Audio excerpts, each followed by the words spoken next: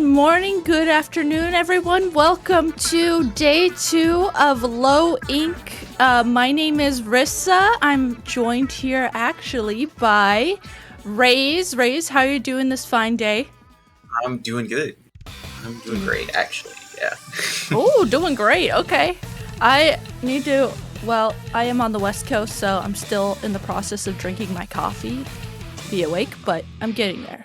Yeah. That's understandable. It's a little early for the West Coast. Meanwhile, I've been up here for an hour, so I'm a little brighter-eyed, bushy-tailed.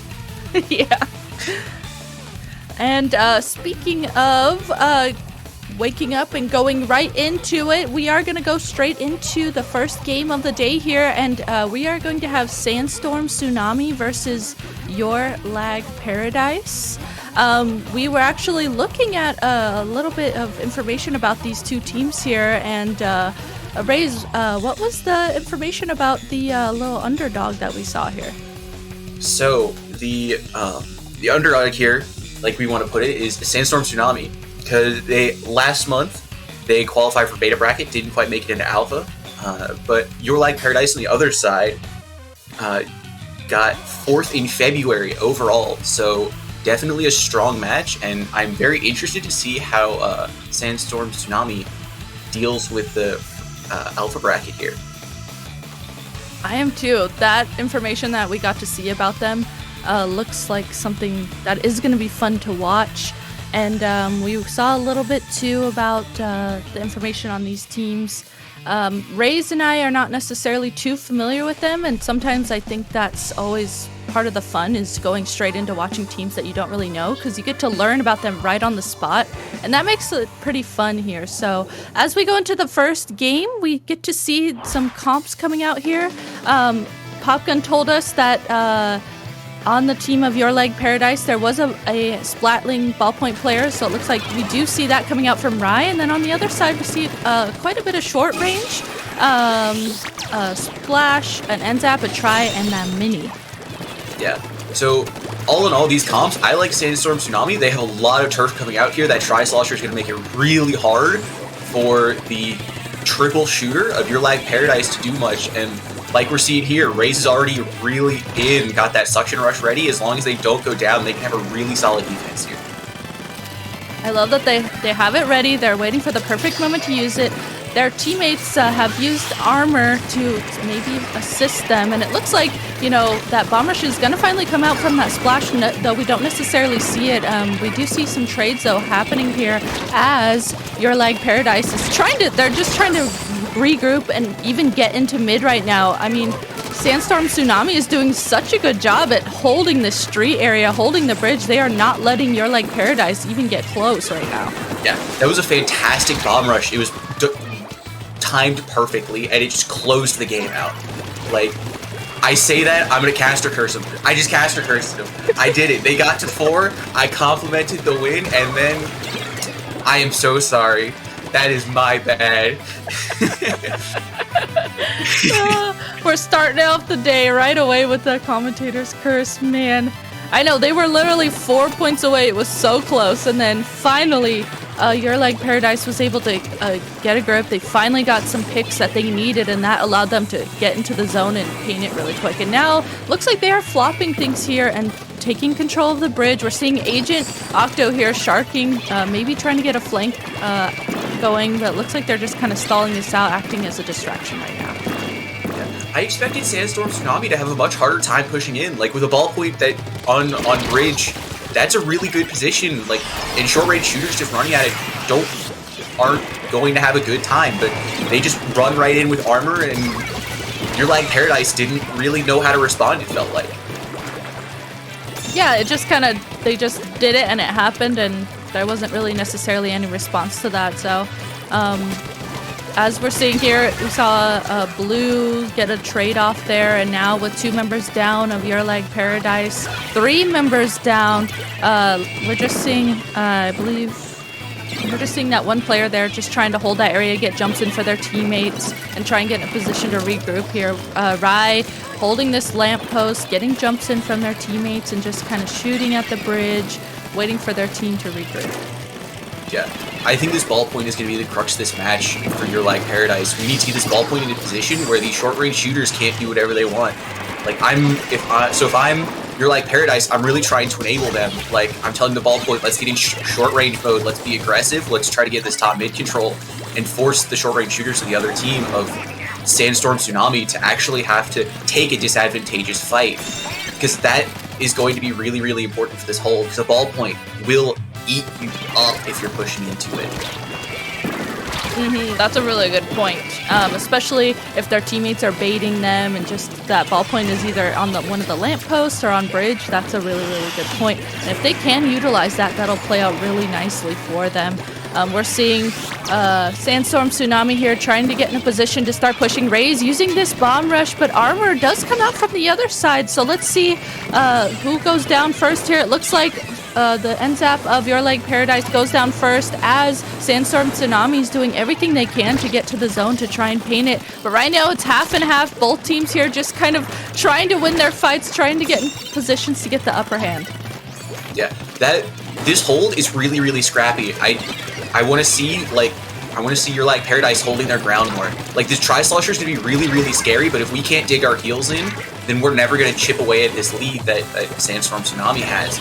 Like, and Sandstorm Tsunami played that push really, really well. They played really far back and they got specials and they took their time and then pushed in and flicked zone. And if they can just keep doing that, this game is looking really, really good for them.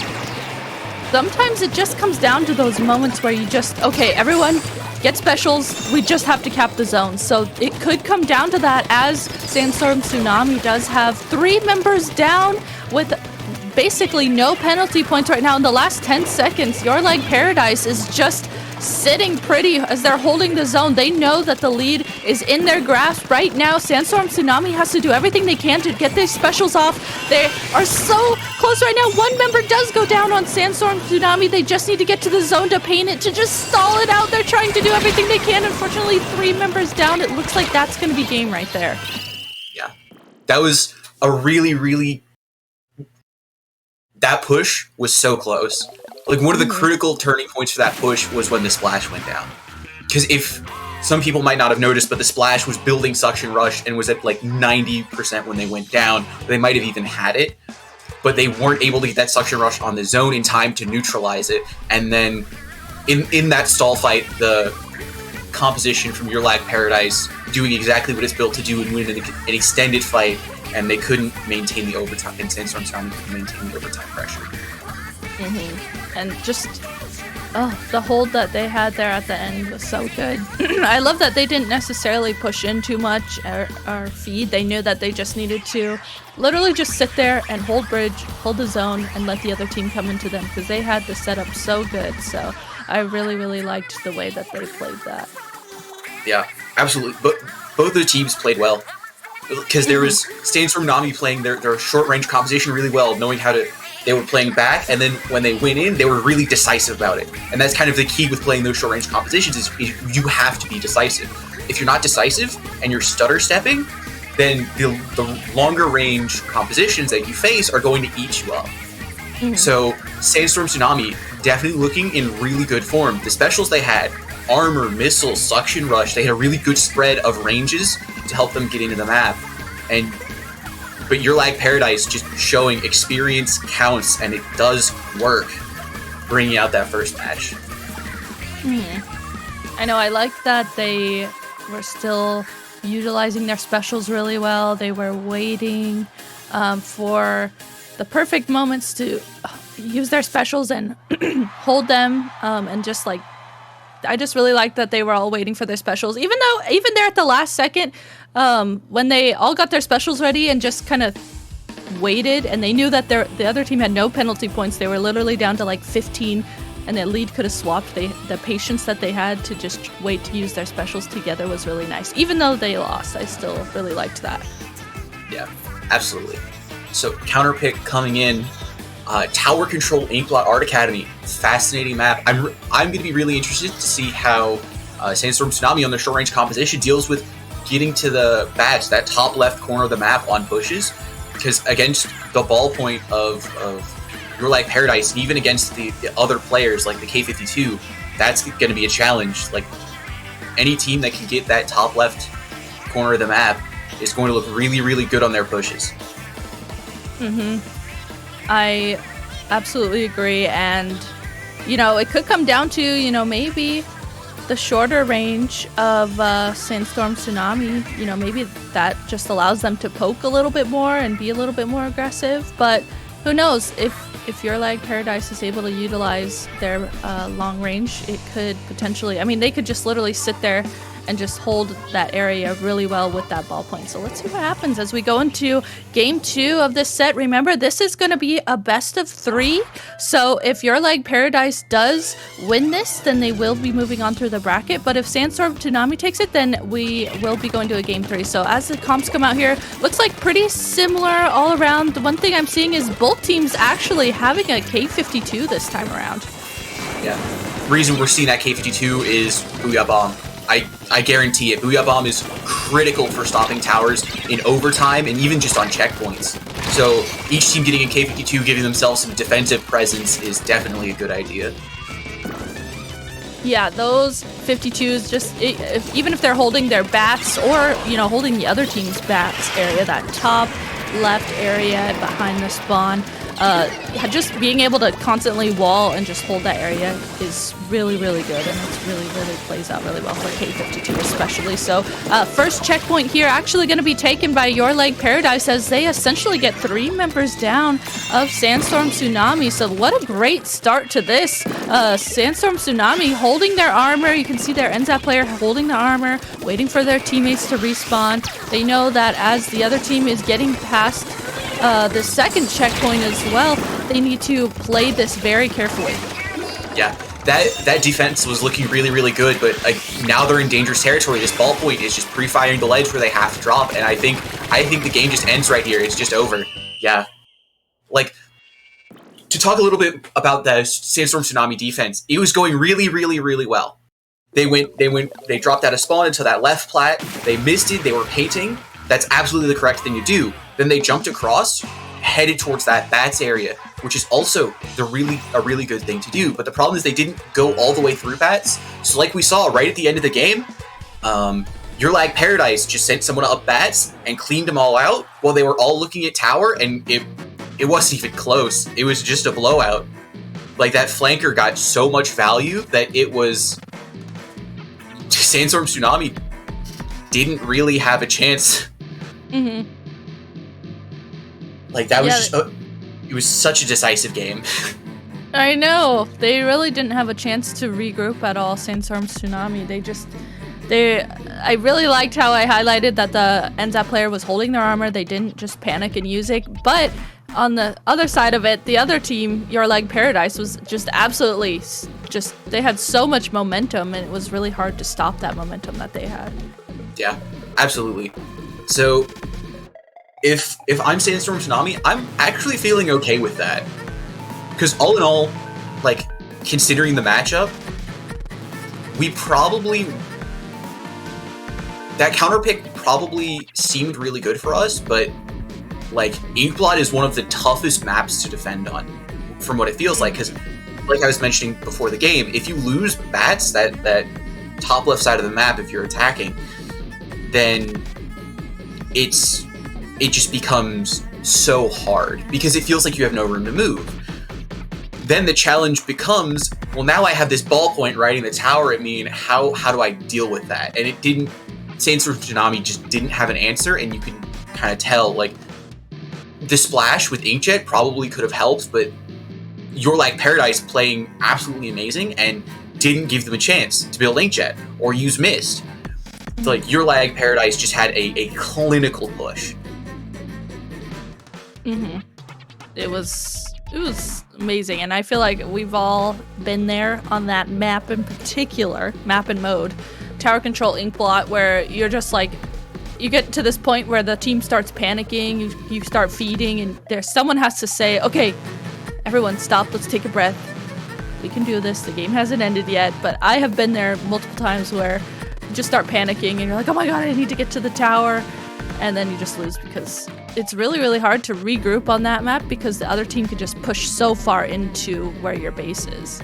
Oh, absolutely. And like the reason that teams can push in so fast is that little step in the middle of the map that allows you to jump up onto the enemy plat. That accelerates the pace of the game to a substantial degree. Like that's something that I didn't really talk about, but early on in the game, we saw both teams trying to utilize that block, which is really, really good. Because a lot of teams that have trouble with tower control and ink blot, especially pushing, is they make their push too linear. Now, when I say linear, I mean they stack all 4 people up around the tower and they say, we're taking this spot. And the defending team is like, fantastic. You stand there and I'm going to put one person top left. I'm going to put one person on statue. I'm going to have one person come from mid. I'm going to have one person on plat. And then shoot at them from a bunch of different angles. And that's really hard to deal with. Unless, when you push, you send someone up that mid block. Because that restricts so much of the enemy defense. Seeing both teams utilize that was a fantastic play, and you can tell that they both have scrimmed this map and know what's going on. Oh, I love this. We're like, when you get Ray's commentary, we get to learn things, and I love this. Oh, go ahead. No. Oh, I was just gonna say that we are still here on the stream waiting for one more team to finish up in the bracket. So we are gonna go ahead and take a very quick break here. Don't go anywhere. We will be right back with the next set on stream.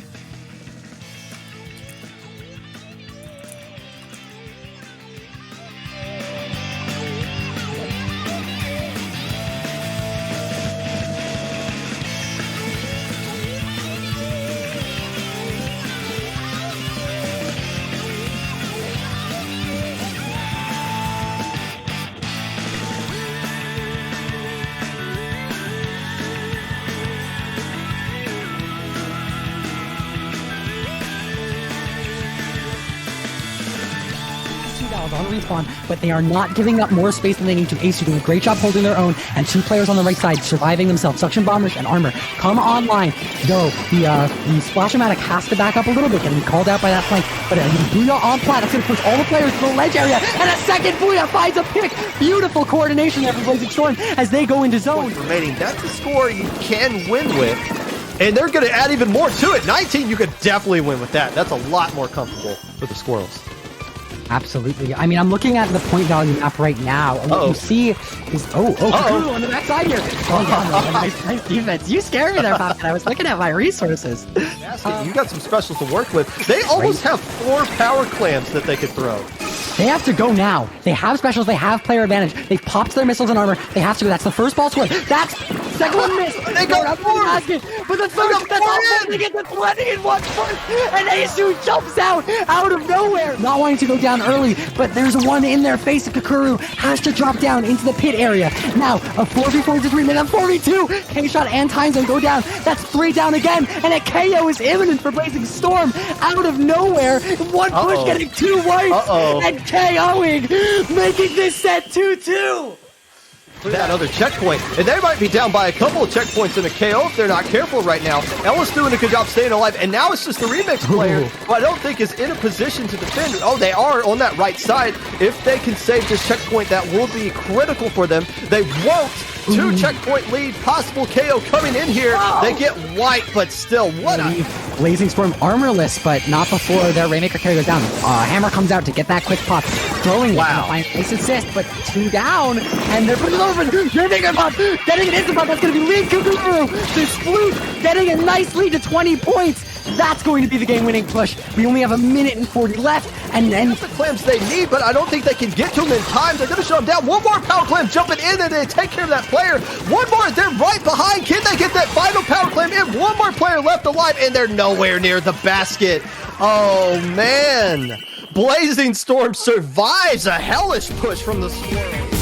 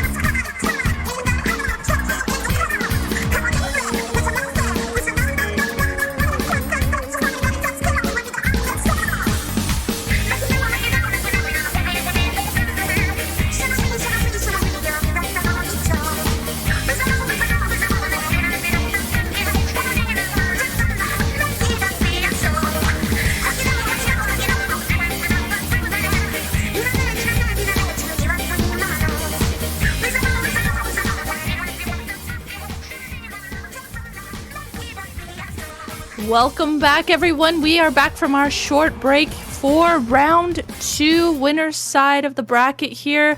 And on stream, we actually are going to have...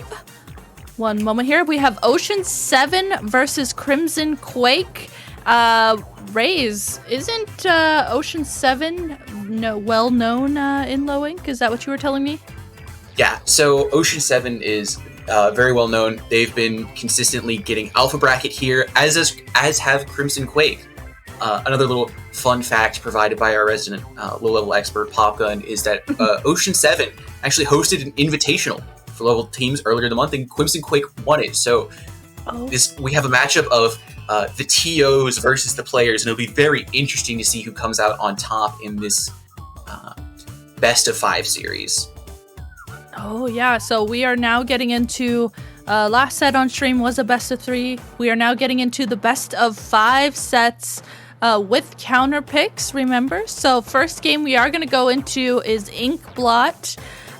Splat Zones on Inkblot Art Academy. Always a good, I feel like this is such a good like neutral zones map. It's not too big, it's not too small. It's a great map, I think, a good neutral map to start on. Oh, absolutely. Because it has enough cover that like Chargers can still do really well and like not take over the game. Or well, Chargers will take over the game, but it has enough territory to cover that you can still get your juniors and your short range weapons like your rollers, your blasters, and they can get in and do things, but you aren't pinned down by long range weapons all of the time, where a little bit of crafty positioning can definitely get you in range, and that's why it feels good to play, because the zone isn't too large, so you have weapons that don't necessarily turf very well to cover it, but you can also do short range shenanigans and be fine. I love that. I love that there's areas to hide, but there's also areas that just you can really utilize either long or short range. I feel like it's just a great neutral map all around here. So starting off here, game 1, remember this is a best of 5 set here. We're actually seeing a Firefin Splatter Scope, first charger that we've seen of the day on stream. And actually on that team too, they have a Flingza, which I think is a really interesting pick. And then on the other side, looking like a pretty, well-rounded comp with the Nautilus, NZAP, K-Shot, and then Pensa 52. Yeah. So an interesting thing to say about Ocean 7's comp, with Flingza and Charger, Ocean 7 doesn't have to move off their plat to contest the zone, and we just saw it right here, where they can just sit back and paint from range, and as long as the Nautilus doesn't get to run away with the game, Ocean 7's is content to just sit and wait, and they can contest the zone with that super high output paint of the Flingza.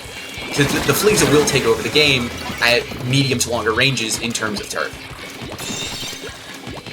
That is completely true, thinking about that. I mean, that Flingza is so good at painting and getting missiles constantly if they have the turf to be able to constantly do that. So that's something that we're going to have to watch out. And we're seeing actually missiles come out from the side of Ocean 7 as they were able to push up through those missiles, use their armor also, and push up, get a pick on the Nautilus while they were at it too, as they are holding the zone. They only have about a 7-point penalty right now, so they're looking pretty good here as they're painting the zone, holding this area, but they have to be careful. The other team had all their specials at the ready, but guess what? They were able to get a pick on one of them regardless, and that was a great way to hold the zone, and just they're continuing to get picks on the other team.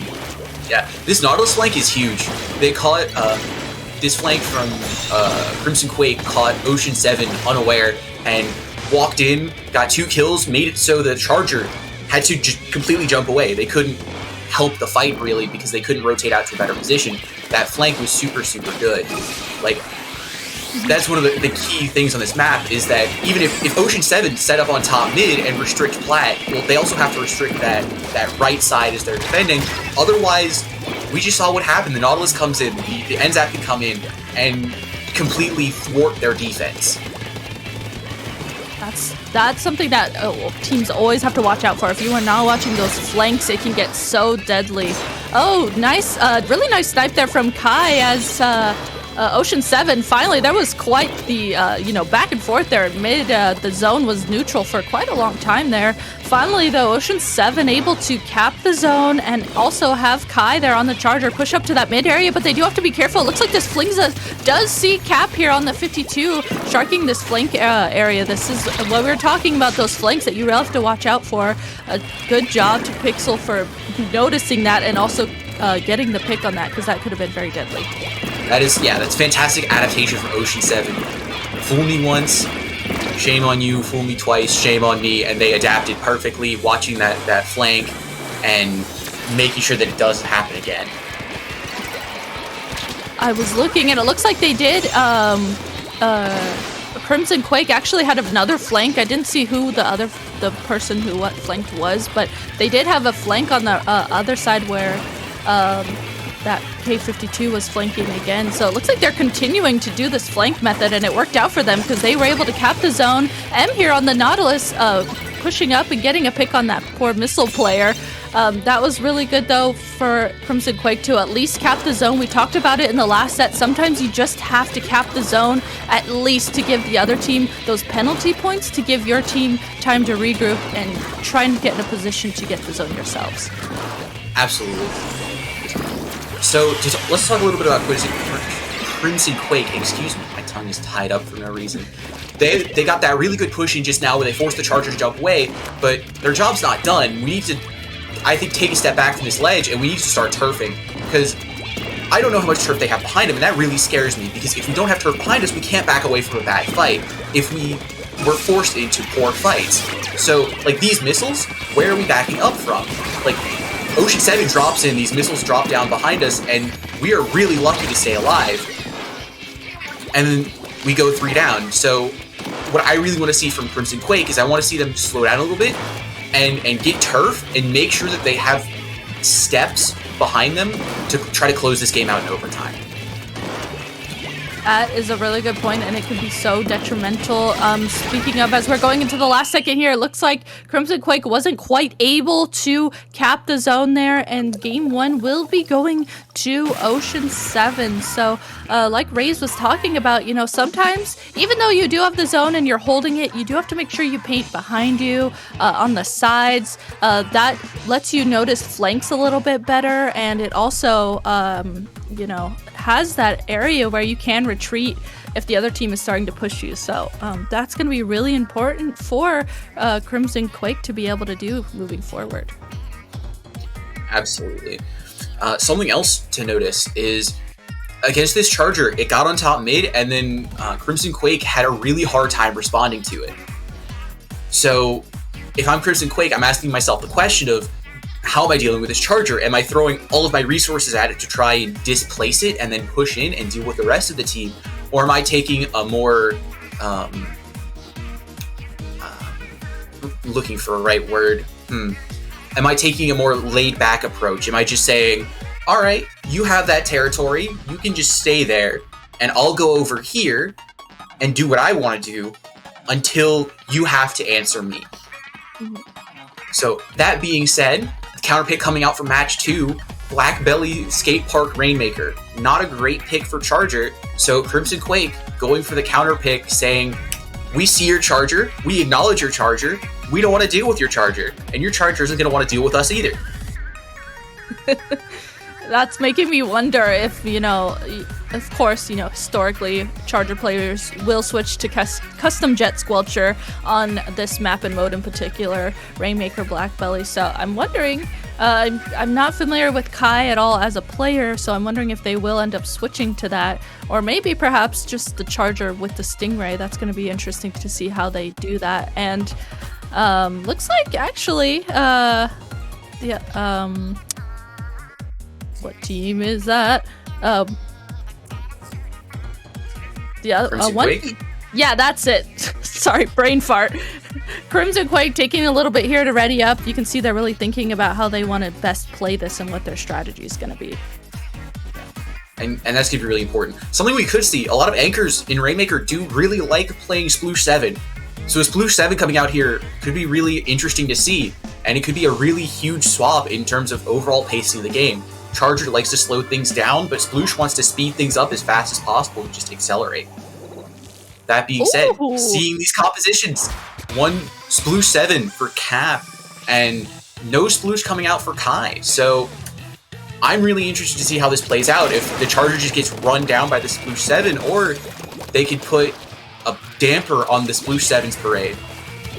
I love that our predictions were both kind of right. Like, I was like, maybe they'll go the Stingray Charger, and they did. And then you also talked about a Sploosh 7, and then we see a Sploosh 7 on the side of Crimson Quake. So I love that we're seeing both of our predictions there.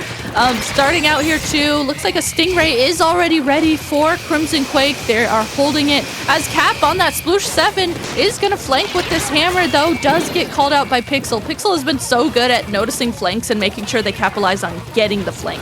So they have been so good at that. Ocean 7 here finally going to take the Rainmaker and maybe get a push going here. Let's see.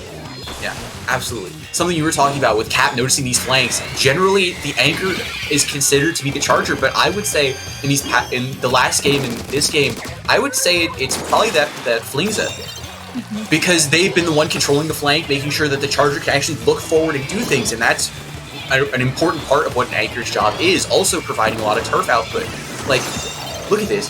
No dream, not a care in the world. Kai can just shoot shots and just try to hit people because he knows that his teammates are holding his sides and he can play as best they can. That's so important as a Charger player, especially, when you have those blind spots. If your teammates are watching the flanks and making sure that you're safe, I mean, you can get snipes constantly like we've been seeing Kai doing. I love that. We're getting to see that. Oh my gosh! Cap just throwing up that hammer and just yeeting it at Kai. Speaking of blind spots there, that hammer getting that pick on Kai, and the Rainmaker still stuck in mid here. Ocean 7 has the lead, but not by much. Anything can really happen right now in the game. Yeah, something I really want to see. I want to see Crimson Quake picking up this Rainmaker more. Their composition, I don't like its chances in a neutral situation in stall. Like a slow push, really. I want to see Crimson Quake trying to pick up with this Blue 7, where they just open shield, pick up, run, and just keep it going. Because like right now, we're seeing how when they're on the back foot in defense, they're having a really tough time.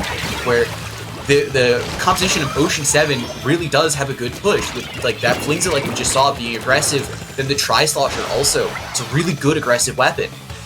So if I'm Crimson Quake, I really want this Rainmaker picked up. I want it controlled as much as I can so that I can affect the game and I can try to use the Rainmaker to actually deal with this Charger. Because that's something that a lot of teams don't think about, but is a really, really good solution. Like, Rainmaker and Splatterscope have very comparable ranges, so on a composition here with Crimson Quake where they have trouble contesting that Charger, Rainmaker is a fantastic tool. I didn't even think about that. Utilizing that, especially, they have 3 shorter range weapons and that Jet Squelcher. So if they can utilize the Stingray and the Rainmaker as a weapon at the same time, that could be really deadly, especially for dealing with someone like Kai and being able to use that range to counter them. Ocean 7 here, having the Rainmaker holding it on this right side. We can see Valley Rock here with the Tri-Slosher just guarding this area. Unfortunately goes down to Cap as Cap pushes up, has another hammer at the ready, and the Rainmaker has been consistently kind of stuck around mid, hasn't really gotten to move too far forward, and right now mid is completely orange right now, so Crimson Quake is doing a really good job at guarding it and trying to think about what position they need to take to get the Rainmaker. Yeah, absolutely. They're doing a fantastic job at like restricting the movement of Ocean 7, but if I'm Crimson Quake, at some point I have to pick up the fish. At some point it has to happen, and there's a minute left in this game. Like, we have to pick it up sooner rather than later, because right now, like you said, they're doing a fantastic job at controlling mid, but controlling mid isn't going to win me this game. I need to pick up and I need to control farther forward. I need to get this Rainmaker forward. And we have this Blue 7 that can pop really fast. So if this Blue 7 is like the second or third person to pick up in a push, we can just cheese this out. And we can just run.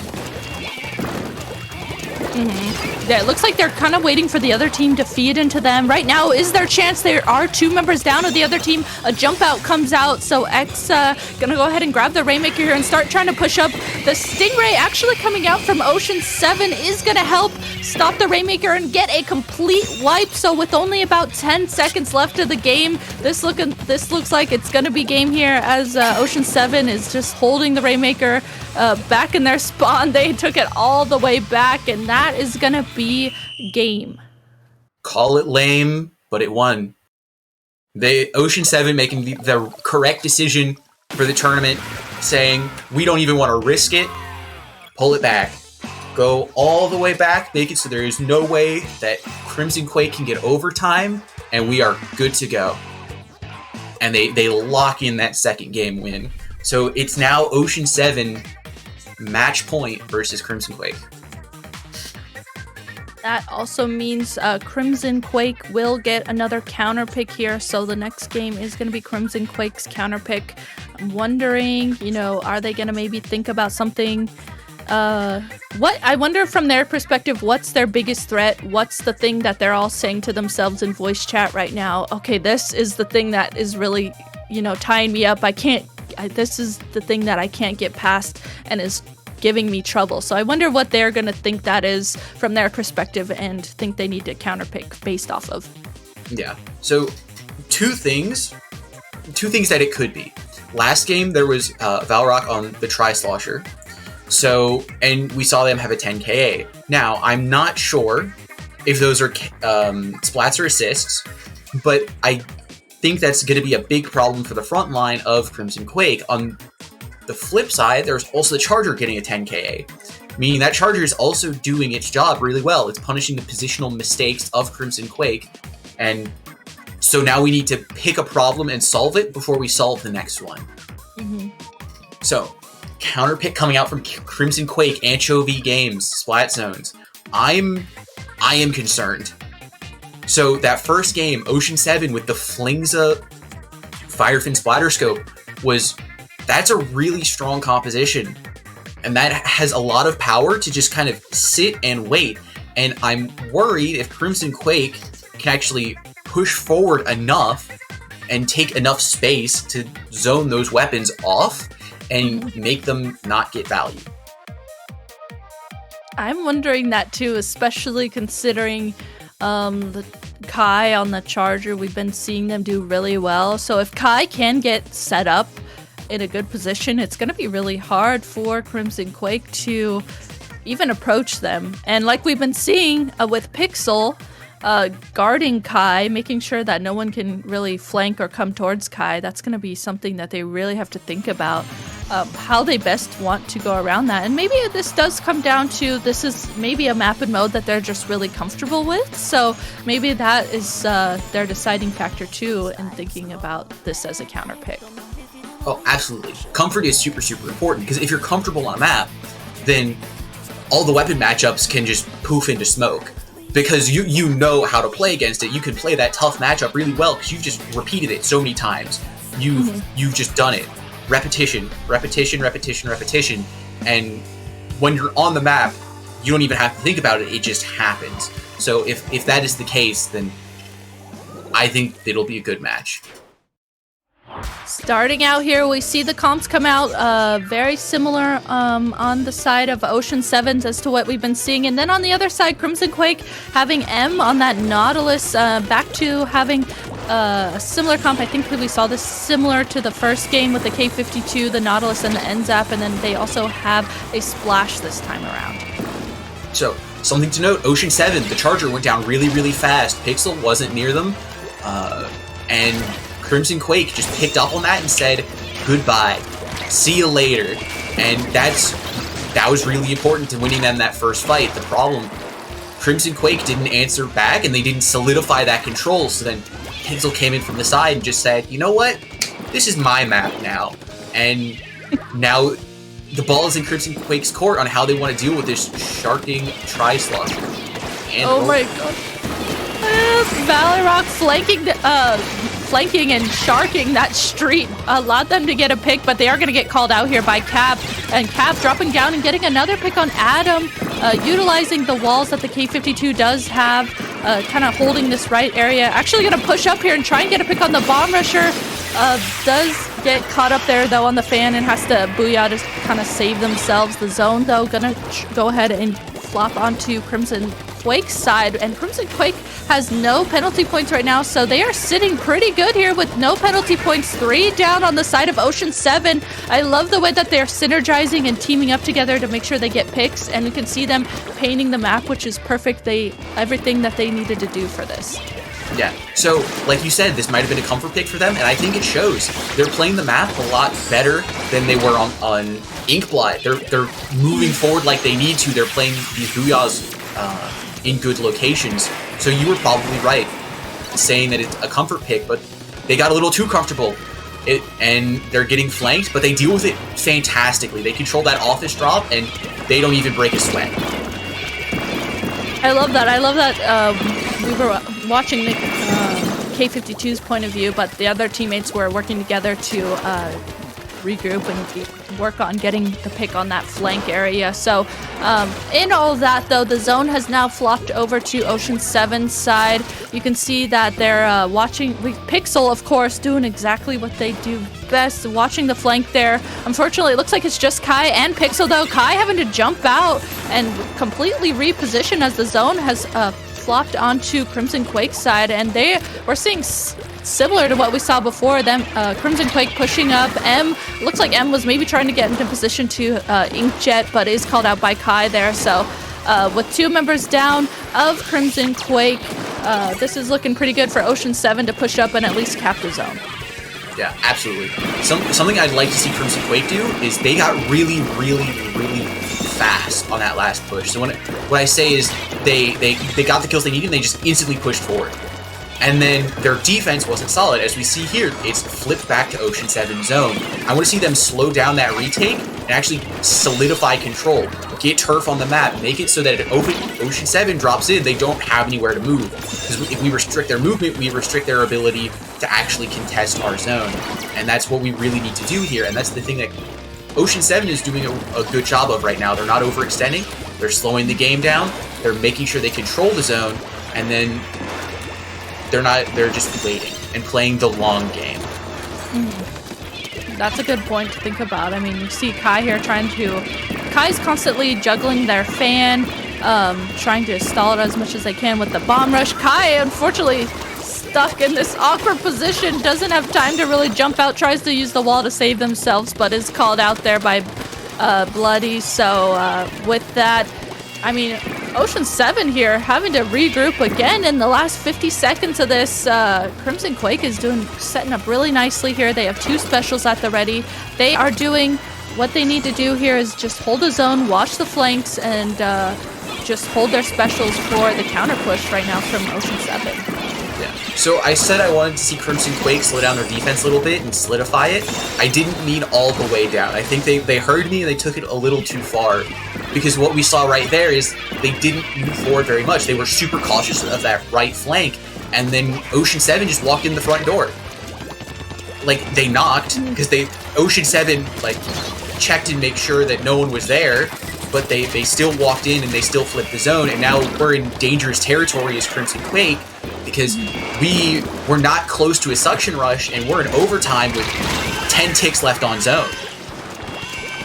Oh my gosh, with 2 members down right now of Crimson Quake, they need to do everything they can to just paint the zone, and unfortunately, with the defense from Ocean 7, Crimson Quake was not able to get in a position to paint the zone. They only had 2 members there trying to get to the zone. Oh my gosh, that was tragic for Crimson Quake because they had the zone, the lead, the whole entire game. It just came down to that last, 20 seconds of the match in the overtime. Dang, that was tragic. Yeah, that was like Crimson Quake had really solid control that entire match, but like I said, they saw that the really aggressive holds weren't working, and they backed off a little bit, and they just let the Flingza and Charger walk in the front door. Mm-hmm. They were too busy with that flank. Like, I really wish the Nautilus would have gone up that left sack up to snipe, to at least pressure up there and say, you know what, you can go to your fan, but if you do, I am going to pressure you and lock you out of this game and make sure that you're not having free range of this map. And that was really the case, where it felt like Crimson Quake was either too far up or not far enough up. Mm-hmm. Yeah, So I totally see that. there's definitely a lot to learn because Crimson Quake overall played really well, I think. I think they played their composition well. They had a decent understanding of what it needed to do, but there were just a couple of cases where their hold slipped a little. They over-adjusted, actually, is probably the best way to put it, is they over-adjusted. They saw, these flanks are ruining us. Move everyone to the flank and make sure it doesn't happen. And then the things that they were doing well, keeping back and making sure weren't taking over the game, then took the game over. So they iterated too far. Like in composition building, it's like you start with comp A, then you make B, then you make C to beat B, but no one checks if C beats A. And everything gets ruined in 6 months when people are like, wait a second, why did we stop playing this? And I think that was the case for Crimson Gray. Mm-hmm. I can totally see that. I mean, that was so tragic for them. I don't have anything else to say. Ray's just explained everything beautifully. That was that was awesome.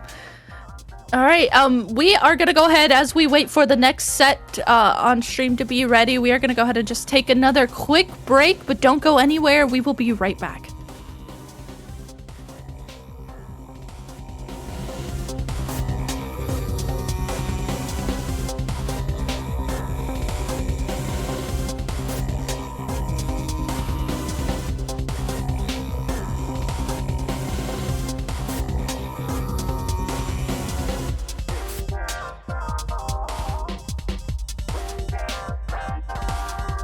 Hey, now Tommy's already back in the fray. It's a 4v3 situation as the ends up on the side of Squirrels are down. The Rainmaker picked up and looking for a left side push. All they have to get to is the block. But Martin, with his amazing, like Inky, once again, saving our commentary. Give me something interesting to look at. Gonna find a pick on the Rainmaker. A 4v2 situation. Martin getting another one. Twitter. Lost to Blazing Storm. But firing off a lot right now is able to build up this huge lead. I don't think they're going to keep it much longer because they don't have the man advantage, but still a pretty substantial lead they got in the opening minute. Kakuru on the K shot here. Goodbye. Kakuru, our favorite. To get set up. But now, look, this is a great position to be in. You want to be on that enemy grate. And again, you got 2 checkpoints you have to clear, and you both can't just sit right there. Kakuru trying to make a play along this right side. So they're still in a good position to defend this first checkpoint. Or maybe they're not. Look at all these. What is going on over here? First pop as my Opsitus paints up. Yeah, paint And key here. hopefully gives it a chance. A lot of wide areas, a lot of areas to try to shark. You can see that Sploosh on the other team tried to shark. Ooh, MPU! Oh, that's 3! They're going for the quad! They got the quad! They got it! Booyah bomb! That is going to be stopped as well. That's going to be game there, Hoenn, unless some magic happens here. He's just there in a bad position. They might get neutral. Oh, they get the stop. They get the stop. They get a pick. They get 2 picks. And they take the zone.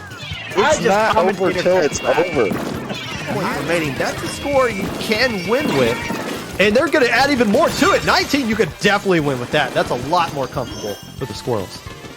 Absolutely. I mean, I'm looking at the point value map right now, and what you see is Kakuru on the backside here. Oh, yeah, nice defense. You scared me there, Poppin. I was looking at my resources.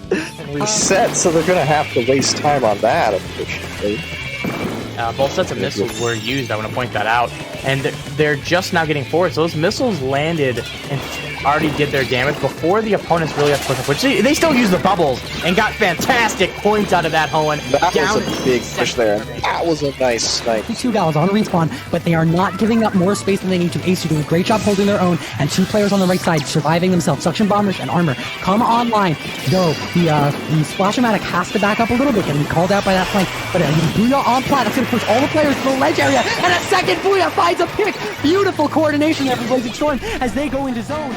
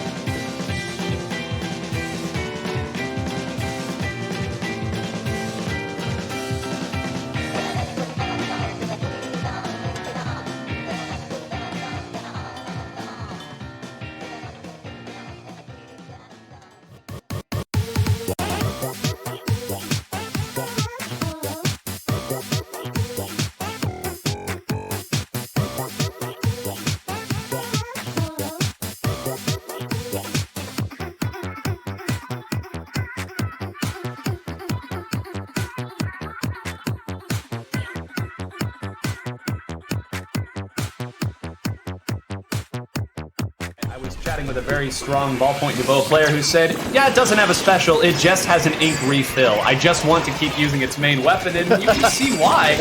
And still pushing in here, Agent Octo's going to get a chance for a flank, get 3, has about another 4. This might be game already. They're going to have at least one special. In too far, but the 52 is with them, and that wall is going to stop any sort of kicks that's happening. The missiles do find one, but I don't think there's nearly enough time to get to the zone as well. Toad might have something to say about it, though. Getting a great hit on the zone, and that Junior is the one and only weapon that really has the painting output. That's a fan out. And the Rapidu is the only one that really had the opportunity in terms of range, and it goes down. And the Booyah Bomb goes down, that I just pointed out, Helen. It is a 1v1. It is a 1v1 for the moment, but 2 jump in for Glitter Gel Pens, giving them a much better numbers. But the suction bomb on the tower. Mentioned Pickup should be thrilled that it's only 59 remaining. They got all 4 of their specials ready to go, and trying to get control of the enemy bunker is Plasma yet again, being just a nuisance with this Blue 7. Takes a bad turn, somehow corrects though, is able to get 2 players down. Should have been splatted along the right side. The Monkey's going to get lead. Set, so they're going to have to waste time on that, unfortunately. Both sets of missiles were used, I want to point that out, and they're just now getting forward, so those missiles landed and already did their damage before the opponents really had to push up, which they still used the bubbles and got fantastic points out of that, Hoenn. That was a big push there. That was a nice snipe. When you're the one trying to break out of a lockout. Yeah, rain can be very, very strong here, especially if you know that the opponent is trying to set up. And as you saw right there, it plays at a very effective range from its own side of the map. And how about that? What a statement here to start off the game, Bob Gunn. Get it again! Yes! Clip it! And the Squeezer with the first pick of the game after like a minute. A minute into the game. That's crazy. Again, just shows how both of these teams are now figuring out each other's playstyle. They want to be really careful with this. Hold on. How do people get away with these? Not as many armors as you would get with a spammy weapon, but you can bet those armors will be used well. We've got the fizzies as well on that kit, so that's going to be really, really nice for making paths and clearing the area. Already, though, we've got Clownfish here taking a pretty aggressive style. This try here getting a nice double over these ledges, getting a triple. What a way to start off.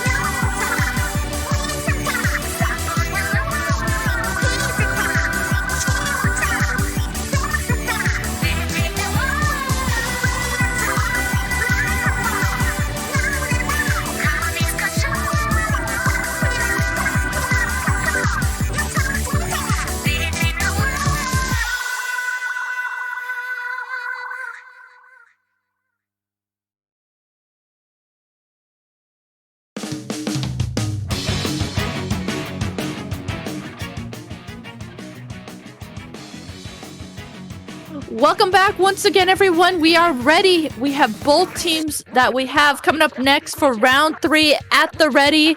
We are going to be able to hop straight into it here in a moment. Next up on stream, we have Delicious Nuggets versus Aquatic Vanguard. I saw JPEG type in the chat.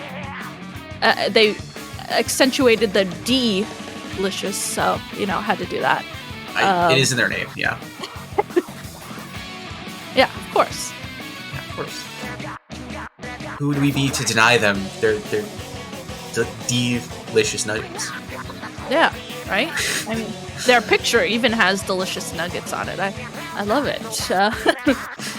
So heading into this next round, round 3 on stream. Remember, we highlighted last round. This is going to be a best of 5 once again with counter picks.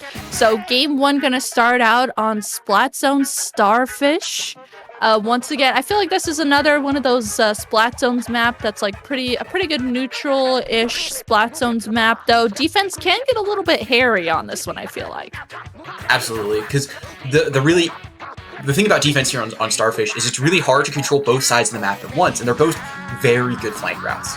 So if you're only holding the middle of the map, what's going to happen is the other team is just going to walk around you and then tap you on the shoulder and hit you with a trash can lid. You're never going to see it coming. So it's going to be really important that you hold from the sides and make sure you funnel them into the map. That way you can keep your eye on them the entire time, you can control the turf they're standing in, and you can make sure they don't pull out any tricks on you like getting high ground. Yeah, I can... Speaking of high ground, those addicts on the flanks, if someone is sharking those and you don't realize that as a player or as a team, that can get really, really deadly. If you think you've cleared all areas and then all of a sudden someone pops out of one of the addicts at you, that can get really, really deadly. So it's a good neutral Splatzones map, but it also, like Ray's highlighted, has those areas that can get really tricky with the flanks. And with both of these teams, I'm not too familiar with them personally. So that is something that's going to be fun, seeing what these teams play. We got a little intel from Popgun that Delicious Nuggets has a Charger player. So that's always going to be fun to watch and see how they play around their Charger player. Absolutely. We've seen 2 good Charger players up right now, but another interesting thing that the one and only Popgun has told us, Delicious Nuggets are barely here. They tied for 16 today coming out of Swiss. So what ended up happening is they had a best of 1 on Splatzone's Mako. And they won that out, and they got 16th seed, and now they're in winners semifinals here against Aquatic Vanguard. So they are on the run of a dream right now, just trying to go as far as they can. That's pretty crazy. They're making it this far, having done that in the bracket, or to get here. That's pretty awesome, and to see them get this far, so that makes it even more exciting. And then the other team, Aquatic Vanguard, it looks like they actually pulled off a reverse sweep versus Yume Stars to get into this match. Noted here too is that Twig is also a Charger player, so potentially some Charger 1v1s. Love to see that going into this too. Yeah, Charger 1v1s are interesting because what ends up happening is both Chargers just stare at each other for 5 minutes and nothing happens, so the rest of your team essentially 3v3s. Or one Charger definitively wins it, and so the Charger that loses goes and just does other things and tries to avoid the other Charger while their team complains about it. Or the Charger that wins chases them around the map, and they just try to shoot at each other as much as they can.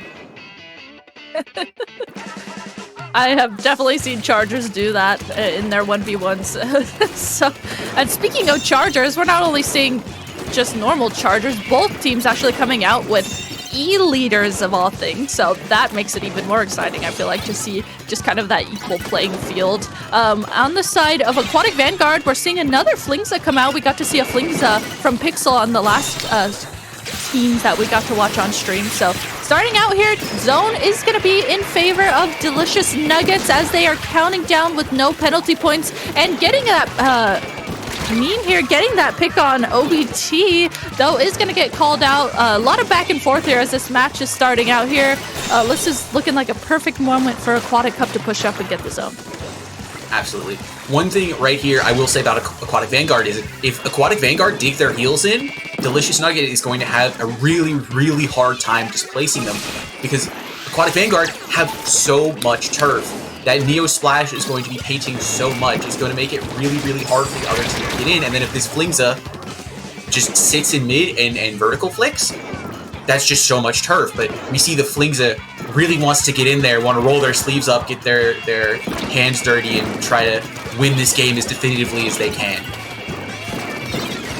Yeah, the Flingza acted a little bit aggressive, gets called out, and goes down with the zone in favor right now of Aquatic Vanguard. They have no penalty points. Their points are just going down right now. It's going to be up to Delicious Nuggets to at least get to the zone to try and cap it. You can see two members of Delicious Nuggets pushing up, and that played out really well for them because all they needed to do was just cap the zone. That way they give the other team all those penalty points, and that's exactly what they did. So Delta here on this E-leader, able to safely push up and actually pushing up.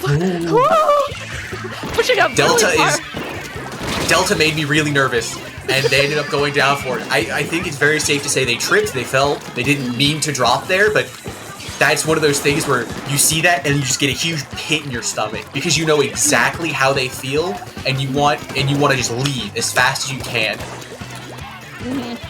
Yeah, I know that exact feeling, and then trying to paint the wall. Oh, wait, and try and back up. That was unfortunate, but I mean, besides that, their team is doing a great job at holding the zone and keeping it with just the junior player alive, though. It looks like the junior player on Delicious Nuggets safely backs up. I think that was a really smart move, recognizing they were the last one and they have armor ready too. So they were able to back up, hold their armor, and that way they're holding their armor for their team to regroup and push in. It looks like it's playing out really nicely. They were able to, both teams actually, use their armor, and having the junior player of Delicious Nuggets back up like that is really good for them because they were able to push in, get 2 picks on Aquatic Vanguard, and now push in and paint the zone to cap it. Yeah. One thing I want Aquatic Vanguard to just take a big fat chill and go for me. Because they're pushing up really far, and they're going down, and they're losing the zone. Aquatic Vanguard, if they just chill, they win if they have zone. Because the Sploosh and Flingza will out-turf the composition of Delicious Nuggets. And if it doesn't, it will stall long enough for the Try to come in on a flank or use armor or be aggressive or whatever. But we need to slow down and just win this game. Because if we look at the top of our screen, the score is really low. This is a very high-scoring game, so I want to slow this game down, and I want to make sure I can grind the rest of this lead out. But I can't do that if I keep going down again and again and again. Yeah, Aquatic Vanguard had essentially no penalty points there and a really low score, so it was looking like if they were just able to hold the zone and defend it and let the other team come into them, that could have played out really well for them. But regardless, them going down, Delicious Nuggets able to push in and cap the zone once again. Now Delicious Nuggets is actually the team sitting in that kind of position that Aquatic Vanguard was just in with no penalty points right now. Their penalty points are completely gone. Unfortunately, they did have to back up. All those specials coming in for Aquatic Vanguard allowed Aquatic Vanguard to push in, and we're getting to see this a lot. Just capping the zone and giving all those penalty points to Delicious Nuggets is going to give them that much more time.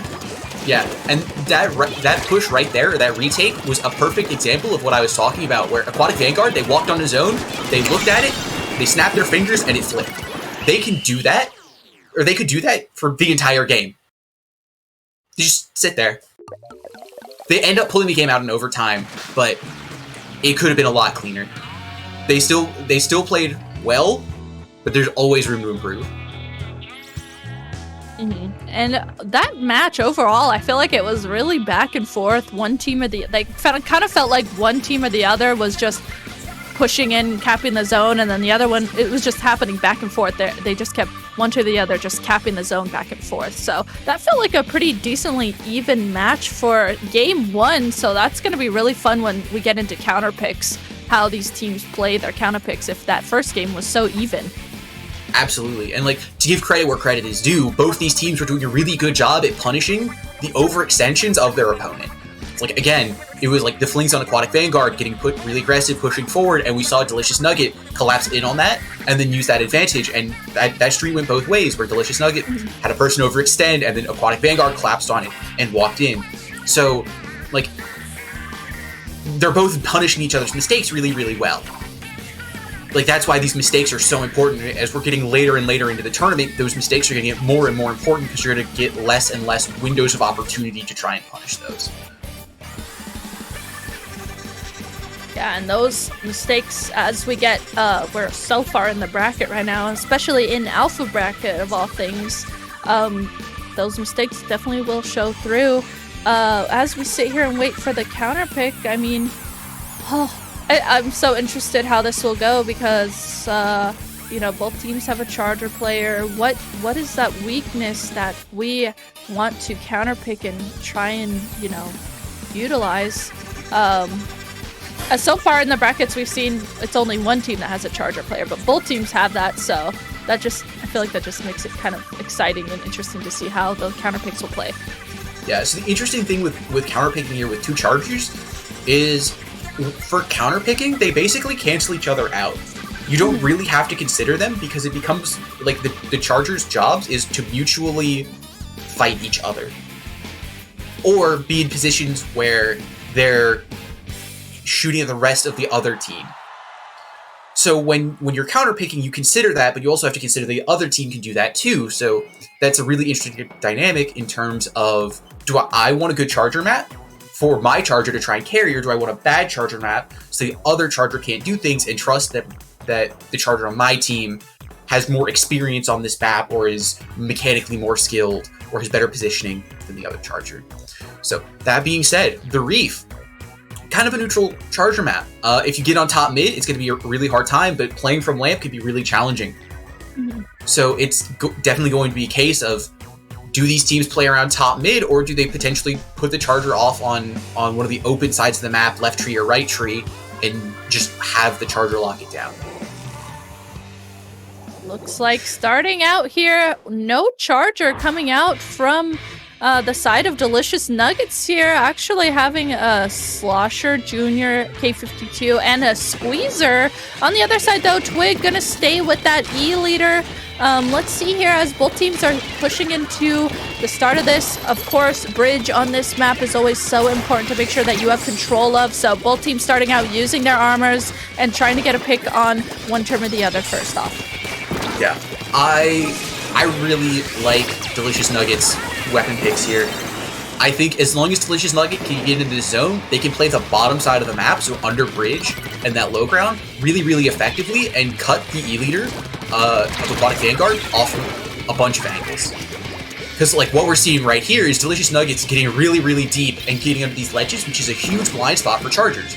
That's why this map is very polarizing for chargers. So as long as we're playing under these ledges, it's going to be extremely challenging for them to get value. And then if you have car control, it just gets even more challenging for the rest of your team. So right now, we see Aquatic Vanguard doing a really good job moving to this left side of the map, saying, we see your car control, we don't care. So Aquatic Vanguard definitely making the right adaptations to get back into this map. I love that. I love even Twig here dropping down on this left side, and that was so good, just recognizing, hey, the whole team is on the right side, let's all go to the left side. And that played out perfectly for them because they were able to get not only getting a pick on that Squeezer, but also capping the zone, taking this bridge control. This is exactly what they needed, and they played that really well. Though, unfortunately, two members of Aquatic Vanguard going down here, but they were at least able to get some points on the board and give them a good position to get a start of chipping away their score. Yeah, absolutely. So now the Delicious Nugget defense actually gets harder because Aquatic Vanguard acknowledged that left side drop. Because now, if I'm Delicious Nuggets, I have to spread my defense out and be much more aware of that left side, so if a single person uses that, I don't get caught off guard. So just by using the left side of the map once, Aquatic Vanguard is putting themselves in a better position for the rest of this game. Yeah, Aquatic Vanguard just doing such a good job at trying to recognize that. I mean, they got 2 members down right now of Delicious Nuggets. Looks like they're kind of having still a difficult time getting to the bridge area. Oh my gosh, Neem using that Booyah Bomb to get that pick on Twig. That was really, really nice because even though the zone did cap there by Aquatic Vanguard, the zone was able to instantly flip to Delicious Nuggets with Neem getting that pick on the E-leader Twig. So, I mean, even though Aquatic Vanguard is being able to come in and cap the zone, I feel like Delicious Nuggets is just doing such a good job at just kind of staying around the zone and just being able to instantly cap it around that. But okay, OBT just saying, hey, I can drop down and get a pick on that K52, and now it looks like they're actually trying to push up like Delicious Nugget was this time and try and be a little bit more aggressive as they're holding the zone. Yeah, absolutely. Something that Aquatic Vanguard is doing really, really well. If we look at the overhead, we'll notice how much turf Aquatic Vanguard has. Like we saw it just now. So we make it Delicious Nugget have to just blitz in, like they just did with Bubbles or Booyah, and just lock a push down. So now Aquatic Vanguard with his or Twig with his E-leader, excuse me, needs to lock down an angle and try to get a pick so their team can go in. Twig doing a good job at staying back, making sure that they don't go down, and trying to just poke at all these angles here to get a pick. Not able to get a pick, but their teammates were able to follow up around their laser, push up, get 2 picks onto Delicious Nuggets, and also push in here. Looks like they're so close to capping the zone. They do cap the zone, so that's going to be really good for them in the last 50 seconds of this, giving those 40 penalty points over to Delicious Nuggets. We're seeing OBT use those missiles to try and help their teammates to get this bridge control. It's going to be hard, though, with this K52 from Neem. That double's huge. Ooh, that was really, really good. They were just doing such a good job at holding the bridge with that K52 and getting that double. Even though they went down, that double was really good for them. Absolutely. That double just won like the entire game. Because that double now means that Aquatic Vanguard doesn't have bridge control moving into these last 30 seconds. So Delicious Nugget can just play the bottom side of the map and say, you can't go up there. Because otherwise, our K52 will push you like we just did, and you have to go for zone. So bridge control is completely out of the question now. We just have to walk into the zone if we're Aquatic Vanguard. Yeah, Aquatic Vanguard almost doing just that. You can see Twig there with the E-leader trying to reach over across the zones and get any picks that they can. We're in overtime right now with 1 member down of Aquatic Vanguard. That's 2 members down. It's looking like that just might be game. Delicious Nuggets able to just come in and paint one of the zones, and they already had leads, so that's going to be it and exactly what they needed. Right now, that is going to type the score 1-1. Yeah. So Delicious Nugget sneaking their counter pick out with the no charger. They said, we see your charger, but we have more tricks up our sleeve. And they said, let me pull out my pocket weapon, and they won the match fairly well. So very interested to see how Aquatic Vanguard counter picks, because now, again, like I said, even knowing that Delicious Nuggets has a charger means that they can't pick a charger map that's too good. Otherwise, they risk letting the Delicious Nugget charger go out of control. That's so good when you have like the ability to, okay, you play charger, but also you have the ability to switch to something else and play it well. So that's something that's really good and really comes in handy for counter picking. I mean, the thing that comes to my mind is a player like, Red Shell, who plays Octobrush, but also people will counter pick him on that Octobrush, but he can switch to any other weapon, flings a shooter and play that just as well. So that's reminding me of that, and that comes into play so well if you can do that for your team to just switch to another weapon safely. Yeah, absolutely. Flexibility is such a good tool to have in your toolbox. That being said, Claim Blitz Mako Mart. Traditionally, not a very good charger map. Those 2 blocks in mid, those 2 stacks, excuse me, make it very difficult for a Charger to get a nice long line of sight and to use it. But a Charger on defense, especially leader on defense here, can be an oppressive force on the left side of the map. So I'm interested to see how the compositions work out here for Aquatic Vanguard and Delicious Nuggets. What was it? Twig? Is Twig the one who can play... Oh yeah, Twig is the one who plays Charger, but also plays Octobrush. So I could see that coming out here. I'm kind of hoping that we see the Octobrush come out. I'm not gonna lie. Looks like starting out here, Octobrush coming out. Thank you, Twig, for listening to my wishes. Love that.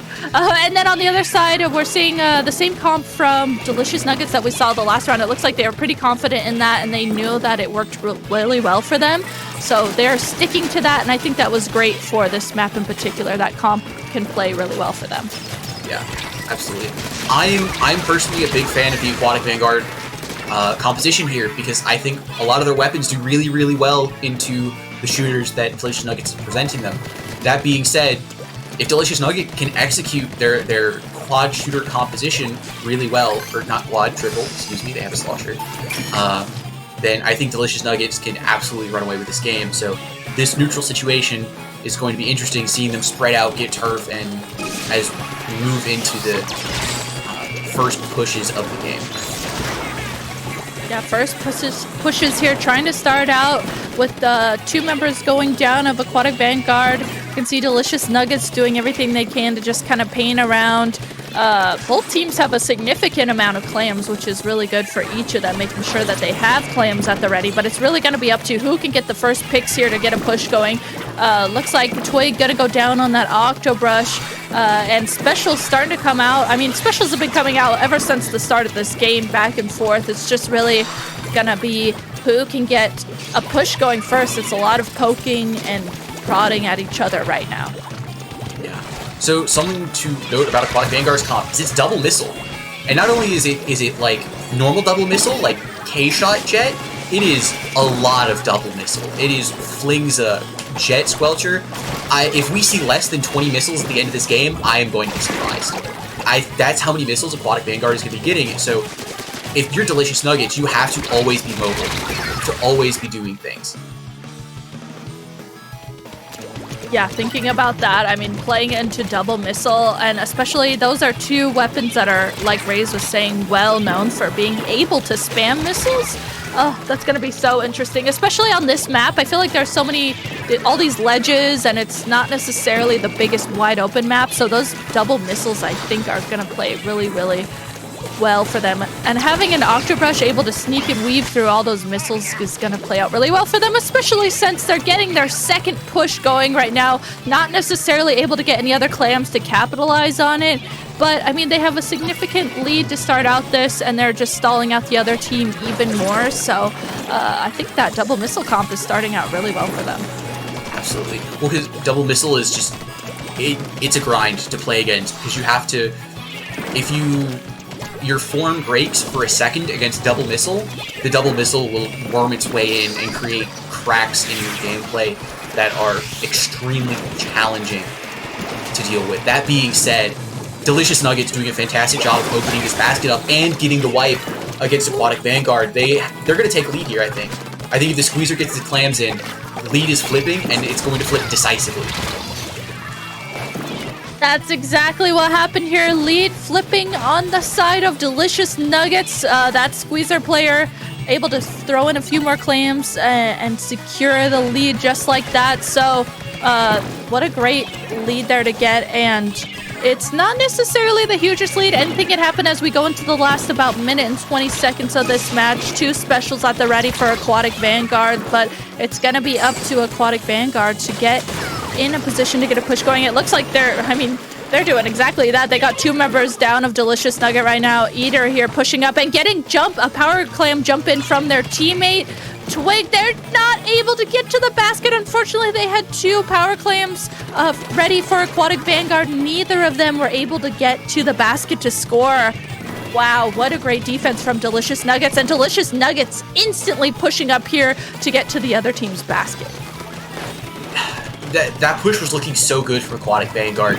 it was looking so good. But you're right, Delicious Nuggets had a fantastic defense, and then right now they're just going to try to drip clams in and keep this basket open for as long as possible so that Aquatic Vanguard can't retaliate.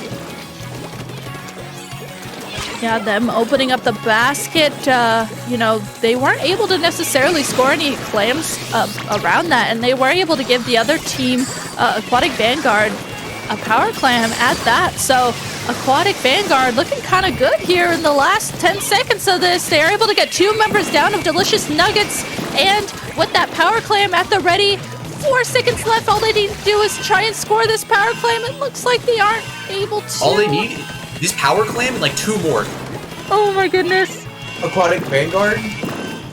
Oh, the push doesn't come through. Delicious Nuggets getting the defense, getting the picks they need. They've locked down the power clam. And the game ends with Delicious Nugget coming out on top.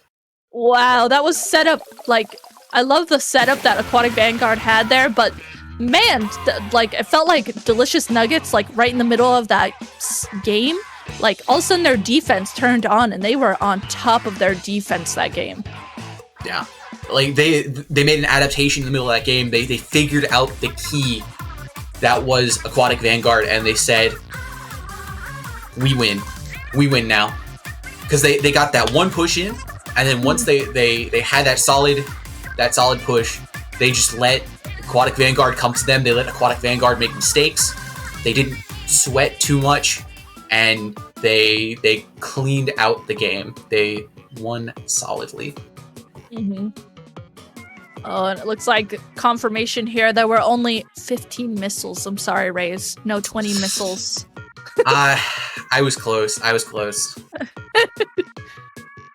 Man, just thinking about playing against double missiles on that match. Oh my gosh. I mean, that map, there's so many ledges. You can't really focus on trying to move around. Oh, just constantly getting missiled. So it's actually a double-edged sword on that map. Because what happens if you stand next to a wall, what you can do is you can get the missiles to land on the high ground above you. So as long as you don't have a teammate up there, you can stand next to walls to shed your missiles on a place that doesn't matter currently. So you won't have to essentially give up any ground to those missiles. Now, granted, that's not probably the best thing on Mako Mart, because a lot of the high ground you'd be standing next to are probably going to have a teammate on it. But that is a strategy for all the people out there having trouble dealing with missiles. A little tip to help you out. Okay, we heard it here first from Raze. A little tip. I am gonna remember that myself. I mean, I feel like I kind of knew that, but I never really thought about it. So I'm gonna remember that and make sure there's no teammates around me when I drop on ledges. Okay, and we actually have our counter pick in here for Game 4. So we're going to be going into Rainmaker on Snapper Canal. Oh, one of the classic Rainmaker maps. And one of the classic custom Jet Squelcher maps, if I must say so. Absolutely. Because custom Jet Squelcher is just so good here. There's 2 main long sight lines that you have to push down. So as long as the custom Jet Squelcher has a solid read on the game state, and they're ahead of these pushes in solid anchor positions, then Custom Jet will take over these games. And then Stingray, if you catch them out of position, they will just Stingray you and make it so it doesn't matter. That being said, not a single Custom Jet to be found. I, for one, am excited for that. I like too. Yeah, we see a bunch of custom jets, but now we get to see a weapon that we don't generally see that much, which is the custom Hydra. I am a big fan of Hydra. I like seeing people play it, and I'm excited to see how Aquatic Vanguard plays it. I am too. I mean, the potential to be able to just mow down anyone with that Hydra it's gonna be so good here if they're able to utilize it and make it work. And then on the other side, actually, their anchor player playing Delta on the Charger. So they still do have a Stingray, but I mean, not necessarily. I never really see Chargers played on Rainmaker Snapper, so I think that's going to be fun to see too, and see how these teams play around those anchor players. Yeah, absolutely.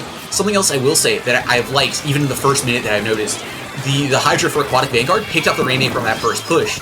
So if they continue that trend, I think Aquatic Vanguard is going to do a really good job, because they're shedding that heavy, sluggish Hydra Splatling on pushes, giving them the Rainmaker, and making their defense a lot stronger because they're making it so the Hydra only has its strong position and doesn't have to worry about its weakness, which is pushing.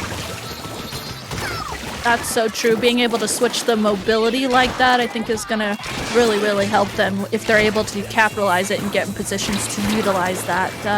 As we're looking at the map here, both teams kind of doing that thing they've been doing previously where they just kind of poke and prod at each other. The Rainmaker gonna go ahead and reset here as neither team was able to really get in a position to be able to grab it safely. I like that both teams let the Rainmaker reset. That way they can focus on trying to set up here and get in a position where they can get a push going. The Flingza for Aquatic Vanguard gonna go ahead and use their missiles. Unfortunately, the Tri-Slosher, though, does go down.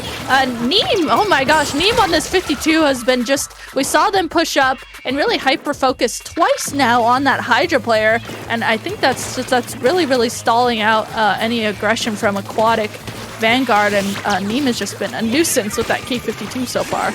Absolutely. They've been getting the high-impact frags on the anchor. That way, Aquatic Vanguard doesn't really feel safe in pushing because they always have to worry about that K52 on the flank. And it's such a huge presence to be able to just say, I'm in your back line, now you have to come deal with me. That being said, this push from Aquatic Vanguard had potential to do really well. They tried to pivot into a left side after running down main, which I like. You don't see a lot of teams pivot very often, which is... So I'm really happy to see that Aquatic Vanguard at least considers the idea. That being said, Ender coming up with huge frags. Charter did a fantastic work, though. Delta there just watching that. Looked like that Tri-Slosher might have... He was like, hey, maybe I could just grab the Rainmaker and stall it out a little bit more, but Delta was right there watching that to be able to get that snipe. But man, I love that Aquatic Vanguard. They just, at least they pushed up. Okay, hey, I know I need to get the lead. They were able to get the lead. And now with the lead in the favor of Aquatic Vanguard, the Rainmaker has once again reset. And now both teams trying to set up and get in positions where they can get a push going. Right now, each team has one member down. Now 2 members down on the side of Delicious Nuggets. Aquatic Vanguard once again grabbing the Rainmaker. They have been... I love that they're consistently grabbing the Rainmaker and just making it that much harder for Delicious Nuggets to even get set up. Yeah, absolutely. The best defense is a good offense. And that rings true in Rainmaker because if you're holding the Rainmaker, the other team can't hold the Rainmaker. Like, we're 4 minutes into this game, and I think Delicious Nugget has probably touched the Rainmaker twice. Because Aquatic Vanguard has just held possession of it for so long, and making it so that Delicious Nugget just can't push. So, right now what we're seeing is we're on the tail end of this game, and Delicious Nugget is put into a position where they have to pick up. They have to start speeding up, they have to start accelerating it, and start finding openings and trying to force Aquatic Vanguard to make mistakes.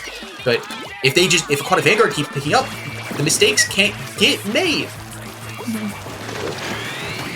I know, they are consistently grabbing the Rainmaker. I mean, Delta here trying to use the Stingray to get a pick on that Rainmaker. Ike there holding the Rainmaker, getting missiled, also doing everything they can just to hold the Rainmaker in that position. Twig here watching over the Rainmaker right now. This is a really, really deadly... Woo! Speaking of... I was going to say that's a really, really deadly Octobrush position, but gonna get sniped there by Delta. Okay, right now, with Delicious Nuggets in control of their Rainmaker, they know that this is their moment. They need to do everything they can. Ader here just pushing up, trying to rush the Rainmaker, but Delta is the one holding the Rainmaker. Oh, I love that they knew that they just needed to grab the Rainmaker, and that's exactly what they did. But I mean, with the consistent aggression from Aquatic Vanguard there, that was really, really difficult for Delicious Nugget. Yeah, absolutely. That Tri-Slosher, I don't think there was a moment where I didn't see them coming in from an off angle. It never felt like they came from the front, which is absolutely fantastic. That is textbook Tri-Slosher play, because if you're... The only time that you should be in front of your opponent as a Tri-Slosher is if they're running at you. And we saw that. We saw that with... They consistently came from top left, over on Inkable, and said, you're looking in the wrong direction. Look at me. I'm the star of this show. I'm the protagonist now. And Delicious Nuggets couldn't inch forward because they never fully shut down that flank. Oh, I know. That flank from the Tri-Slosher and from the K-52, that was just constantly something to be watching out for. It was like one or the other. How do you focus on one or the other for Rainmaker, especially? It's such a fast-paced game mode that it sounds like chaotic trying to focus on one or the other of those.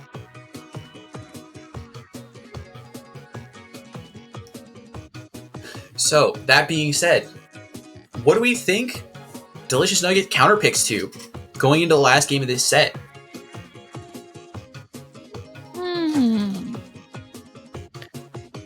I don't know. We haven't seen a tower control. I think we can probably see a good tower control game. I didn't even think of that. Yeah, no, there's another mode in this game that we still haven't seen yet. We've seen Wait zones, a second. We've seen clans, we've seen Rainmaker. We have yet to see tower control in this set. There it is! Tower control.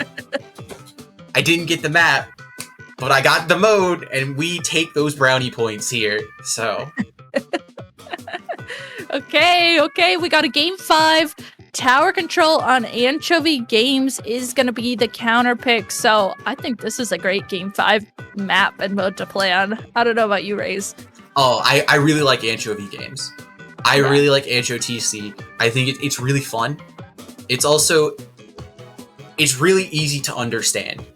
It is also really fun to watch because that second checkpoint, that's where you know once it past your second checkpoint, that's when things get really, really good.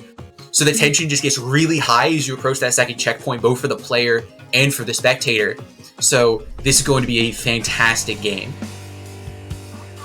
And I am so wondering what comps we're going to see. We've seen some big switch-ups. Okay, coming out here, we do see an E-Leader coming out this time from Delta, actually.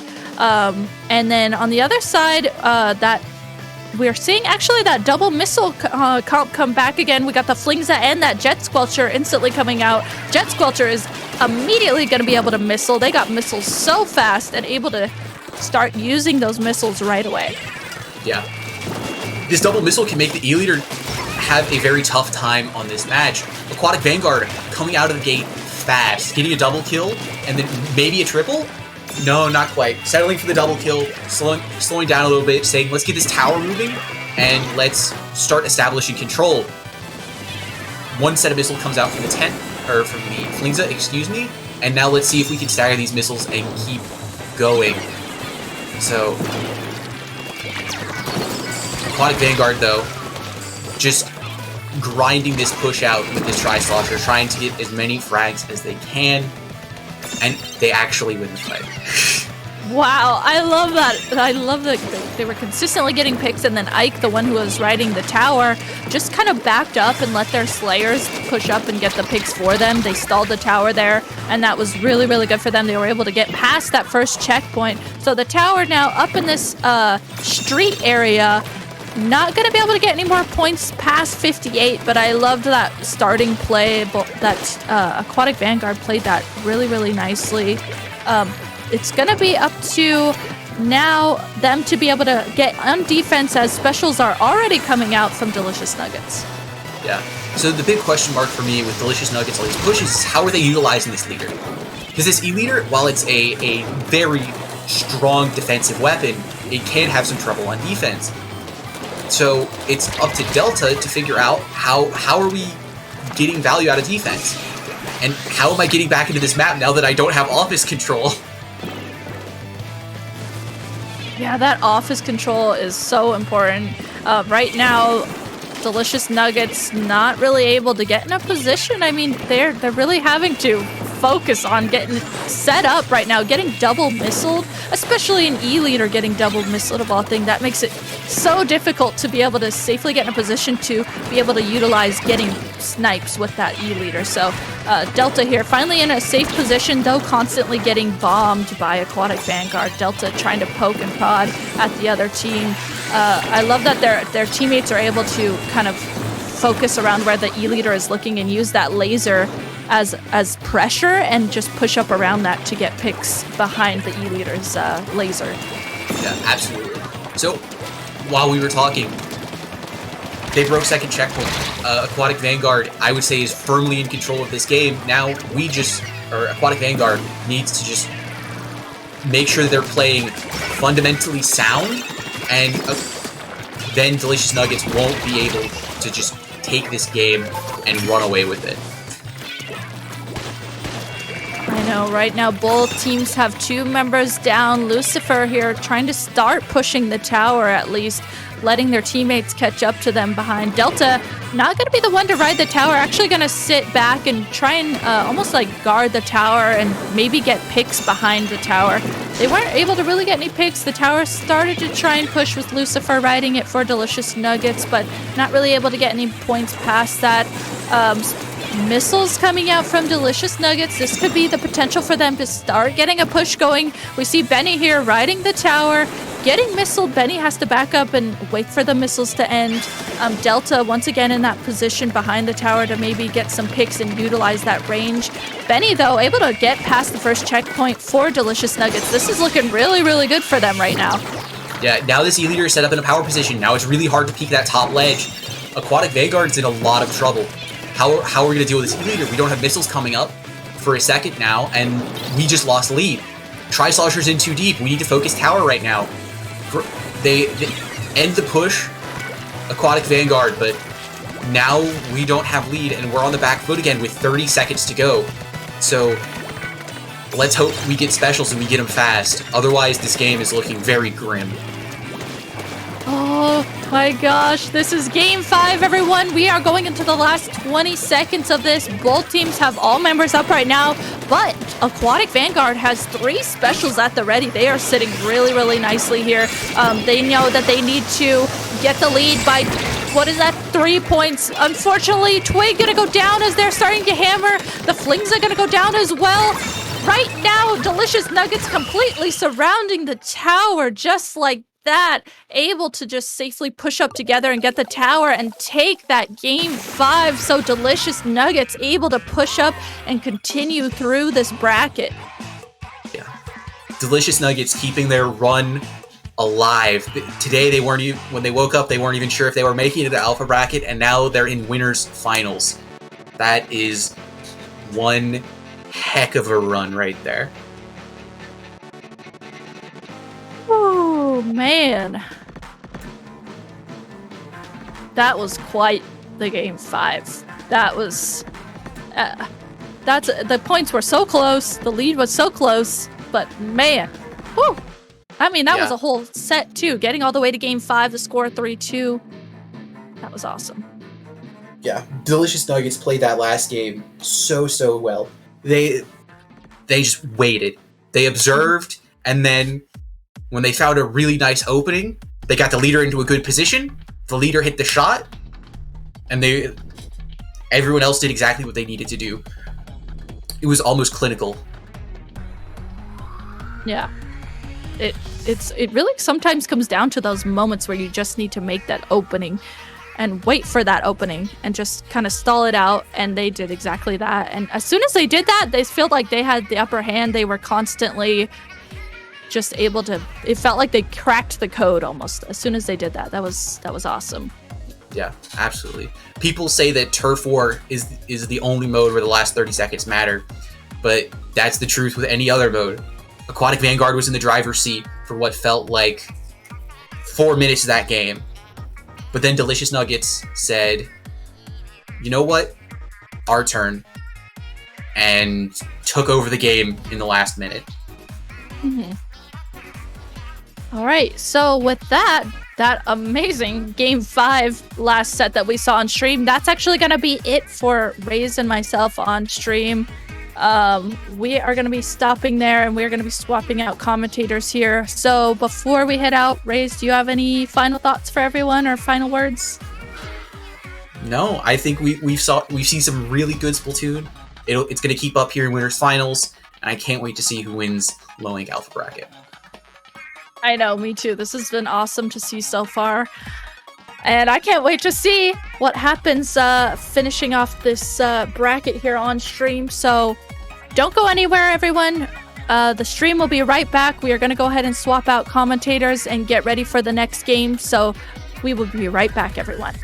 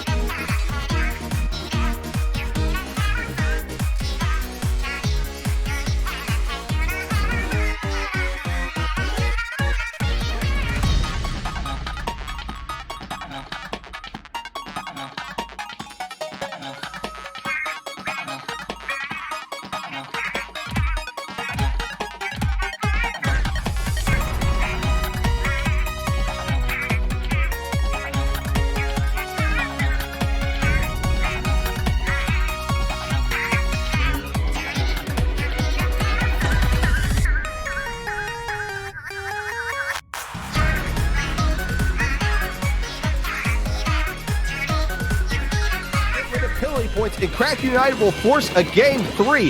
The ballpoint is down yet again. That ballpoint is going in. Now it's all out rush for the left side of the zone, and now we're seeing bodies flying all over the place. 2 more players going down, make that 3 for the side of Crack United, and who's the last player standing? It's the Squeezer. This is the part of Rainmaker where it really gets silly. We pop, we try to get points. Some of the most skillful maneuvering of the Rainmaker I've seen, surviving 3 specials, rotating back down, and you know, oftentimes we say diving after the Rainmaker, not really a good spot as they take the lead again. We said we get silly. Look at this, moving all the way through. Is this a dunk? Unreal! Not as many armors as you would get with a spammy weapon, but you can bet those armors will be used well. We've got the fizzies as well on that kit, so that's going to be really, really nice for making paths and clearing the area. Already, though, we've got Clownfish here taking a pretty aggressive style. This try here, getting a nice double over these ledges, getting a triple. What a way to start off that. 2 gals on respawn, but they are not giving up more space than they need to. Ace doing a great job holding their own, and 2 players on the right side surviving themselves. Suction Bombers and Armor come online. Though the Splash-O-Matic has to back up a little bit, getting called out by that flank. But Booyah on plat, that's going to push all the players to the ledge area, and a second Booyah finds a pick. Beautiful coordination there from Blazing Storm as they go into zone. Lost to Blazing Storm. But firing off a lot right now is able to build up this huge lead. I don't think they're going to keep it much longer because they don't have the man advantage, but still a pretty substantial lead they got in the opening minute. Kakuru on the K-shot here. Oh, goodbye. Kakuru, our favorite. You got some specials to work with. They almost have 4 power clams that they could throw. They have to go now. They have specials. They have player advantage. They've popped their missiles and armor. They have to go. That's the first ball scored. That's second one missed. They got 4. But the third, that's all. They get the 20 in 1 first. And Asu jumps out of nowhere.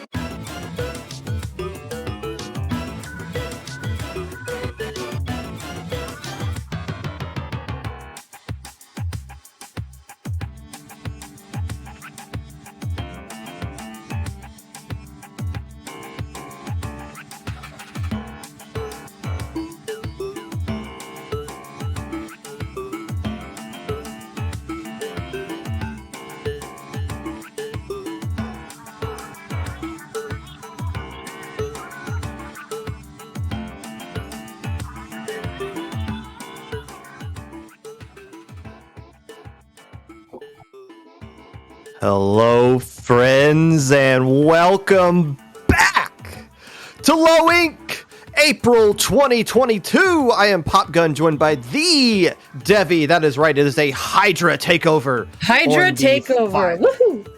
Commentary here.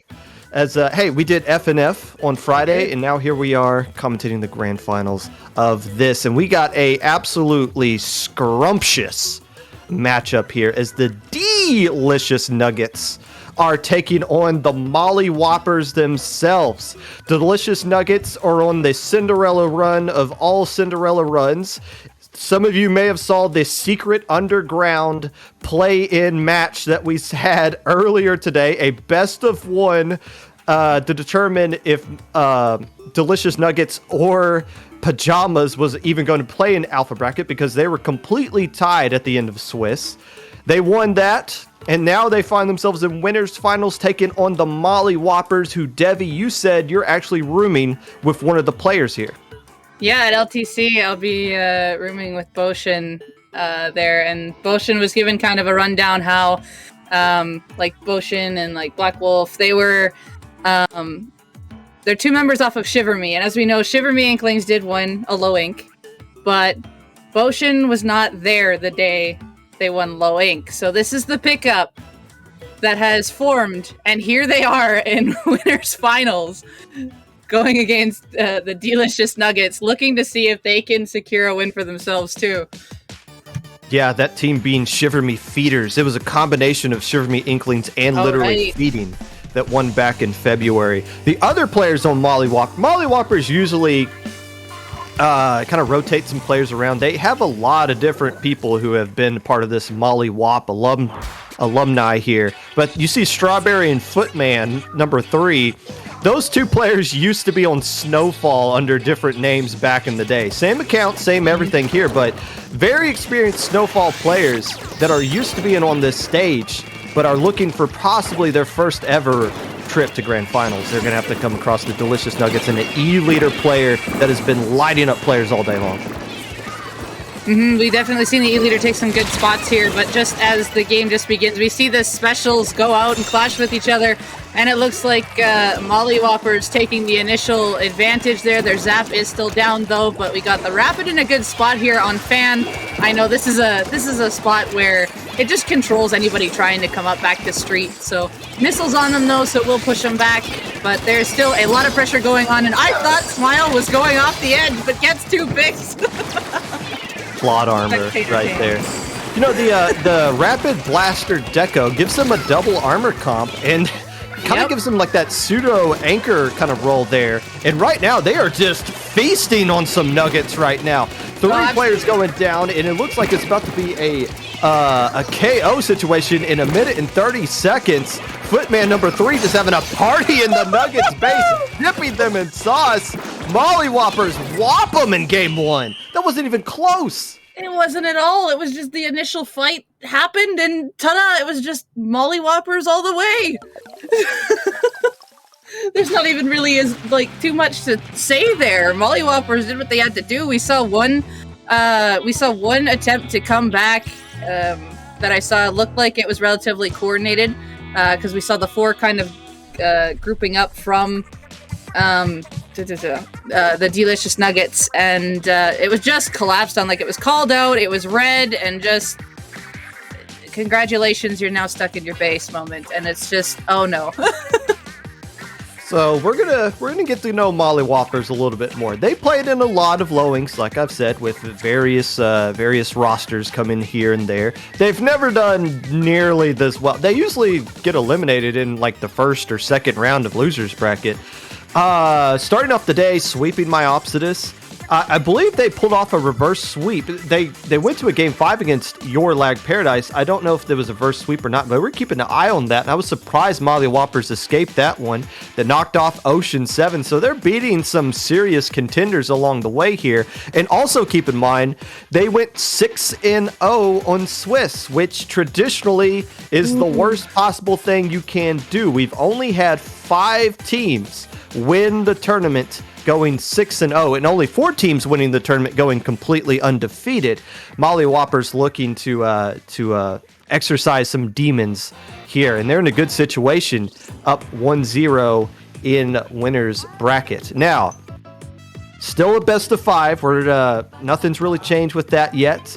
Counterpick situation coming out here. You saw, I would think that with that first game being Anchovy Games, the Delicious Nuggets probably look at that one saying, we should be feeling pretty comfortable here. Our comp works out really well, but absolutely just got stonewalled in the minute and 30 seconds. So whatever map they just choose to come out here with the counterpick really needs to flex their comp and kind of highlight the weaknesses of the other team, at least with the limited information they got here. Splat Zones, Art Academy, it's going to be a neutral game for both parties.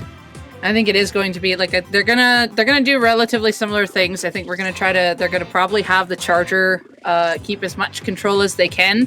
So they have a lot of area to like look, spot out, while the rest of them can play the corners and have that follow up. However, if Molly Whoppers keeps the blaster, that's going to once again counter that, because that blaster can reach from down below in some of the prime positions a Charger wants to take. So this can still be a 50-50, but we'll see who comes out with the initial special coordination and who can survive through it. And then I'm sure both teams, as soon as they realize they have the advantage, are just going to waste no time at all in starting out a lockout. We saw Molly Whoppers already do it, and I believe the Nuggets can do the same. Yeah, the Molly Whoppers in that first game just set up a lockout that the Nuggets couldn't break through. And you can absolutely do this on this map as well. It all depends on how you decide to control the enemy plat. Do you just want to stay down below and throw bombs? Do you actually want to put a body up there? And of course, it's not that difficult to build up specials and break out of a lockout. But you got to also understand, the later you get into the tournament, the more you're kind of just relying on muscle memory. It's hard to stay focused and play as sharp as you did earlier in the day. So whenever a team gets in a lockout situation, are they going to be disciplined enough to find a way to break out of it? That's going to be key here in this game. L3 rearing its ugly head there for the Delicious Nuggets. Drop roller L3. You love to see it on Inkjet there. And yeah, stick with that Deco Blaster. You call it ugly now, but watch it be absolutely beautiful when some future Inkjet plays that I'm going to predict, and hopefully they can prove me right. But we start off here. They got, what is it? Molly Whoppers coming out with a lot of paint here just to help support the, again! It looks like they're going to go in the water, but anywho, Molly Whoppers with having the blaster, they have 2 primary painting weapons just to get this blaster forward. And it just got countered now, but it helped them get this initial advantage here and have the Nuggets just kind of stuck on their flat, waiting to try to come back in. And you know, I didn't have enough time to mention this in the first game, but that blaster kind of works as a pseudo anchor for the comp that are coming out here for Molly Whoppers. But so far, it's the same story that we saw last time. Double armor, double missile. That's how you deal with an E-leader. You can't. Yep. That is like the anti-E-leader comp right now. And it's completely shut down. Only one player has a splat on the side of the Nuggets. Benji able to get a trade. It's not going to be enough. My goodness. The Molly Whoppers are not having an issue. Wow. Okay, look. You always want to stay positive when it comes to commentary, right? That's the key thing there. But when we get into this stage of the tournament, this is winners finals. This is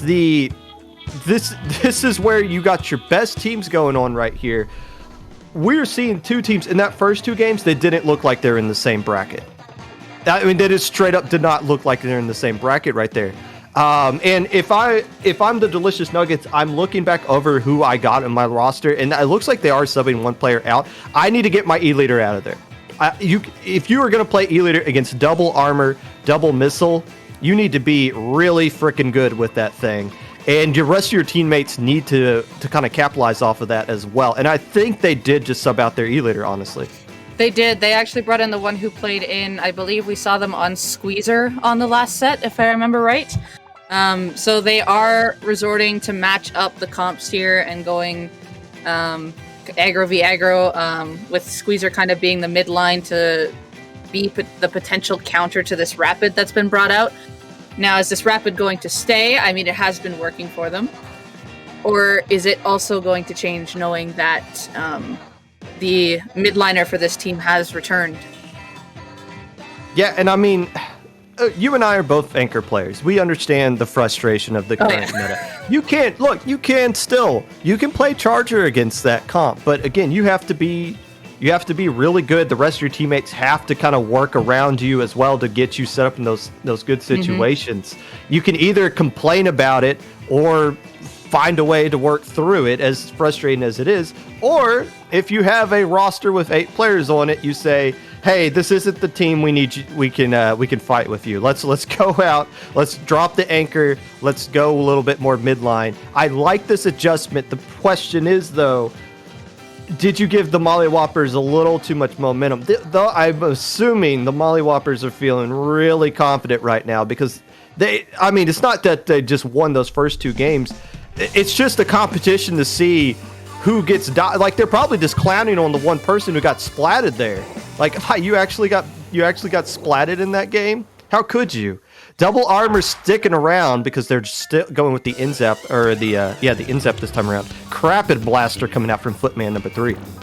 I think the Blaster's going to look at some more off angles on this map because we can see they can go in several different angles just to pinch with the team, and that's what a Rapid likes to do. Either annoy and poke the one side or push in with a teammate on the other, and just reaching all of these corners is something a Blaster likes to do.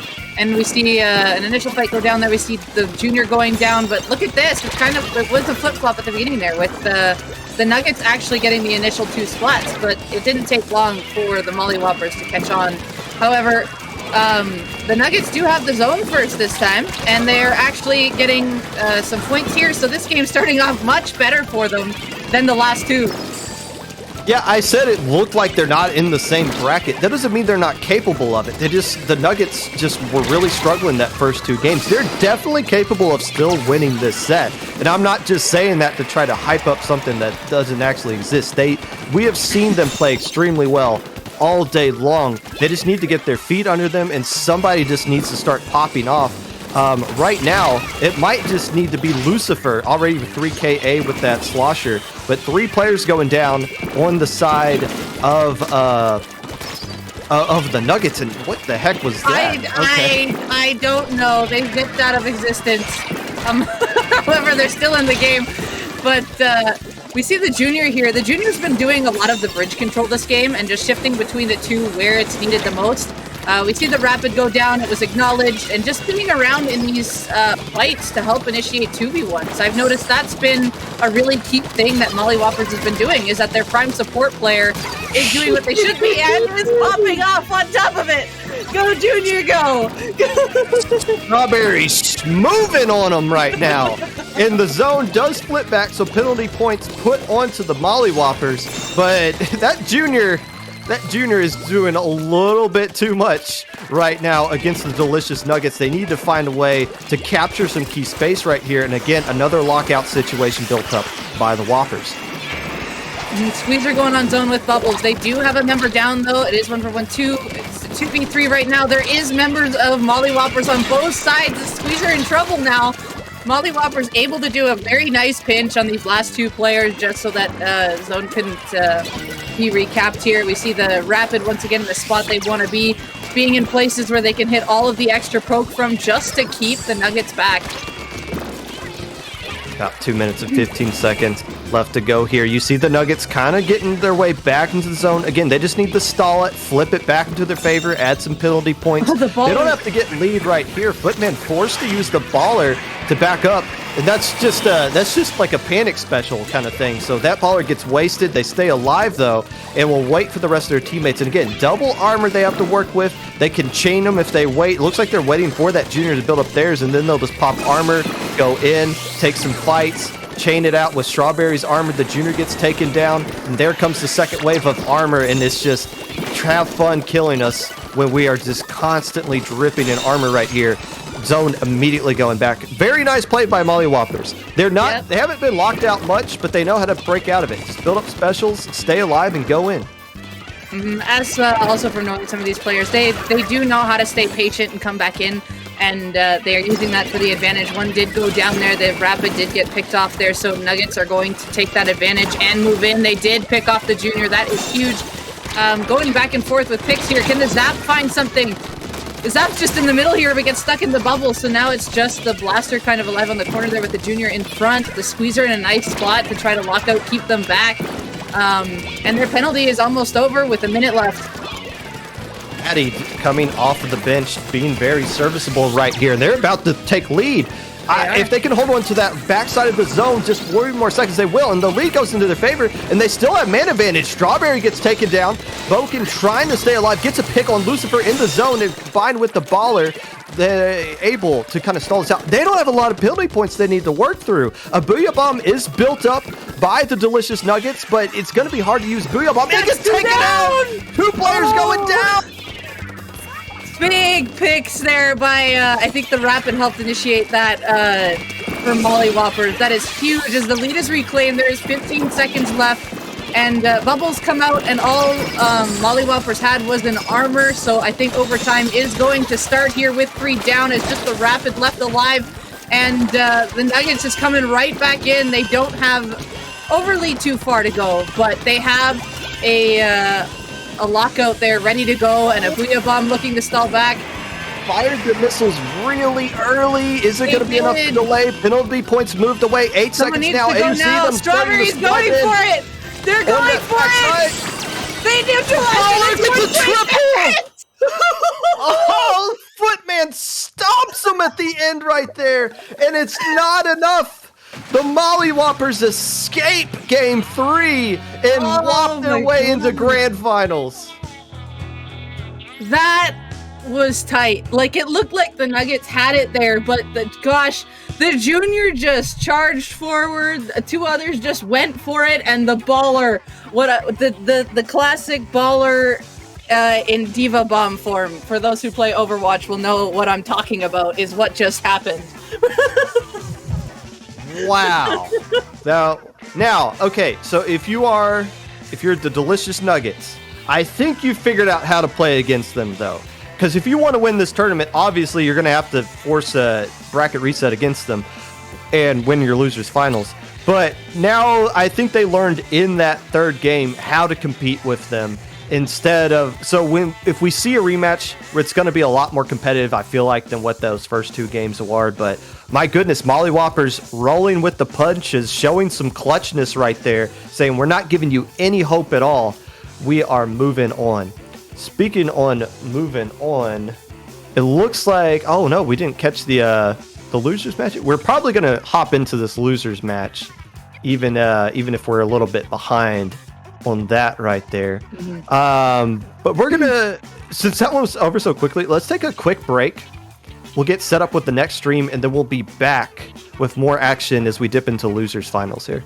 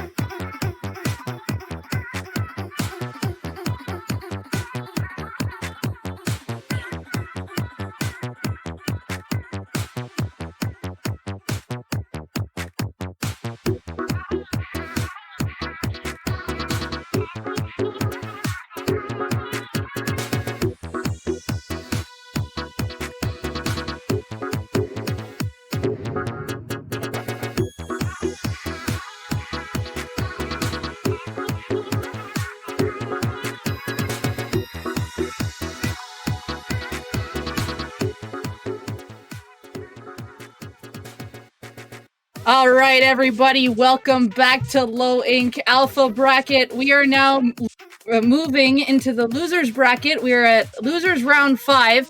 Now, just to give you guys a heads up that we're kind of a little late on this set, that we're going to Yume Star versus Aquatic Vanguard. For those who don't know, this is a rematch from let me see here. It is winners round 2, where Aquatic Vanguard reverse sweeped Yume Star, and man, was that a set to behold. Now, the first game, which has been played already, was Zone's Piranha Pit, and from what I saw, I flipped over and watched OBT's view. I flipped it over, and Yume Star only had 2 points. It was 98 to a KO for Aquatic Vanguard. So Aquatic Vanguard is currently up 1 point, and now we're rolling into game 2. Yeah, we saw Aquatic Vanguard on stream a little bit earlier as they took Delicious Nuggets into a game 5, which I guess could potentially be a rematch here. AV won game 1 of this, correct? Yes. Okay, so yes, this is the Yume Stars counter pick here. We haven't seen the Yume Stars so far. We saw them on stream last month. They finished in 5th place, making it to the winners semifinals and then losing the next 2 here. So this is the deepest run. They've already had their best low ink ever, but obviously a team that's more than capable of winning it if they get on a little bit of a streak here. Some of the talking points here, you're going to see Blue coming out. Why they picked this map, I'm assuming just to kind of take advantage of the squeezer that Blue has. One of the best individual players we have in this tournament. But of course, the rest of the Yume Stars, very experienced. Lumina, Aaron, and just B. Pretty much the consistent 4 players we've been seeing from the Yume Stars, or the coming out in these low inks in the past here. But yeah, Splat Zone's Hotel. I mean, on the opposite side, of course, you got Twig, who can use E-Leader. I don't know if you want to poke that bear. I don't know if you want to... E-Leader or Brush. You're right, but I don't know if you want to give them the opportunity to use a weapon like that on a map like this. Which they have done. C-Jet... Fair enough, but the key is going to be taking care of that respawn Punisher E-Leader. Absolutely. So I think another thing is, AV is also running like majority short range with like the Flingza. Of course, vertical flick can be average to that. But I think what Yume Star is going to do here is they want to try to counter the E-Leader with the Ray or use it in combination with the bubbles. But we also, just immediately, we see someone got into the street. No, just ambushed it was the Stingray. The Stingray got a double without any assist. The Stingray got 2 straight up kills on both the Tri-Slosher and the E-Leader. I was about to say, it's very rarely we see a C-Jet be an actual good pick on this map. I'll be straight up honest. Teams just kind of fire Stingray willy-nilly and they never do anything. That was literally the best Stingray I've ever seen on this map in low ink. Somebody used it correctly and got a nice double in opening control of zone as well. So now Yume Star looking for this advantage. The one got picked from behind. It looks like they did pop bubbles. They do have zone cap though. The try does go down somewhere here. The zap also goes down in return, but 2 down on the zone. Ray coming out again, seeing if Ray's going to get a pick, but there are missiles in the way going to stall this Ray a little bit from making it as effective as it can be. The Ray, once again, taking care of that E-Leader. That is a respawn Punisher E-Leader, so every time that leader dies, it's gone for a good chunk of time, and it's going to be forever to get that rain back. Finally, the zone gets flipped into the favor of Aquatic Vanguard, but Yume Stars, I mean, their comp is working out really well right now. They're doing a great job of harassing the Aquatic Vanguard. They really are. I think something that needs to happen here is like, what is happening is that the try is being found out early on one side and is going down, making it definitely difficult for AV to come in. But then also on top of the pressure with the E-Leader, yeah, Yume Stars has a lot of control right now, so we just need to see if AV can find this way around here. They do pop armor, but the squeezer's in the way. Again, catching out the try on these, trying to get around here. And they just can't seem to get in with all this range. So I think that was the whole advantage of this map, knowing to shut down the Tri-Slosher and bully the E-Leader. Right now, zone finally into the favor of Aquatic Vanguard, and they are eating away at those penalty points. But once again, Twig is again, even if they're not splatting the E-Leader, they're forcing them to jump out. That Stingray is basically just saying, find the E-Leader and fire on them. And that just throws off everything for Aquatic Vanguard, which is interesting because they have a double missile span comp.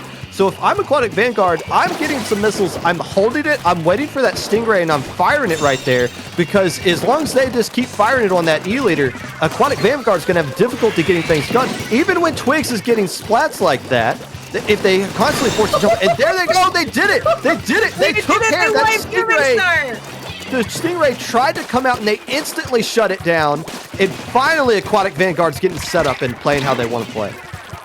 They were, and then they may be able to hold this potentially. The missiles do come out. That Ray is there, but there's no other really special to help them move in. So this is lead for Aquatic Vanguard right now.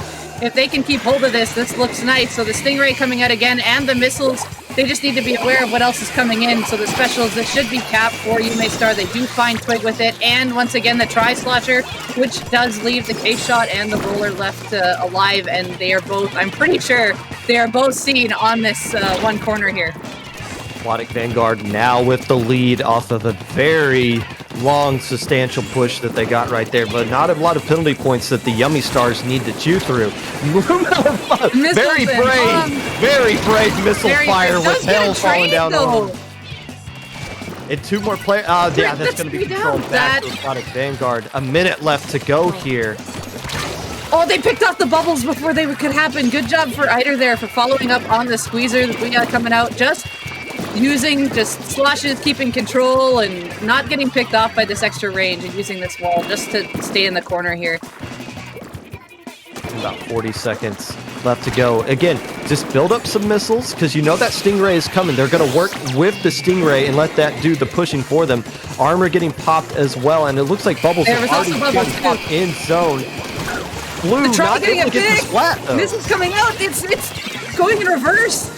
They're special to counter the zone, ended up resulting in them going down instead. And if Aquatic Vanguard can just hold this, yep, it is KO for them. I like the idea by the Yume Stars. It was clear they knew the E-Leader was coming. The only difference was the mid-game adjustments of Aquatic Vanguard waking up and realizing, oh yeah, we have two weapons that spam missiles. Missiles gets rid of Stingray. If all we do is missile that Stingray when they pop, our E-Leader can stay and fight. All right, so nice mid-game adjustment there by Aquatic Vanguard. They didn't realize they had the comp all along that they needed and able to kind of clutch it out. Again, risky going on that map. That's a risky counter pick from the Yume Stars. I understand the counter they were going for there, but I would still like to pick a map that doesn't highlight the strengths of the other team. That is true. You could see it, and it's just like once they kind of figured out, again, I think the Tri was also giving them issues because it was also happening in their set prior in winner's bracket, is that they had, when the E-Leader came out, the E-Leader was holding ground, the Tri was able to get initiated on the side, and then just the other two could follow up really well. And they all just moved in as a unit, and they have kind of a shift in a backline too. So it's not always just the E-Leader comes out. There's also a potential Hydra or Jet that can come out too. So it's a very flexible thing that can work around. But I think Yume Star predicted it, and it was going well for them at the very beginning. They got a very good Ray off, as we have marked down. But just in the middle there, the specials were just countered really nicely towards the end there once they figured out to just get rid of the Ray, use their own specials to counter it with the missiles, the extra armor. That can shut down a Ray. And that definitely happened towards the end. Yume Stars. Gamma bracket in January. Beta bracket in February, both of them which they won. Last month, 5th place in Alpha bracket. This month, 4th place in Alpha bracket. The Yume Stars on the rise. They're taking steps in the right direction every time they play this tournament. Not much left a little bit on the table there. I'm sure they're kind of going to look back at that match and think about what they can do differently the next time around, but not a bad placement for them, and they're just on the cusp of greatness here in Low Link. But now Aquatic Vanguard, who won Gamma bracket last month. Yep, they did. not that they wanted to be in Gamma Bracket. They are a traditional and Alpha Bracket team that has had a bad Saturday, but took care of business in Gamma. They're guaranteed to stand up on the podium at the end of this. I'll be honest, I was not expecting that. But they're getting a rematch here with the Delicious Nuggets, who they lost to in Game 5. But as we see in this losers finals of Low Ink, time and time and time again, it's extremely difficult to beat a team twice on Sunday. I mean, it has definitely happened, but I think AV has a lot of power right now. I've been listening to their VC and all that. They have their morale is really high. Even when they do lose a game, you can hear that they're staying calm and they are adjusting and figuring out what needs to be done to come out with the win the next game. They have the right mentality right now. They have a lot of energy and they're using it to their advantage. So they see this matchup now. They're going to recall what happened in the last set here and see if they can flip it around. So they know they have figured out some things on what they were doing wrong against the Delicious Nuggets. Again, I kind of popped back and forth on the streams and listened into this, but I'm not going to spoil anything. So they know what they want to do, and we'll see if it's going to come out here now, or if it's going to come in their advantage. Because last time it was a Game 5, so they know what they have to do. So. Yeah, you kind of mentioned Aquatic Vanguard being hype, and it's kind of the dynamic that we usually see here as we get later into Low Inks. There's usually those teams that are like they know they're going to make third place at worst, but they sign up for Low Ink knowing the only way they're going to be satisfied is if they win it. They've made podium before. The only thing that's going to make them happy is winning the tournament. Anything short of that is a failure. That's not the case for the three teams we got left. Molly Whoppers have never. I don't think they've even won in round 1 before in the past. Aquatic Vanguard, they've made like one deep run in Alpha Bracket. I think back in like November or October of last year. That was when Rising Stars slipped into Alpha Bracket and finished in second place. So it's been a long time since Aquatic Vanguard's been near here. Delicious Nuggets, they were the Beta Bracket champion last month. So all three teams, they don't feel the pressure. They're not sitting here like, oh, we're going to be disappointed if we don't win. No, all three are probably just tickled to death that they made it this far. So that means we're not going to see as many tights playing. More teams they're at more liability or they're at more of a situation where they can play more loose. Because for them, nothing's really on the line. They've already done better than they could ever done, or they have ever done in the past. Oh, absolutely. And even yesterday, if you saw some of like the posts, AV was posting out how they broke their 4-2 curse. In day 1 of Low Ink. They were finishing a lot of 4-2s, and yesterday they were just so stoked that they actually went 5-1, actually falling to Molly Whoppers. So they are so glad to be where they are right now, and I'm sure like the Nuggets and Molly Whoppers, all of these teams here have had one heck of a run so far. And are so proud to be where they're at. So the Molly Whoppers have beaten both these teams already at some point in this tournament. Yep, they have. So that's probably just another feather in the cap for the Molly Whoppers, who are just kind of patiently waiting. Now, how they deal with the wait is up to them. We see some teams kind of come out a little bit flat in grand finals, but right now, it's we're just waiting on the Delicious Nuggets to get back into this lobby, and we'll be going on pretty shortly. While we wait for them to join up, we want to thank all of you for watching. We understand that this is we got some Splatoon 3 news on Friday, very early on Friday, and we know now how many Low Inks are left before we transition over to Splatoon 3. There will only be 5 more Low Ink champion trophies that we're going to be handing out. So these things are become limited. They're going to become collector's items really soon. So something interesting on the line here to see. And for anybody worrying about this game dying or not being active enough, somebody forgot to tell all of our low ink teams, because these tournaments have always been very well attended, participated in. We get a lot of people talking about it on Twitter. Obviously, you loyal viewers in chat, who I'm sure are always spamming nothing but positive and entertaining content as well. We appreciate you all being here. And more importantly, we appreciate the delicious nuggets who are now in the lobby, and we're going to be giving you game 1 of this best of 5 losers finals. Is it Splat Zones at the Reef? Is that what it is? Literally the match the Nuggets just lost on. Yep. Ironic. It is Splat Zones on the Reef. It is.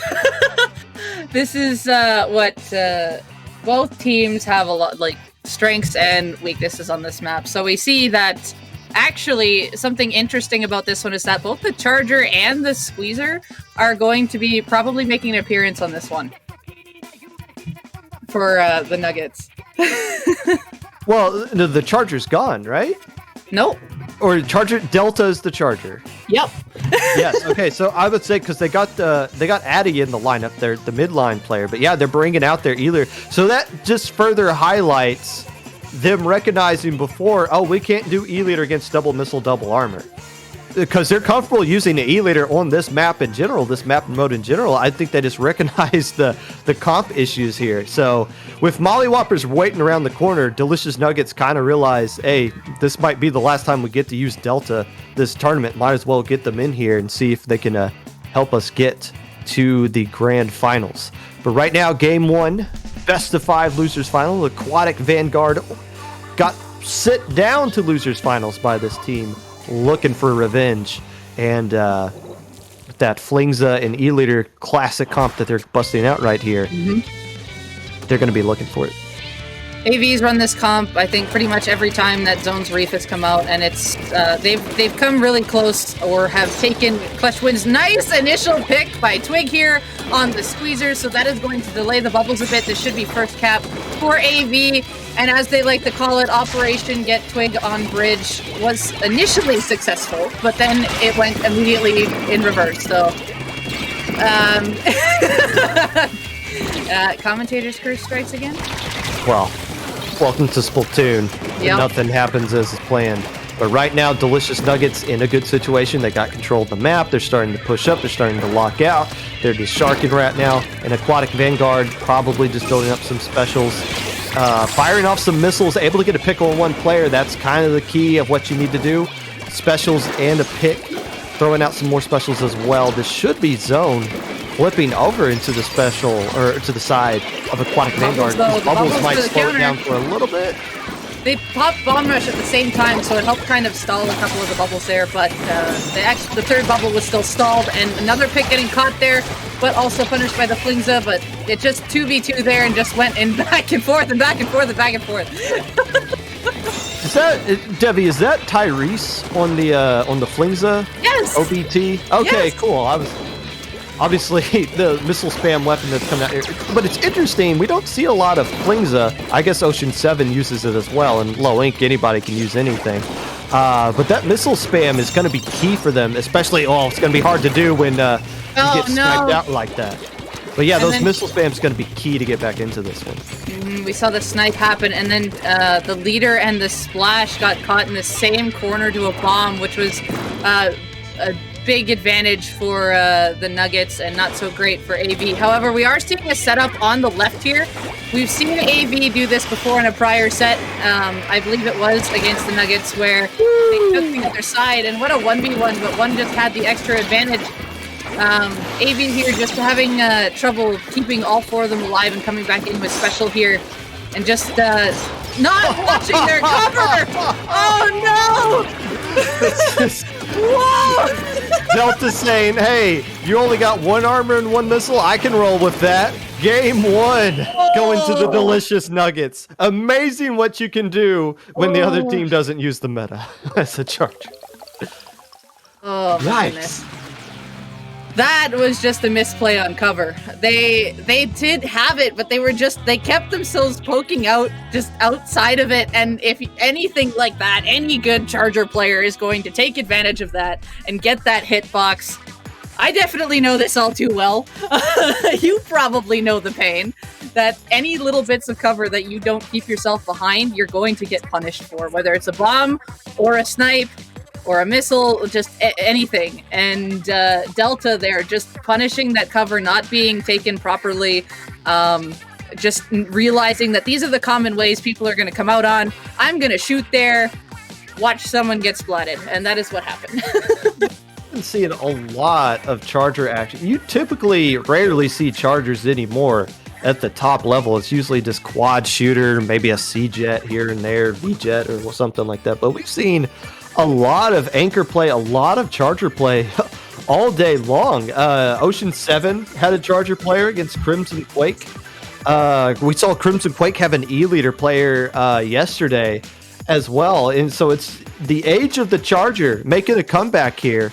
And that might be why Molly Whoppers is sitting in winners finals, because they know, oh, wait, there's a simple way to really frustrate a Charger player. But again, when you have both, when you got Charger versus Charger, it's kind of comes down to those kind of matchups. It's funny, you see these anchor players seek each other out, right? Like it's like Darth Maul coming out of the door, like, no, leave this one to me. You guys move on. This is my fight to take.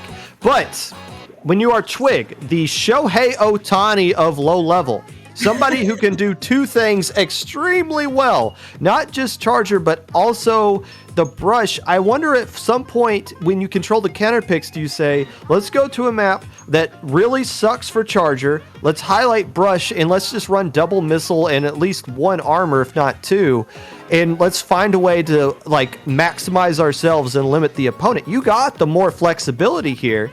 But I think given how that last set went, they're just going to die with the comps that they usually bring up. I mean, they definitely have set comps that they want to do. They've been picking this map. They feel strong on it. And what they like to go for here is the range, as we see, and fall off. And also these two fall off weapons can go in a couple different ways and pitch. Yes. Oh, hey, Popgun, I have one word for you. It's not here, but Vanilla Hydra. It's not a thing. Splashdown is not real on that thing. But hey, I'm glad we got to see a Hydra. But the real key here has been that Tri-Slosher in the last game, I believe. Already going off and getting the first pick of the game. Rainmaker Canal, one of the few Rainmaker maps that are actually slightly good for competitive, because there's just so many horrible ones here. But you see it a lot in low ink, trying to take it around that safer left route, instantly getting shut down. But Delicious Nuggets, I believe they lost this game in the last one. So it's going to be a case of what did they learn in that mistake. I believe they didn't get a lot of opportunities to push the Rainmaker, but you only need one, and they've already got a higher score than what they did all of last time. Slips behind Twig! It gets to 28! That is a huge push. And right now, AV just has to look for where they're coming from, because I don't think they're used to the Squeezer being in here and the Charger. So now they have to combat both of these mid-range. And I think that's the advantage that the Nuggets here are trying to put on AV, is having that extra range that can punish the short. Hydra player with the Rainmaker, nowhere to go, tries to dodge the Stingray, but a little too much paint on the ground to dodge away. Twig staying alive for a little bit, but it's not really going to accomplish anything in a 1v4. And there you go, a taste of your own medicine. Last time, Aquatic Vanguard got an early lead and was able to just kind of bleed out the clock by keeping the Rainmaker on the enemy side of the map. Now, it's Delicious Nuggets able to do the same thing. Oh, Tyrese, you're walking into a trap up there. I don't know if they realize the Squeezer's coming. Twig working around this backside, looking for this Charger, trying to do something chaotic over here. Ultimately just ends up with a trade, but the man advantage constantly in the side of the Nuggets. Something I'm noticing is that both Twig and Eider, the Brush and the Slosher here, they're starting a fight just a little too early before the second one is able to help them, thus having them going down into 2v1. Then the other tries to pick up on where they left off, but it just happens a little too late, and Eider there once again going into a huge disadvantage for the try there and getting picked off again. I think we've seen the Nuggets are shutting down this try quite a bit this game, and it's keeping AV back. Yeah, but all it takes is just one flank to connect, and it's all over in the other side. But right now, the Nuggets constantly in the man advantage situation, constantly taking it to this safer route. And that's the right route to take when you have this kind of lead. Because even if you don't have a little route up top there, which as long as that Hydra's up there, it's going to be very difficult to get up top.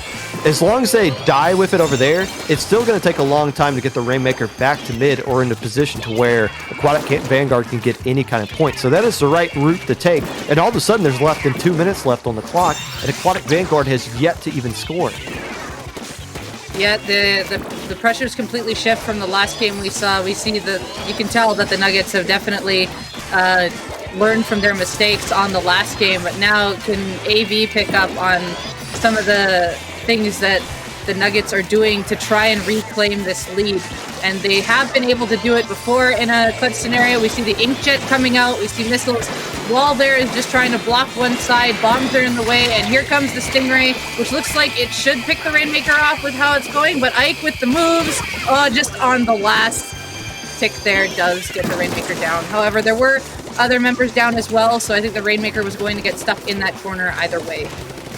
No, that's the difference between playing with a lead of 38 remaining and 28 remaining. When you have a bigger lead, that means you can be a little bit more loose on defense. You can stay back, you can hold your Stingray a little bit longer, wait until you got the man advantage or you have the map advantage so where there's less room for that Rainmaker to escape.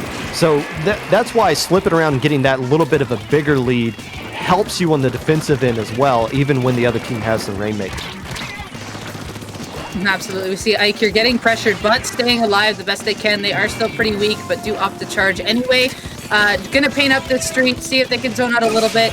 Is being aware of the charger, pops armor. Hopefully this can initiate someone to go in, but Twig looks like doing brush things with Inkjet. There are 2 around it, though 3 actually, as we saw the one jump out.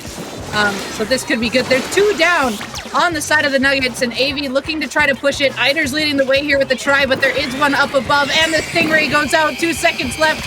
That is game. And Rip. Yep, that's a little bit of the end of the game right there. And again, that's the difference. That goes back to the beginning of the game, the first push. If they are able to kill the Rainmaker as they're climbing that wall, which it looks like they were in a great position to do, they don't have 28 points remaining. Instead, they're stuck at like that 39 or 40 mark.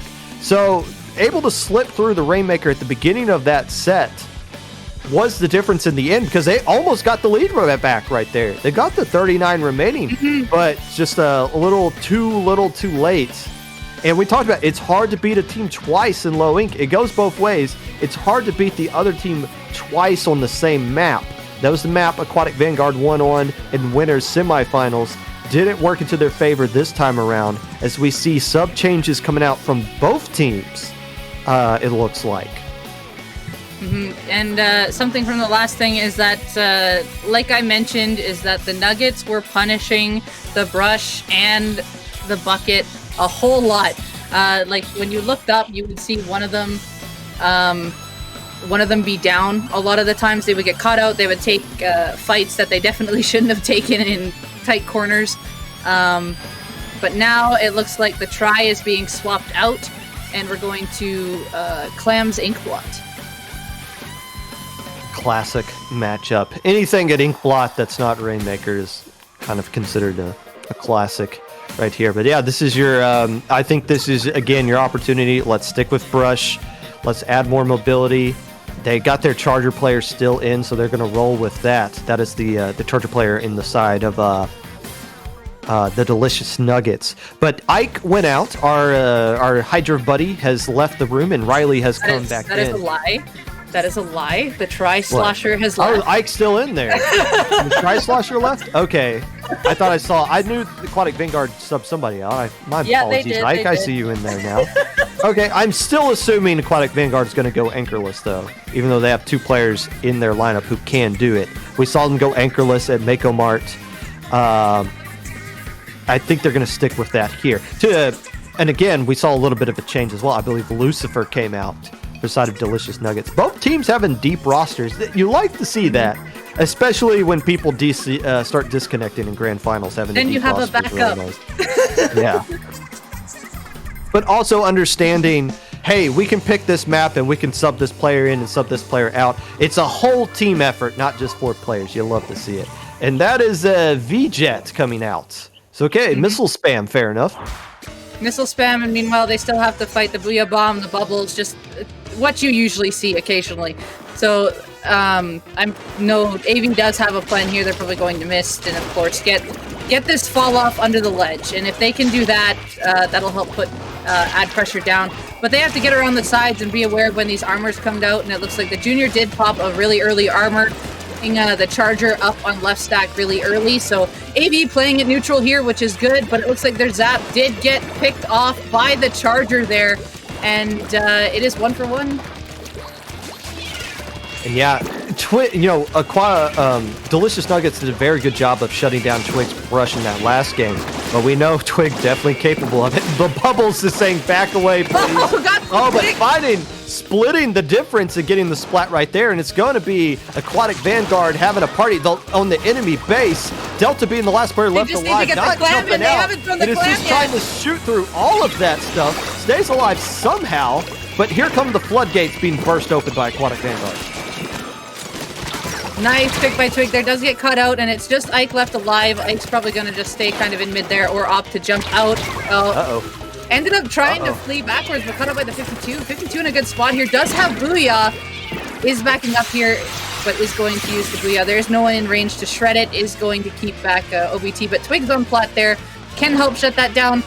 Looks like they do manage to get the 52 out, and there are 2 clams at the ready in middle there. Bomb rush on the plat, but AV's just... They have the comp to able to paint their plat back up pretty quickly here. So missiles out, they are spotted. Again, they still have the 2 clams, so 2 of them will always be spotted until they let go of a clam. So that could be used for AV's advantage here, especially to initiate the rush. How you start a push sometimes isn't nearly as important as how you end a push. Delicious Aquatic Vanguard able to kind of survive the opportunity where they got that push right there, but lost a lot of players in the process. But it looked like Delicious Nugget had a window to where they could get something going, just couldn't slip through. And another opportunity right there, popping the bubbles, but those bubbles are betraying the Delicious Nugget so far in this set. They just kind of open up at the wrong time and just allow somebody from Aquatic Vanguard to get a splat. We crossed the halfway point right now. Aquatic Vanguard with a pretty substantial lead, looking to avoid getting swept here in losers finals, but now 2 players down. Here's that push. It looks like the Nuggets are going to get something going here. Oh, OBT did get a trade at the end there, but a lot of the clams are coming in, plus the bomb rush. One's just kind of staying alive under the basket. Twig is in the way now, and this jump probably going to get camped here, and but Twig realizing the Charger is nearby and does get out of the way. Death by paper cuts. Only 29 penalty points put on there, so a positive push there for the Delicious Nuggets, but that's not where you want to see a Charger or a brush player up in your enemy side. Wisely shuts that down, but now Addie's the last player left alive, forced to jump out, gets taken down in midair, and here comes more Power Clams jumping in. 1 more player left alive. This is looking like a KO. That is a KO. Vanguard not getting swept just yet. Oh my goodness. And that much better performance here on the front line for Aquatic Vanguard. There was more patience in this game, as we saw, and once that first pick came out from the Charger, you could see it, that their cover was being more well taken, and then as soon as they got the install in, they got it. They also realized the bubbles. You mentioned, like, the bubbles were betraying the Nuggets there, and they really were. AV worked around those. They knew what was going to happen, and just... Bubbles were kind of underneath the steps. They didn't get it out. The third one tried to get the Inkjet, but I think the Inkjet had the armor to save their life and just backfired on them. Reverse sweeps in a counter pick format are extremely difficult because now Aquatic Vanguard has to beat the Nuggets on 2 of their counter picks since they already lost the neutral game and their own counter pick in game 2.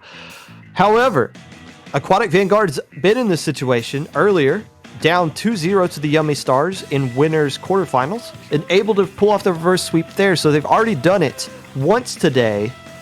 Do they have it in them to force this to a game 5 and possibly pull off the reverse sweep? We are yet to see. Tower Control Anchovy Games.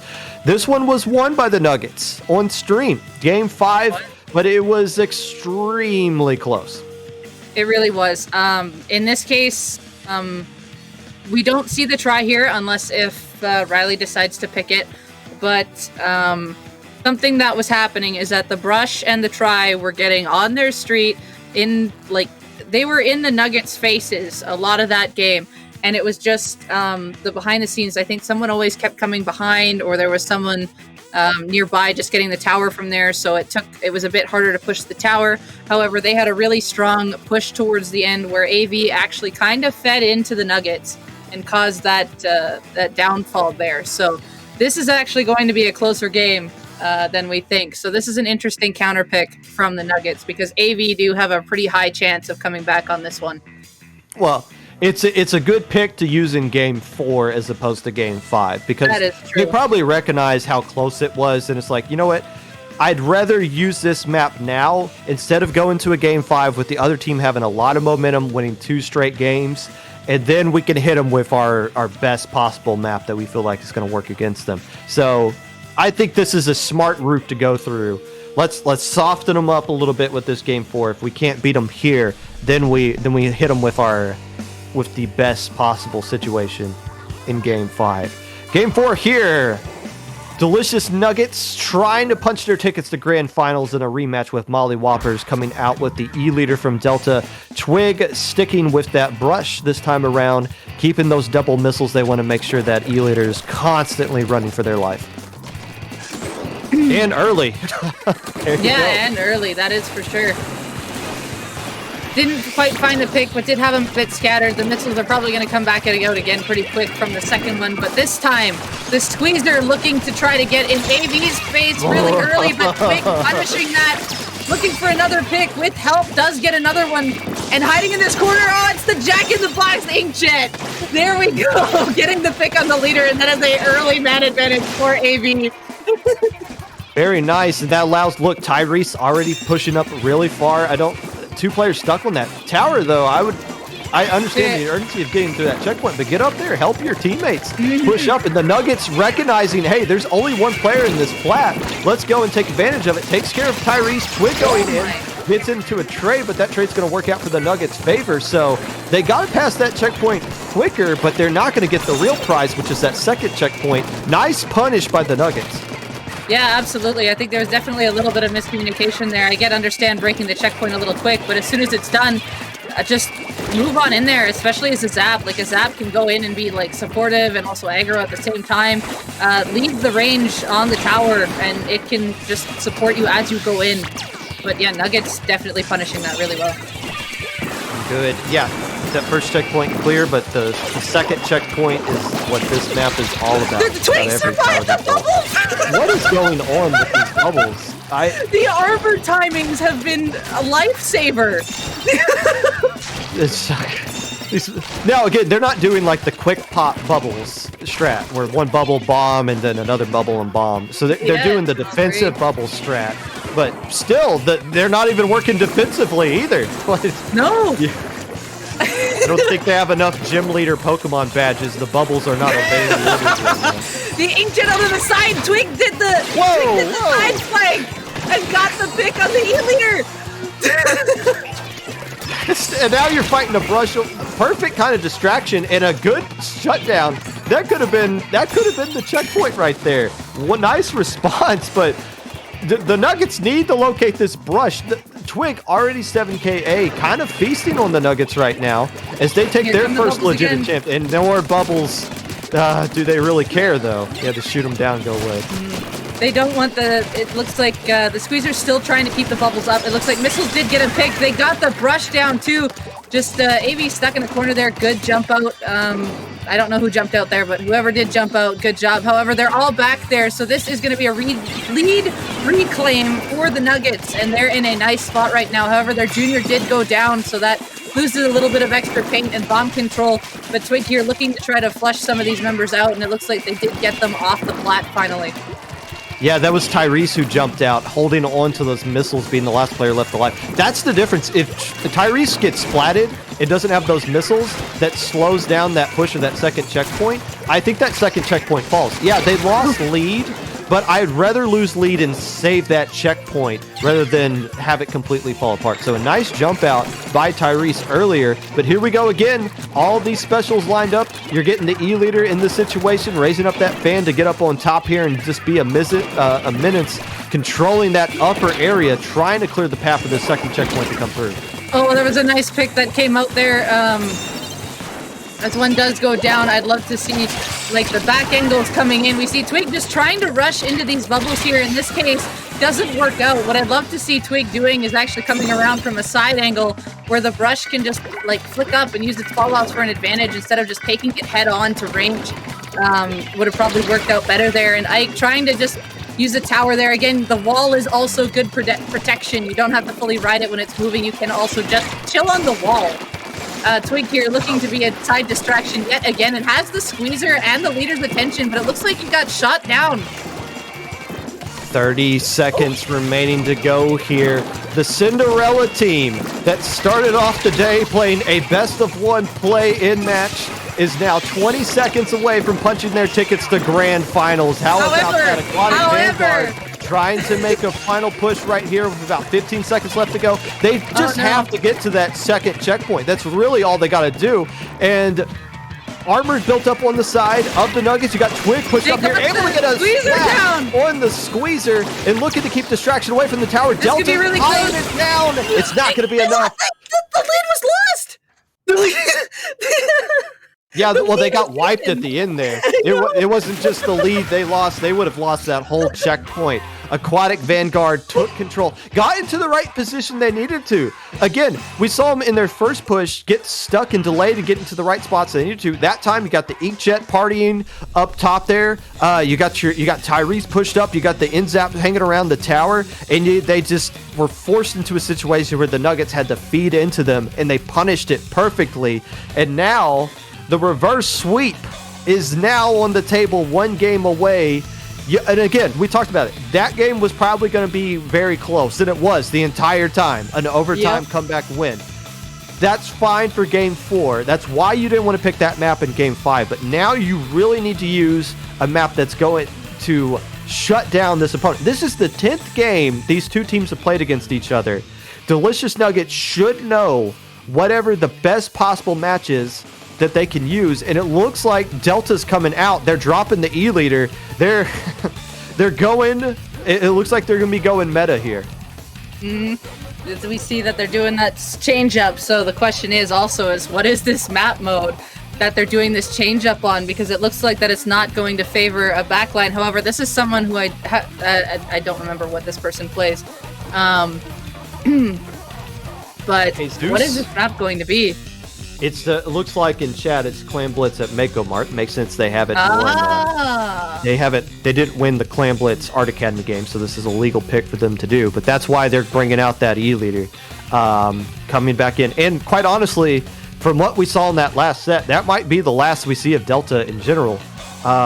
Knowing just what Molly Whoppers comp is going to be, it's going to be extremely difficult to use Charger against that. So Delta's run in this tournament might be over unless some special situation happens after this game if they can win it.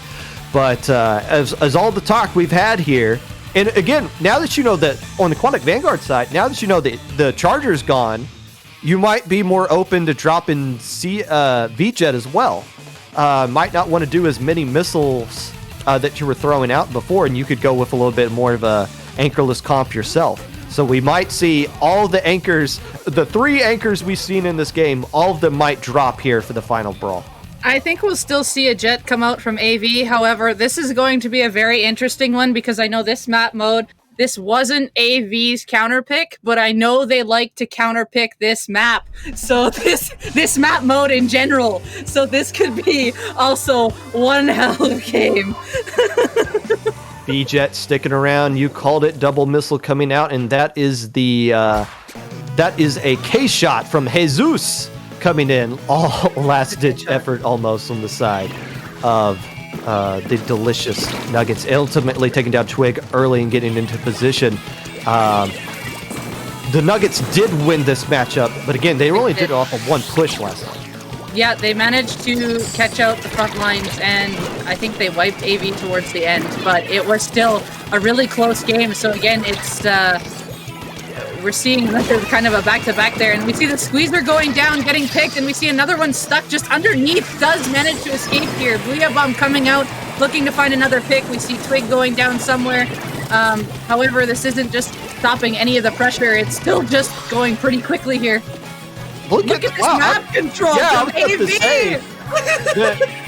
They don't have a single splat either. The Aquatic Vanguard has not splatted anybody, but somehow have complete control of the map. Okay, first minute going to them. All the clams on the side of the Nuggets, however. Twig here. I'd love to see Twig use the sides a little bit, because every time Twig has been on top, Twig has been punished. And I feel like the Brush could do so much more better just using the alley advantage, getting around the backside, and shutting something down from an off angle. OBT coming in and getting 2! And this is... shutting down that push. This is the worst map you can get wiped on. I talked about Art Academy. It's not how you start, it's how you end a push. You do not want to get wiped on a push here, because look, you instantly lose. You don't lose map control. You lose of mid. You lose map control of everything, including the enemy side of the map. Good job of shutting things down, though. You saw Twig go in there, not able to really accomplish anything, but the rest of Aquatic Vanguard able to kind of control mid at least and build up some clams. But 2 minutes gone down. Early lead for the Nuggets. Yeah, early lead. It looks like the 52 has been spotted. Missiles are out. I think the Nuggets are going to try and push them back a bit. Again, mid control is now kind of going back and forth, but AV still able to get it back relatively quickly. Hammer coming out. It looks like the Nuggets did manage to score here. They're chasing this 52 in the base, getting the clams down. Again, they're still... Now it's just the junior left alive, just hiding way back in their own side, just waiting for when AV is going to rush.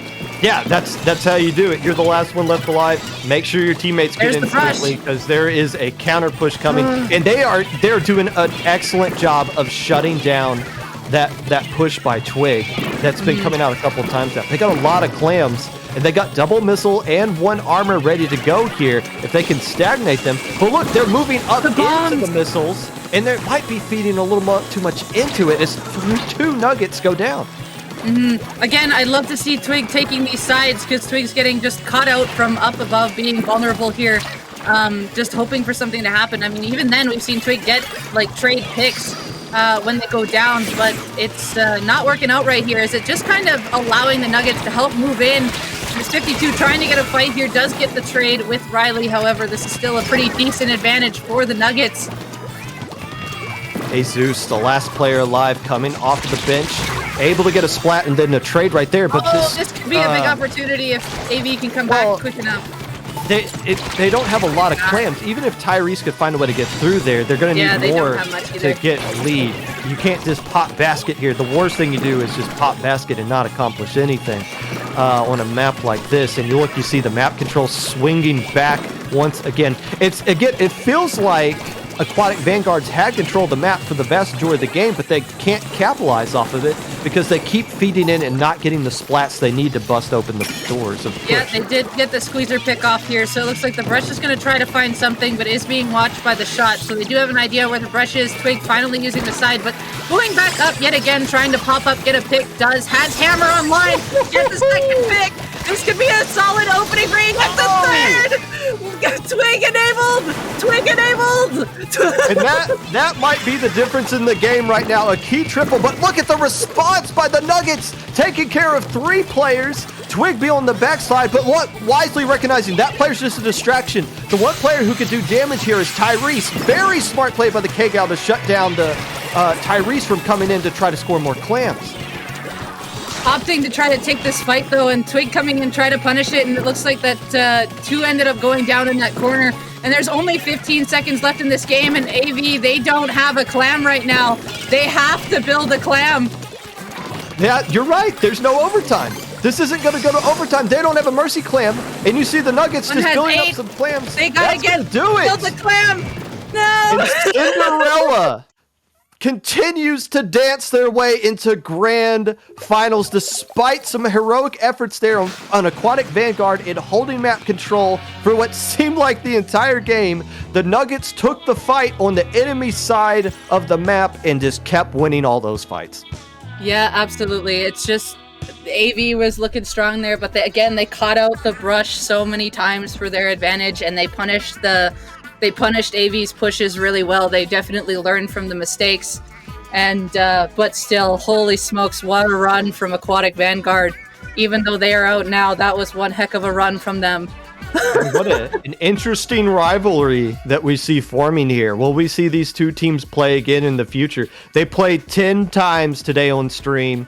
6 going into the favor of the Nuggets, 4 into Aquatic Vanguard. Again, the best result AV has ever had. They should be feeling good about that. I'm sure they're going to feel a little like they left a little bit on the table there, but a nice effort by them. But ultimately, the beta bracket champions, the Cinderella team that had to fight their way into alpha bracket 30 minutes before this tournament even started, have danced their way into grand finals and see if they can slow down the train that is the Molly Whoppers. We will be right back. Make sure you guys go use the restroom, get your popcorn, ratio your friends on Twitter, do whatever you need to do to get ready for this set, because we will be right back here on IPL.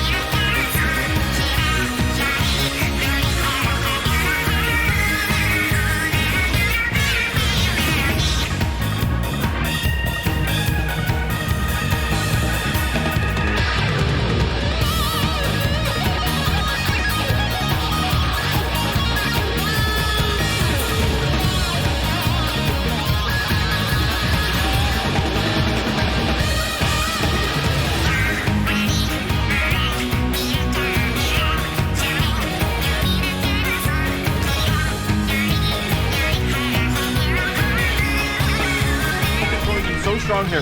Followed up by that. Then Inkstorm. This is their last chance for Rising Hope. 2 power climbs going in this basket, and they're gonna get it in! And they're gonna get the lead with 1 point remaining! Wait, why is overtime happening? Because they dunked, and they were technically not in the lead when overtime started, I think, by like a second.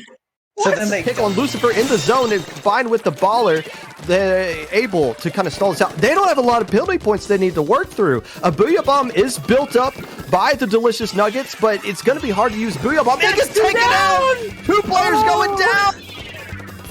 Big picks there by, I think the Rapid helped initiate that. Tower, you know, you want the E leader on the tower. There's nobody up on this right side. There's nobody on the bridge. That could be where the Carbon is sharking. The missiles come out, and there's going to be a lot of aggression, a lot of pressure towards this tower. The Carbon is all the way behind them. They spotted out. This is going to be enough. They called it out. They did so good. They did so good, but they did. If your opponents are looking up, you're going to be exposed from a lot of different angles to incoming fire.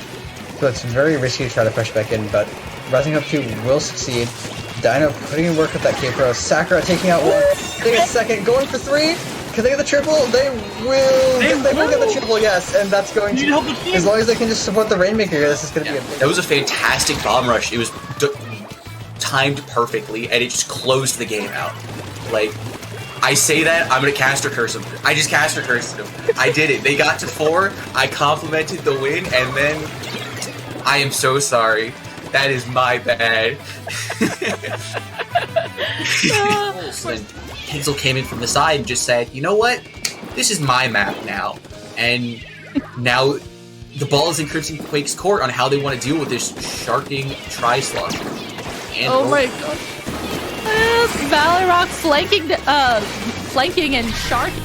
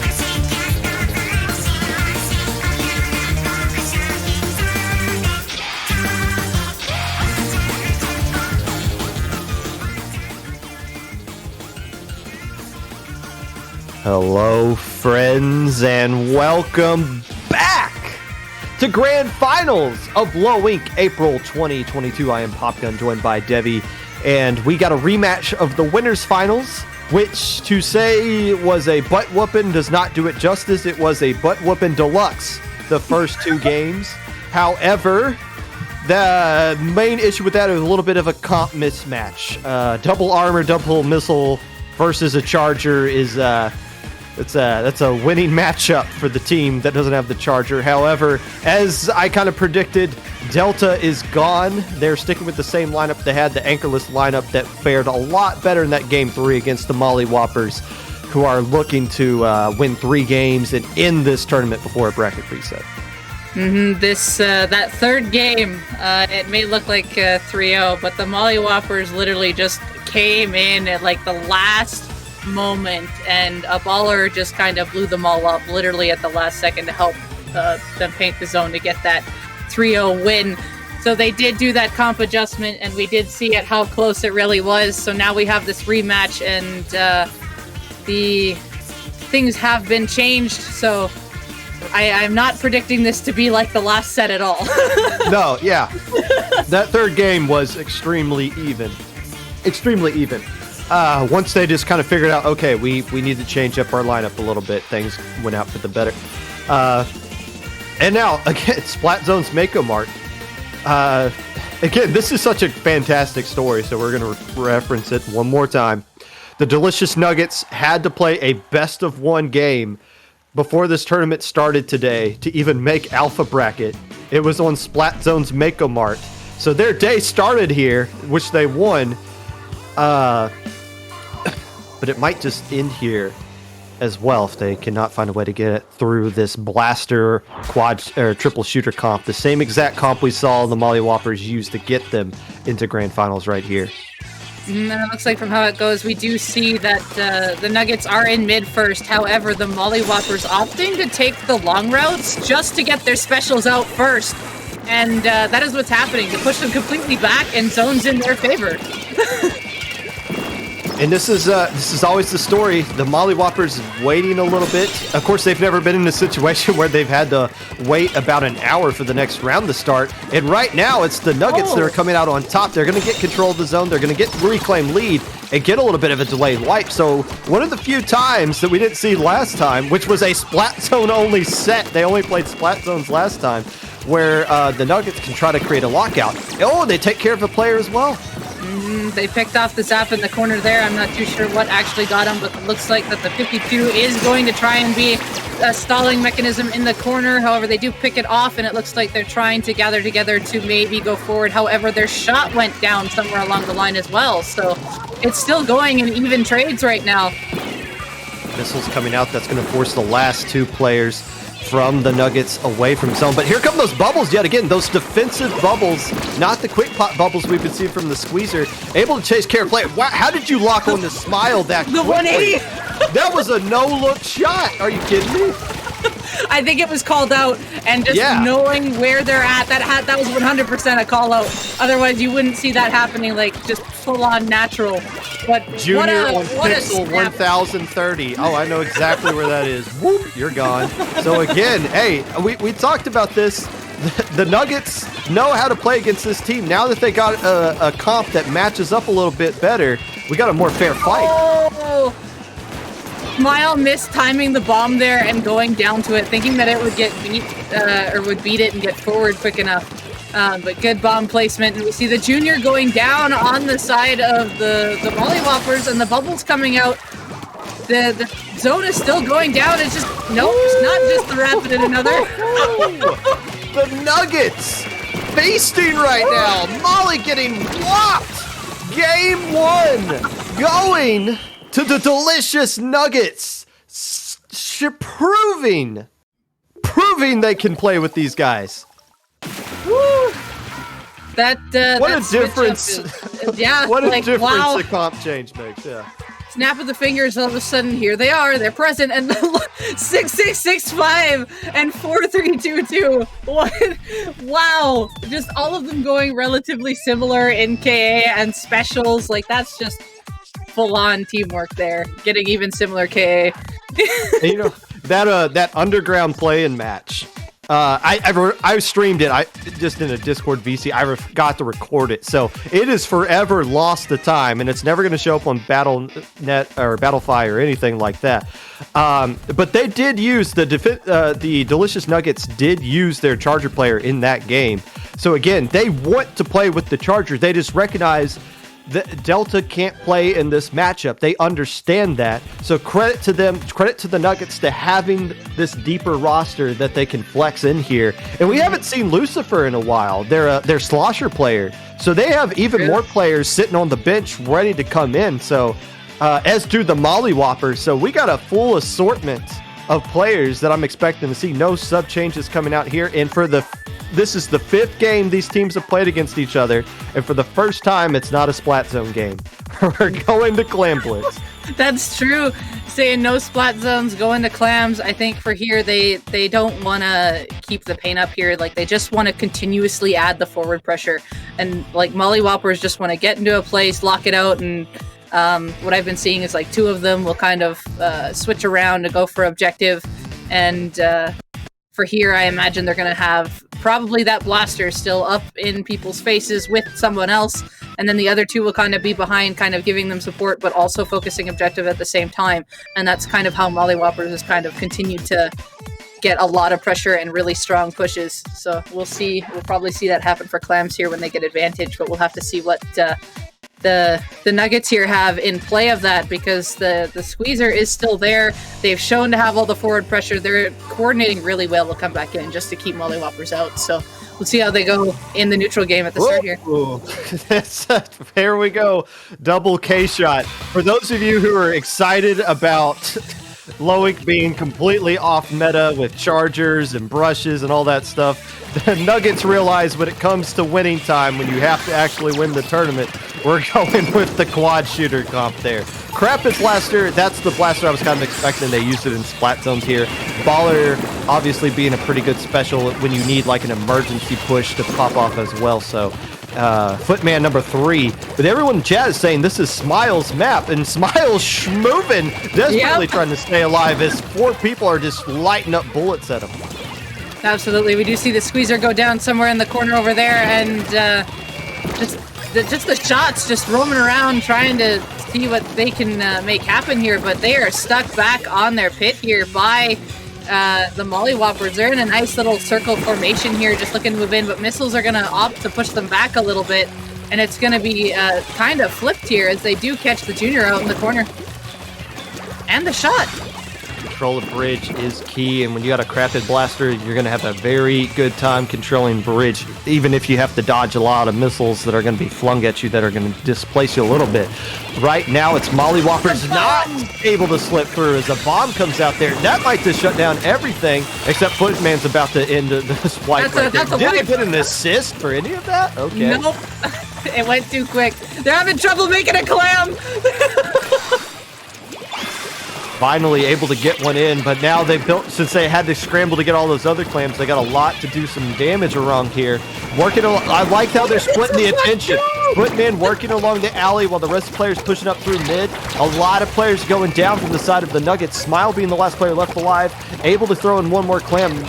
Might escape here with their life, and a quarter of missiles ready to go as well. Good opening 2 minutes for the Molly Whoppers.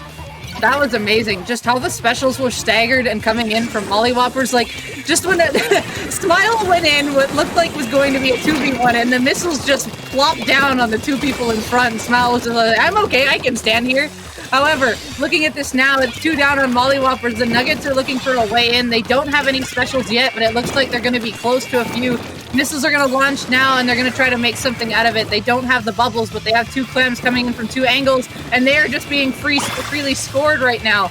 And we see all the Molly Whoppers just kind of up in the corners there, trying to make something happen. They do end up picking off one of the shots. And they're not going to get a single.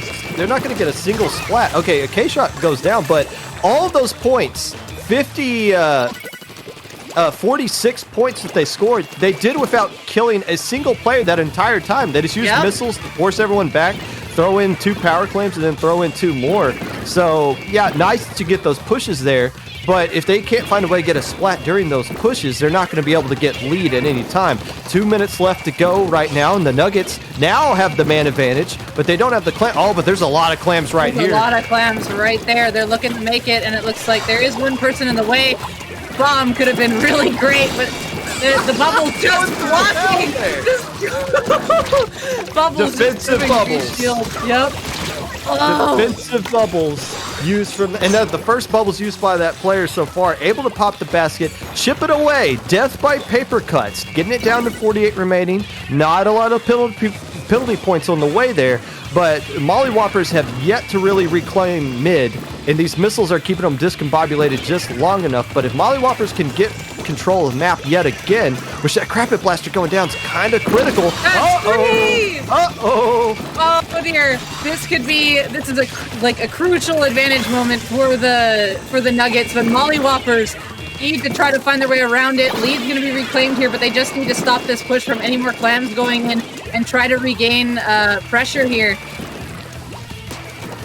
Enough clams to get the KO. This Footman's the last one. They're not going to stop this. That's it, yep. Back-to-back KOs. The script has been flipped, and the Nuggets are looking to do a sweep of their own and force a bracket reset here. Cinderella, the run continues.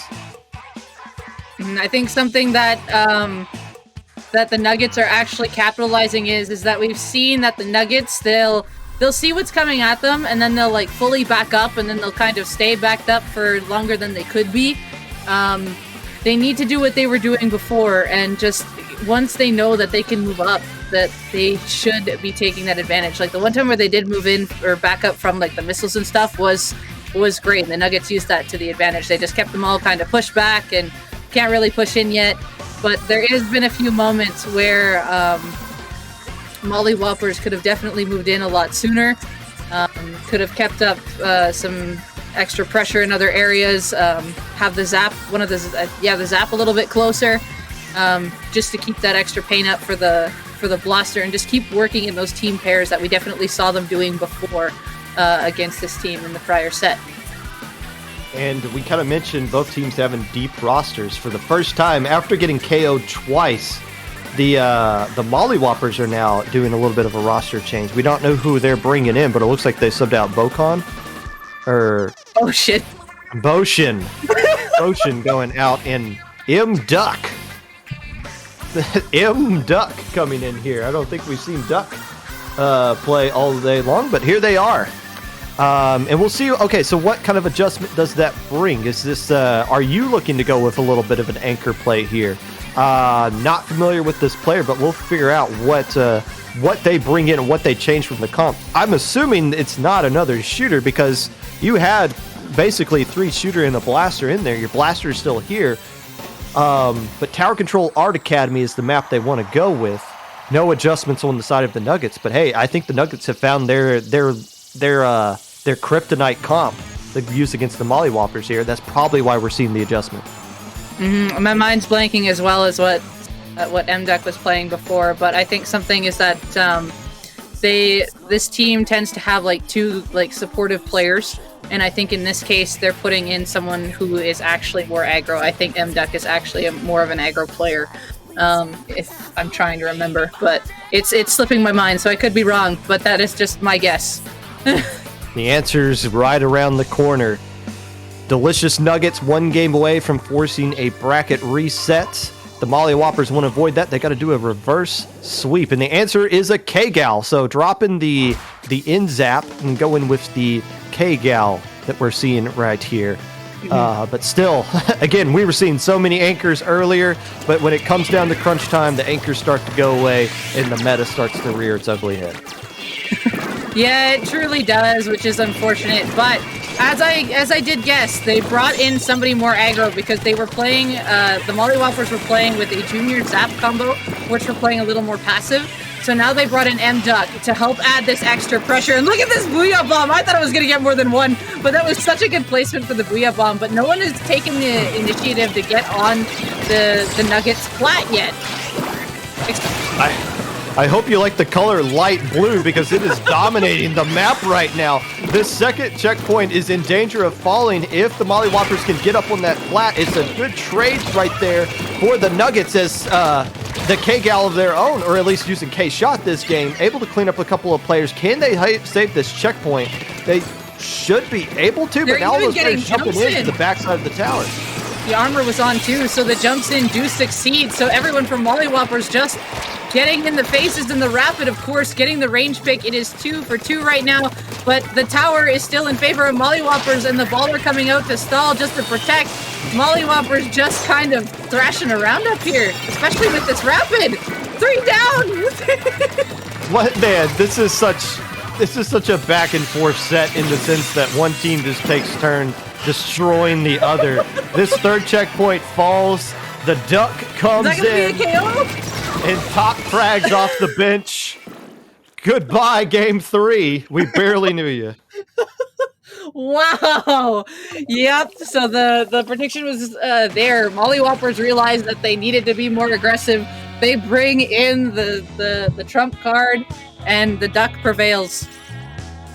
Oh, okay? Do we see an adjustment from the Nuggets? Do they swap out a player and bring in someone?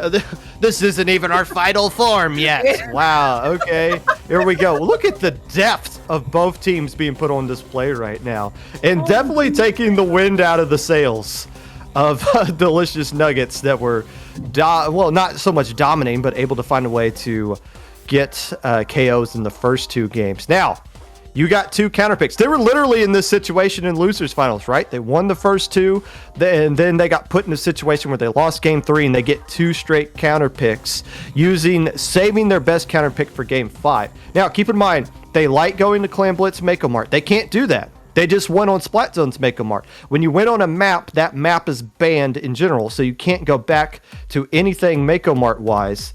So that does nerf them a little bit. Actually, they can't go to Clan Blitz anyways because they already went on Clan Blitz as well.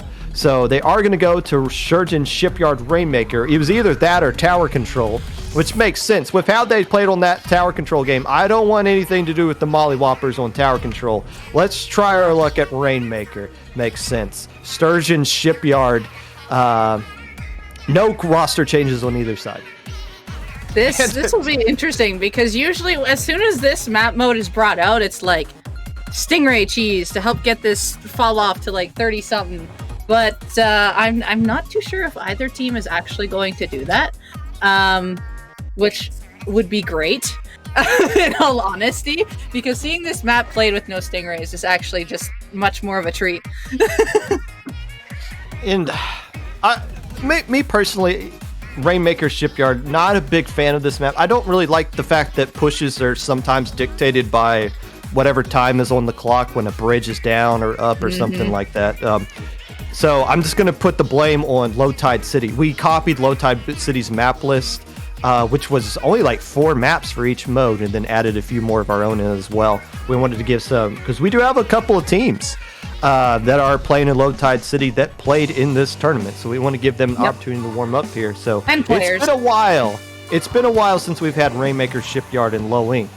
But it's always produced some exciting stuff. Smile busting out the Nautilus this time around, and Footman dropping the blaster, going with the V Slosher with a main of bomb defense. Interesting. I wonder if some of their subs are going to be like swim speed or something like that, if they're going to be a primary Rainmaker carrier. However, early pick by the Squeezer, just catching the Nautilus off grates immediately, and usually that's something to expect. It's like, there's usually going to be a ranged weapon on the grates. I'm just going to shoot there first, and ta-da, there's the pick. Going this little left side route here. Smile. And 3 players going down. Strawberry's the last player left alive and is caught out of position. This is a winning push on this map. 43 remaining. Oh, they could have got a way more on top of that as well. That's quite a save. They do pick it up, grab one more point, and then slip backwards. As we get a view here that Booyah Bomb's going to chase out the last player, but still 42 remaining on a map like this. That is a winnable score. Most other maps, it doesn't really matter. And again, 4 minutes, but still, you got to be pretty thrilled that your first minute you got a score like that. Yeah, what a burst start. The Squeezer here showing a lot of dominance already with that 5KA. just shining there. Just as soon as it gets into play, it can hit so many different things, and is proven to be very useful for the Nuggets right now. Still tons of time left on this clock. I mean, a complete comp change. Anytime you can force your... Oh, excuse me! Quack, quack, quack, quack! And that is gonna do it. The last player left alive shuts down the Rainmaker. Are you kidding me? Vinny! What a crazy 10 seconds! The game, it looked like a lead was surely going to fall, and then a junior of all players just shuts it down? Excuse me. You do not underestimate a junior's capability, and this is just shown right here. Even if they're just in the way, they're just gonna risk their lives just to shut something down, and that was so well timed, just ambushed on, and it just, wow. Okay, I take it back. I missed this map in low ink. Oh man, what a crazy set of plays right here. I was going to say, before I was rudely interrupted, that anytime you can force your opponent off of the weapons they have been using up to this point, not saying these players are bad with these comp changes with the Nautilus and the Slosher, but it's still different. They might not be as warmed up as they were before, so smart pick here that at least forces the comp change from the team. Maybe that's been the difference in the score so far, but really the difference was just Benny sharking with Junior of all things. Oh yeah, absolutely. It just wasn't seen, and it's just got that advantage there. But now we're playing relatively kind of neutral game. No one's really got much off there. We do see the push starting from the Molly Whoppers now, seeing if they can make something happen. Smile with the inkjet does get a pick. There's missiles on top. Strawberry's trying to take the bridge is down. They got the bridge and they got the lead. They might even KO in here. There's no one to stop. That's why. That very play right there is exactly why. The bridge was not down when the Nuggets made the push, but it was when Molly Whoppers did, so they get the win over it. Now, the Molly Whoppers could have, like, if the bridge was up, they could have just made the jump right there and got the lead off of, like, the leap of faith play. But there you go, the KO, in a very fast KO. And now you're going into Game 5, which feels like the soul of the entire set is on this Game 5. Well, of course, if Molly Whoppers win this, the tournament's over. But if the Nuggets win this, and you're the Molly Whoppers, and you're this close to victory, and you got to start the bracket all over, that can be tough for you mentally. But so far, the duck has been the difference. And if you're the Nuggets, you don't just have to change your comp or change the map. You can also change your comp. You got a lot of different variables you can change on your side. The only problem is you can't go to tower control, or you can only go to tower control or Rainmaker, since you already won on Splat Zones and Clam Blitz. So you are limited to what you can do a little bit. And oddly enough, all the maps that we've seen them counterpick earlier are gone. You can't go to Anchovy Games, tower control. You can't go to Clam Blitz, Mako Mart. You can't do anything you've already picked. So I think they got to stick with Rainmaker, and they are. Rainmaker at Humpback is now going to determine who's going to win this first and maybe final bracket of Grand Finals. This is definitely going to be an interesting one because, like I said, like Molly Whoppers, they've been proven to put out a lot of paint, and paint on this map, like on zones, whatever it is. As long as you have like the mid control, it can see be a really big advantage for you. And they still do have some painters there. Like they still have Strawberry with the junior there. Now they've got the help with the duck and the wall. And the question is are we going to see the Slosher or the Rapid come back out? Is Smile going to go to shot? Maybe stay Nautilus? It's going to be interesting to see what Molly Whoppers are going to bring out for more of their like front line. More than anything, Molly Whoppers has the momentum. Two straight games where they won them in how they started off winning this in winners finals. Dominant fashion. To start to finish, foot on the gas pedal and not holding up. A little bit of a hitch in that Rainmaker game, a couple of hitches in that Rainmaker game, but you throw enough punches, eventually one of them is going to land. No comp changes from the side of the Nuggets. They feel like this is the best one they can roll with here. Rainmaker, Humpback. So, You know, we don't really see a lot of pushes on the left. We don't see a lot of people pick up, go in the zip line, and push through the left. We see teams try to force things along the right side. And as you get deep into the tournament, you usually just kind of go to what you naturally do and just run off of instinct. Sploosh 7. I wonder if we're going to see any kind of creative pushes coming out here. Well, we just might, since a hammer is making his presence known, and we know what Splooshes like to do here. They like for to sure. pop Rainmaker at the start. Absolutely. Another thing that we do see is that Molly Whoppers opting for more of kind of the semi-range comp. They have the Slosher, they have the Nautilus, the 52.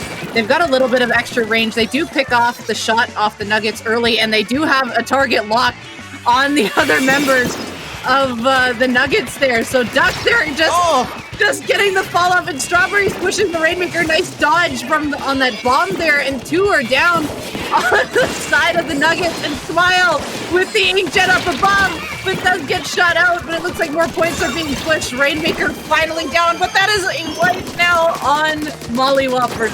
What a first push from them.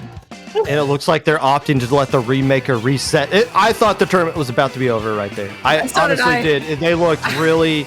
I mean, it was just kind of a miracle that this is going on. I don't care if there's 26 remaining. I'm just glad the game is still going if I'm the side of the Nuggets. But here you go. If you're Molly Whoppers, you can't just sit back. You can't just let the clock bleed out. You got to be aggressive with that Rainmaker. Keep it on the enemy side of the map.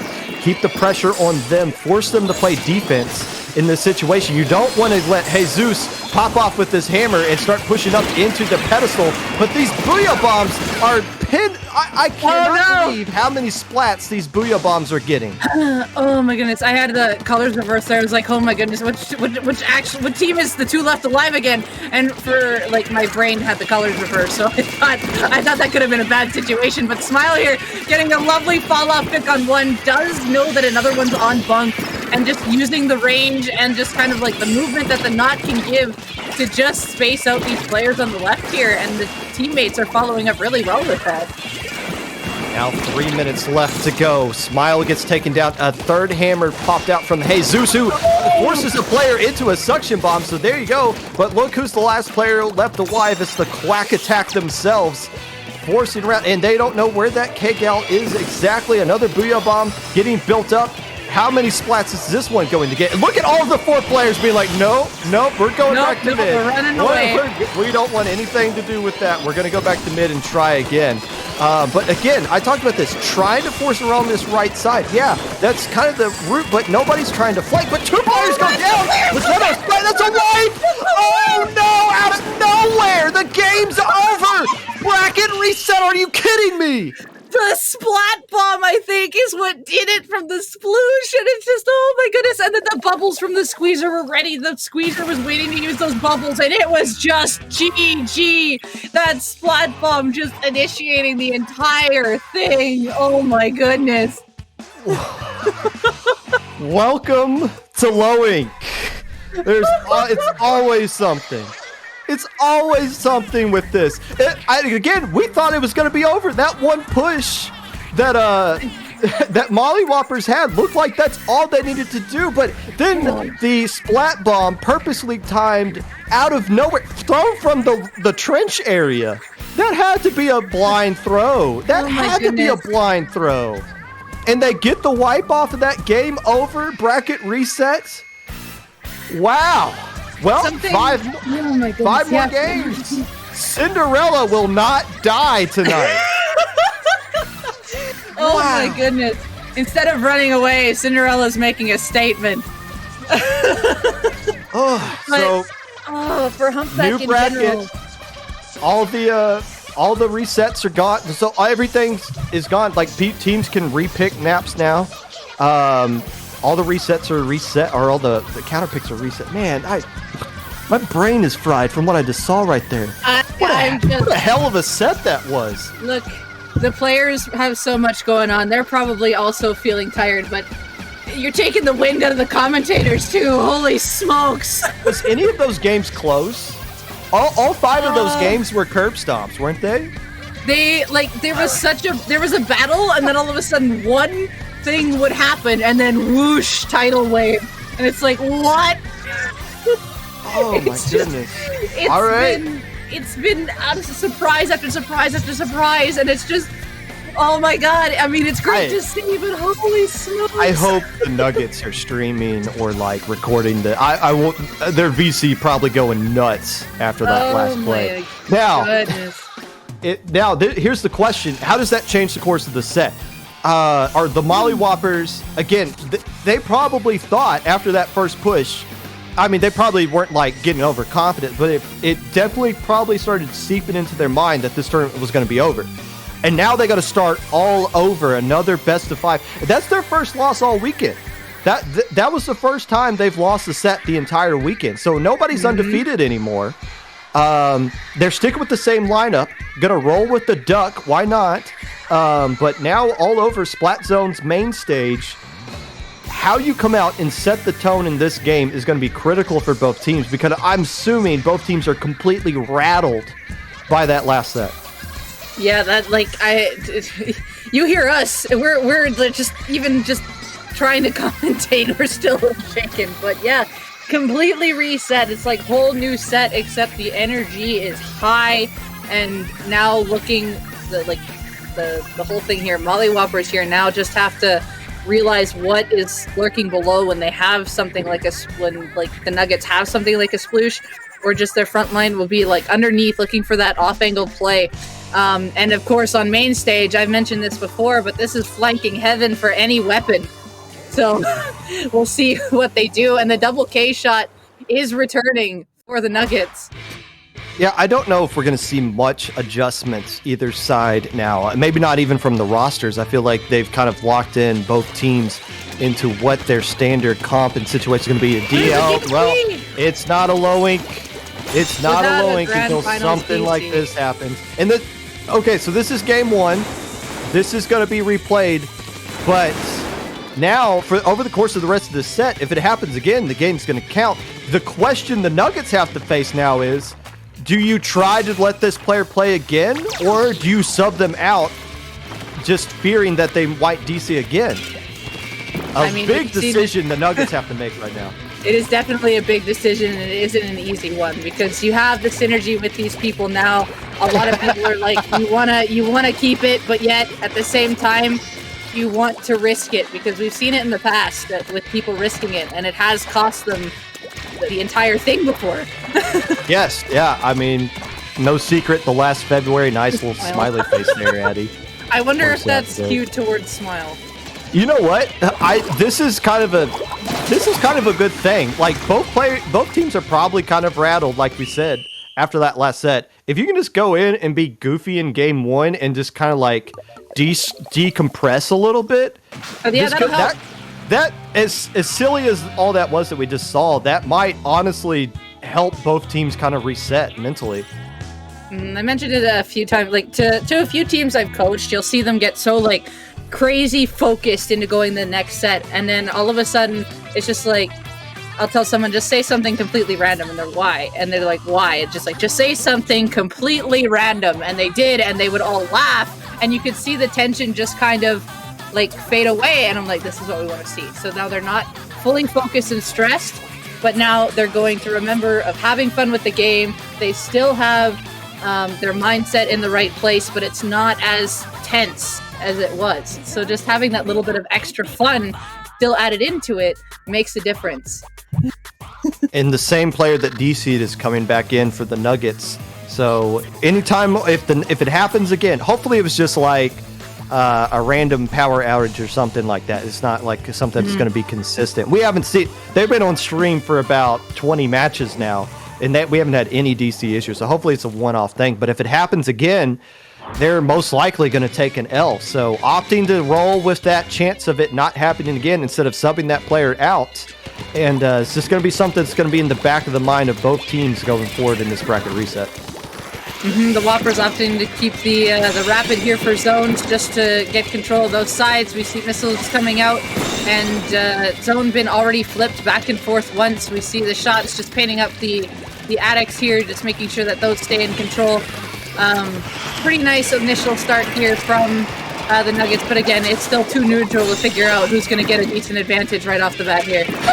Look at all, we just see specials going left and right. Booyahs exploding one side, bubbles coming in from another, and then a baller. The zone is just getting absolutely attacked by all kinds of different specials. Finally, the Molly Whoppers settle down. Smile, taking a fight into the enemy side of the map right there. His lead does be held, or ultimately does get flipped over to the side of the Molly Whoppers as they try to establish a lockout over here.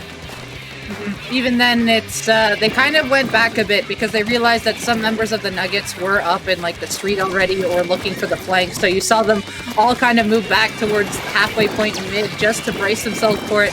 But it looks like a pick did happen on Duck, and the Nuggets just coming right in. They do see these two on the side here, but Smile coming in from the flank, able to keep the zone here. I'm pretty sure it still did cap, but just getting it back and capping it for themselves, just pushing them back into a corner. So even now, it still reverts back into the Nuggets' control, as they do have man advantage right now. And they do. Can they create the lockout? Is the situation a lot of specials being built up by the Molly Whoppers? At least the best thing we can say about this game is that it's not over. We've reached the 3-minute mark. That is quite impressive. But the thing here is these Booyah Bombs coming out right at the perfect time, right at the perfect accuracy, but not enough to flip the zone in. A couple of players going down. This might be lead. Oh, it definitely will be lead for the Nuggets. It is definitely lead for the Nuggets. The bubbles there kind of stalled out a little bit. We saw the rapid going in at the baller, but then they did end up getting caught out because the bubbles were in the way. So very nice bubble there to just stall out what was there. And if the Molly Whoppers can't come in with something soon, and they don't have any specials, so they'll have to use their subs and their range and whatever they got. They might be able to cap it here. They're really close too, but one dies to a bomb from the side. They did manage to cap it at 4, but this is just a wipe. They did manage to cap it, so they have more time, but sitting at 4 points, this is looking pretty nice for the Nuggets right now. Yeah, but all you need to do, as we've seen in this set so far, in the last set as well, all you need to do is just let the game continue. As long as there's time on the clock, it's anyone's game to win in this set. Booyah Bomb built up, more missiles coming out, just trying to chase some players out of the zone. And man, they're really having issues capping and putting penalty points on. The Nuggets hold on to it. The 3 more players going down. That might be all she wrote for game 1. Goodbye. Yep. That is, put a nice little Nugget stamp on it and just trying to deliver it on over. The drip pick! With the shine as well. Nuggets using momentum of game 1, recollecting themselves with the DC, moving on and winning game number 1 right here in the bracket resets. And, I mean, just kind of starting off where they did last time, but the Molly Whoppers, again, there's a lot of variables you can change. I feel like they're going to stick with the lineup they have. Nothing wrong with it. But now you can go back. You can pick tower control again. I guess you could pick splat zones again, but I think they're going to really go to tower control right here. You don't want to go down 2-0 like you did in the last one. Go with your best map and mode. It might not be... I could see them picking Art Academy again, but again, it's really hard to beat a team 2 times in the same... Yeah, they dominated them on Art Academy last time, but that's not a guarantee that they're going to do it again now that all the momentum has been taken from them. So a critical counter pick we're going to see here, and they are going to opt to go with tower control. Again, tower control Art Academy, fair enough. You won here last time, but I don't know. I don't know if it's going to be exactly as dominant as it was before, just because momentum's a little bit different this time around. Yeah, momentum is definitely different, but I think what is going to be due here is that they're going to try to get this blaster in a spot where they can just be installed, and I think that's going to be like the 52 and the blaster are going to be comboing a lot here. But it all depends on the opening. Like the last opening, it was still kind of a 50-50, but afterwards it was, once it got on the plat, it's, if you're not patient with it, you're gonna get stuck, and that's how the blaster and all them kind of came back in. There was a little bit of lack of patience, and the Molly Whoppers capitalized on it because the blaster could punish that really easily from the plat. So, but if the Nuggets shut down this blaster here and are able to catch out where they're trying to come in, this could be a vice versa. Yeah, we know. I mean, if you stick to the same opening, we're going to see that K-Gal go right to the enemy steps, or at least working along this left side here, trying to go up the ramp. But we know that Molly Whoppers is going to go right in and try to get some splats early, ultimately getting a trade right there. A lot of action going along that right side of the map. Molly Whoppers forced to kind of retreat there. Couldn't win those fights. Yeah, they, the Nuggets came in really well with that. They kind of read it. They saw that a couple people were going down there. The armor was popped at a good time because Duck just kind of got thrown around by the armor and got put in an unfortunate situation there and just couldn't help keep the 2v2 alive. So it was a good play by the Nuggets. Saving on to this checkpoint. Already a much better resolve now, or much better result in the opening minute, where the game, I think this point last time, this game was already pretty much over. But now we're starting to see things settle down. We're starting to see the Molly Whoppers get set up, approach this first checkpoint, trying to use those missiles to push the enemy back, and recognize they need to get up there on the plat. Smile up there, company with the Booyah Bomb. Footman coming up to join as well. They know how to play this map really well. The baller there getting a pick, making it 3 down, and still there's 3 alive on the tower. And this is the install that Molly Whoppers want. This is what they did on the last game. That second checkpoint's not even going to be contested. And this is starting to look very familiar right now. Even if this push ends, it doesn't matter. Clearing that second checkpoint is humongous on this map. And it looks like the Nuggets will regain control a little bit, but still damage done. 29 remaining, 3 minutes left to go. They were able to break through the lock this time that the Molly Whoppers had. They found the way around. The 52 won a fight. However, Smiles on the case and just took down the 52 before any more pain could happen from it.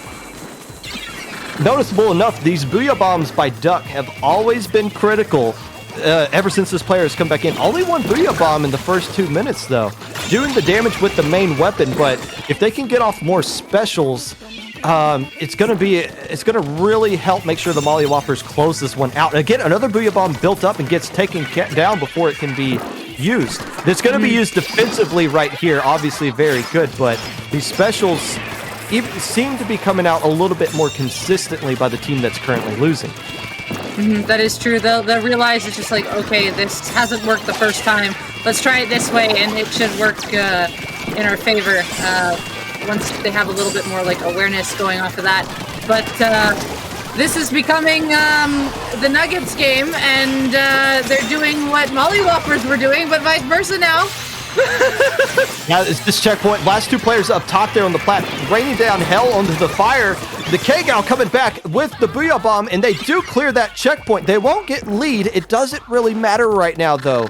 That clearing the checkpoint was all you needed. Death by paper cuts, 1:45 left to go. This map's going to turn green very quickly, but it is essentially a tie ball game at this point. It truly is. Like, we've seen what the Nuggets' answer is for this map, and it's as soon as they get that one good push, they have the bubbles and the extra secondary special online on top. They can also catch out Molly Whoppers, like how Molly Whoppers were catching out the Nuggets. It's just literally turned right around. However, now we've got back and forth game, but there's only it was kind of one left alive on both sides, and the Molly Whoppers are back on the platform. Booyah Bomb gonna clear on the window space just to get people installed. M-Duck's looking to try to keep the plat clean with the wall, but can't really go too much forward with the bomb pressure. Junior gets caught on the tower, and it's just a nice defense here from the Nuggets. And this might be the first game in 7 games where we're going to hear the overtime buzzer. It's been so long, I forgot what it sounds like. 45 seconds left to go here. Man advantage in the side of Delicious Nuggets, but they're not really in the right position they need to be in. But again, there's no checkpoints in the way here. They're just going to cruise past that ramp. And now look at them, a party up in the enemy plat, and here comes those defensive bubbles. Addie's been using all day long, survives that one, takes care of one more player, and the tower is getting dangerously close to taking the lead. It is very close. There's a Booyah Bomb going out from Duck here, and that had to be thrown as soon as possible. And now they're fighting for the tower. Duck is staying around the tower. There's 2 other members by it. This is just fight for the tower, and that is a Molly Whopper team fight right there, which should give them the game here. Yes. game over. It wasn't easy. A scrappy defensive hold right there. It looked like Delicious Nuggets was in the perfect spot to guide that tower in, but the Booyah Bomb, we talked about those Booyah Bombs being critical from the K-Gal, didn't kill anybody on the tower, but slowed it down just enough for where they could get in and win the fights with their main weapons, tying up this bracket reset and taking momentum back. Not stealing it back, but at least stopping the bleeding, and we finally have an actual legit game that took place right there, all the way through to 5 minutes. I think we're finally starting to see both teams start to settle into this set, because it's been pretty chaotic up to this point. It has definitely been chaotic, and so now both teams are aware of what each other are doing. They have this game plan set. It's just like, okay, we're gonna take control of this and watch out for this player. If we can shut down this, we can do this. Like all of these formulated plans are coming into play, and we're seeing them being executed too, and it's working well for both sides. It's just that last team fight, especially during a game that actually goes all 5 minutes, is the one that will really help matter to seal the deal. Like even in overtime, as people will come back. But in this case, that last team fight to actually prevent the overtime was the key winner there. Now, we do see the counter pick come in, Clam Blitz at the Reef. Keep in mind, even though this is the Nuggets that are making the pick this time around, it was Molly Whoppers that picked this map and mode in the last set. Now, the Molly Whoppers lost that game to a KO, but it wasn't a dominant KO by any stretch of the imagination. It was, I believe it was the Molly Whoppers that started off getting a huge lead early and just kind of slowly over the next 3 minutes or so just kind of let it slip away. So this is again, another kind of slightly neutral situation. Both teams want to play here. So it's not really a situation that I think advantages one team over the other, even though the Nuggets have already won here on this map. As we saw in the last game, rematches don't always go the same way. The result might be the same, but it won't be as easy the second time around. And another difference here is that the Molly Whoppers also have like the lineup change, because they switched out Boshin for M-Duck. So now they have the extra pressure, because the last time they had the Zap and Junior playing on this map mode. But now they have the K52 coming in replacing the Zap. So we'll see how much more pressure that's actually going to add. That's a good point. I didn't think about that. Duck did not play in this game in the first bracket of this grand finals. So it's not going to be the same exact game that we saw last time. But still, Delicious Nuggets saw something here they felt comfortable with. We're going to see those double K-shot coming back out, and no real comp changes on the side of the Molly Whoppers either. Sticking with the same kind of K-Gal Crapid Blaster comp that's got them to this point in the tournament. And it has been working for them when they get into the right places. So Blaster, of course, looking to try to keep people off the bridge here. Bombs coming out from both teams. Early missile once again, and in armor. We'll see Smile getting a nice fall-up jump pick there. Just kind of under the basket. Gonna add pressure here. Doesn't quite get the last shot on the one that they were looking for. However, it's just the squeezer that was alive. Molly Whoppers with an opening... a dominant opening fight there, but they don't get the score because it was so close under the basket. Booyah Bomb might be able to do something, but it looks like Duckwood shot through at the very end. One of the rare times we've seen the squeezer player go for the quick pop technique as opposed to defensive bubbles, and didn't get any splats, but still able to chase out those Molly Whoppers just long enough. But two players instantly going down. I guess a bomb by Strawberry up top there, the former Snowball players. Duck gets taken care of as well. So another situation, it seems like Molly Whoppers have been winning the first opening minute. They just can't find a way to slip through and get some points on the board. Yeah, they tried to the last time, but their throw, they actually did attempt to throw the clam, but they were right under that wall. And when you throw it right under that wall, it bounces off. And then Duck did try to save it, but it didn't work for them. So Blaster here trying to stall with the baller. Does get a pick. They do get a second pick. This should be the opening that the Molly Whoppers want here. And now they can start throwing in the clams. Smile on the other side on off angle, getting one. That's huge. That is huge for them. And Duck able to just stall people back with his Booyah Bomb. And now they just got to keep throwing in clams one by one, and they can just get this down. I think the clams, I don't know if it went in there, but just the extra pressure.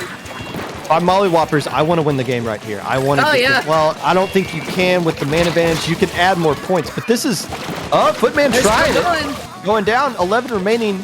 Okay, there you go, but still, this is, you got a better lead than what you did last time. What the heck was that? The bomb splat got the squeezer. I don't even know where the bomb was thrown, but hey, you got the squeezer. That means no bubbles. Hail Mary, the prayer is answered by Strawberry, able to get a splat right there out of nowhere. But again, this is how the last game started. Molly Whoppers got the huge lead, this time a little bit bigger, but death by paper cuts. 2 minutes and 30 seconds left to go. Delicious Nuggets can find a way. 2 players going down, going back for that Mercy Clam before the basket's even open.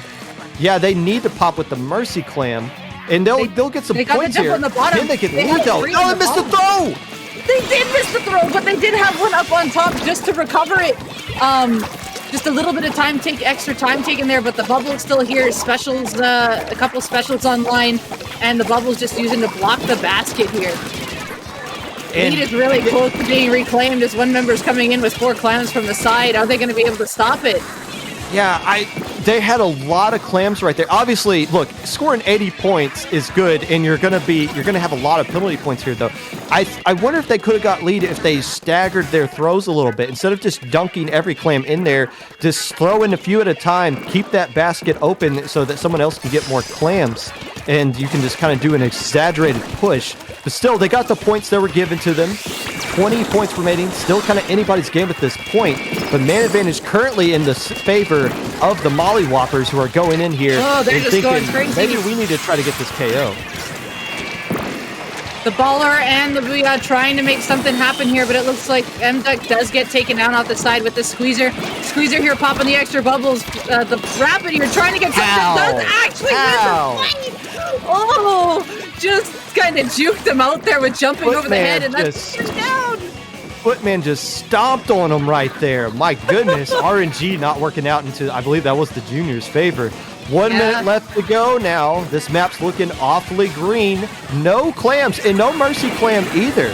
Kind of the wise decision. You got to think, if you're Molly Whoppers, why would we go to score here? We're not going to add to our lead unless we throw in a lot of clams. We're just going to give them an extra Mercy Clam. I think they're starting to realize that. But as they're retreating now, they're giving up a lot of ground. But the good news is the Nuggets don't have a Power Clam just yet, and they're struggling to get some more. All these splats aren't going to mean anything if they don't control the clan economy.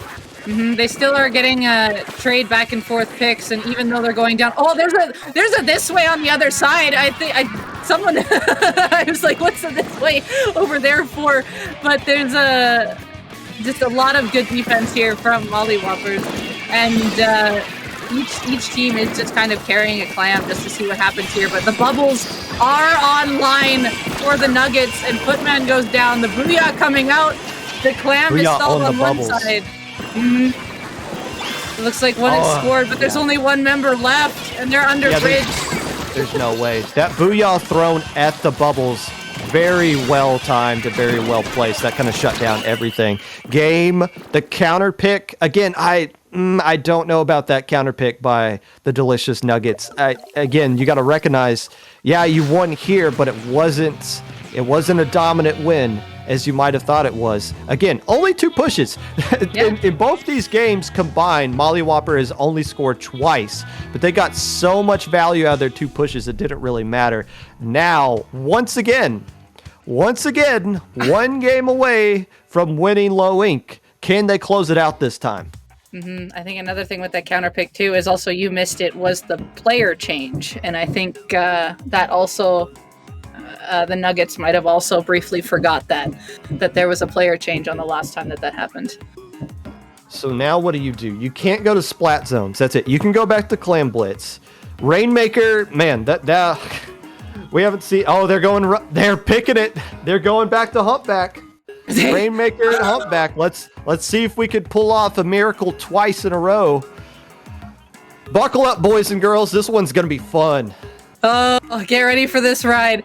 Last time, what the Nuggets did is that they played the sploosh in like the below trench kind of like clam goal area, and they just kind of spammed bombs from above.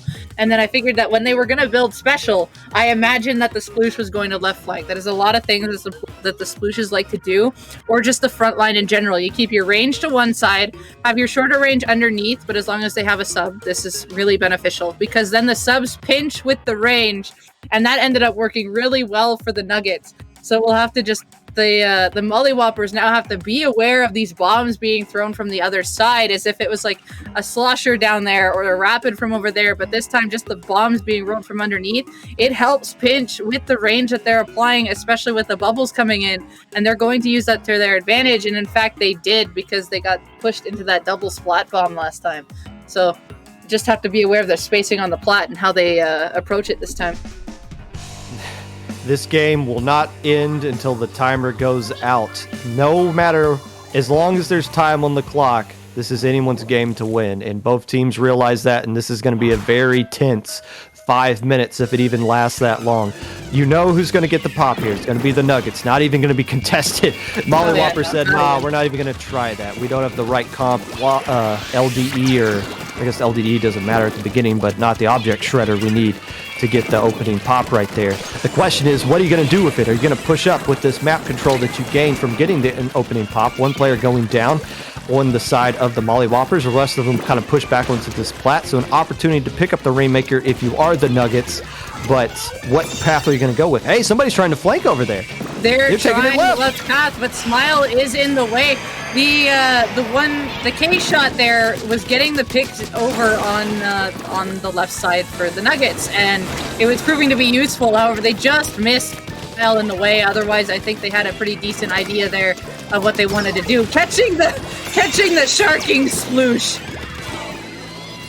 Here we go. That was just 1 minute gone by, but the first pop. Oh, here you go. Here's the push we saw last time. They're going to get lead and a lot more on top of it. Booyah Bomb going to clear the way. That's going to add a whole lot more points. With two players left alive, the bubbles come out at the right time and shut down everything. The KL being the last player left alive gets taken care of.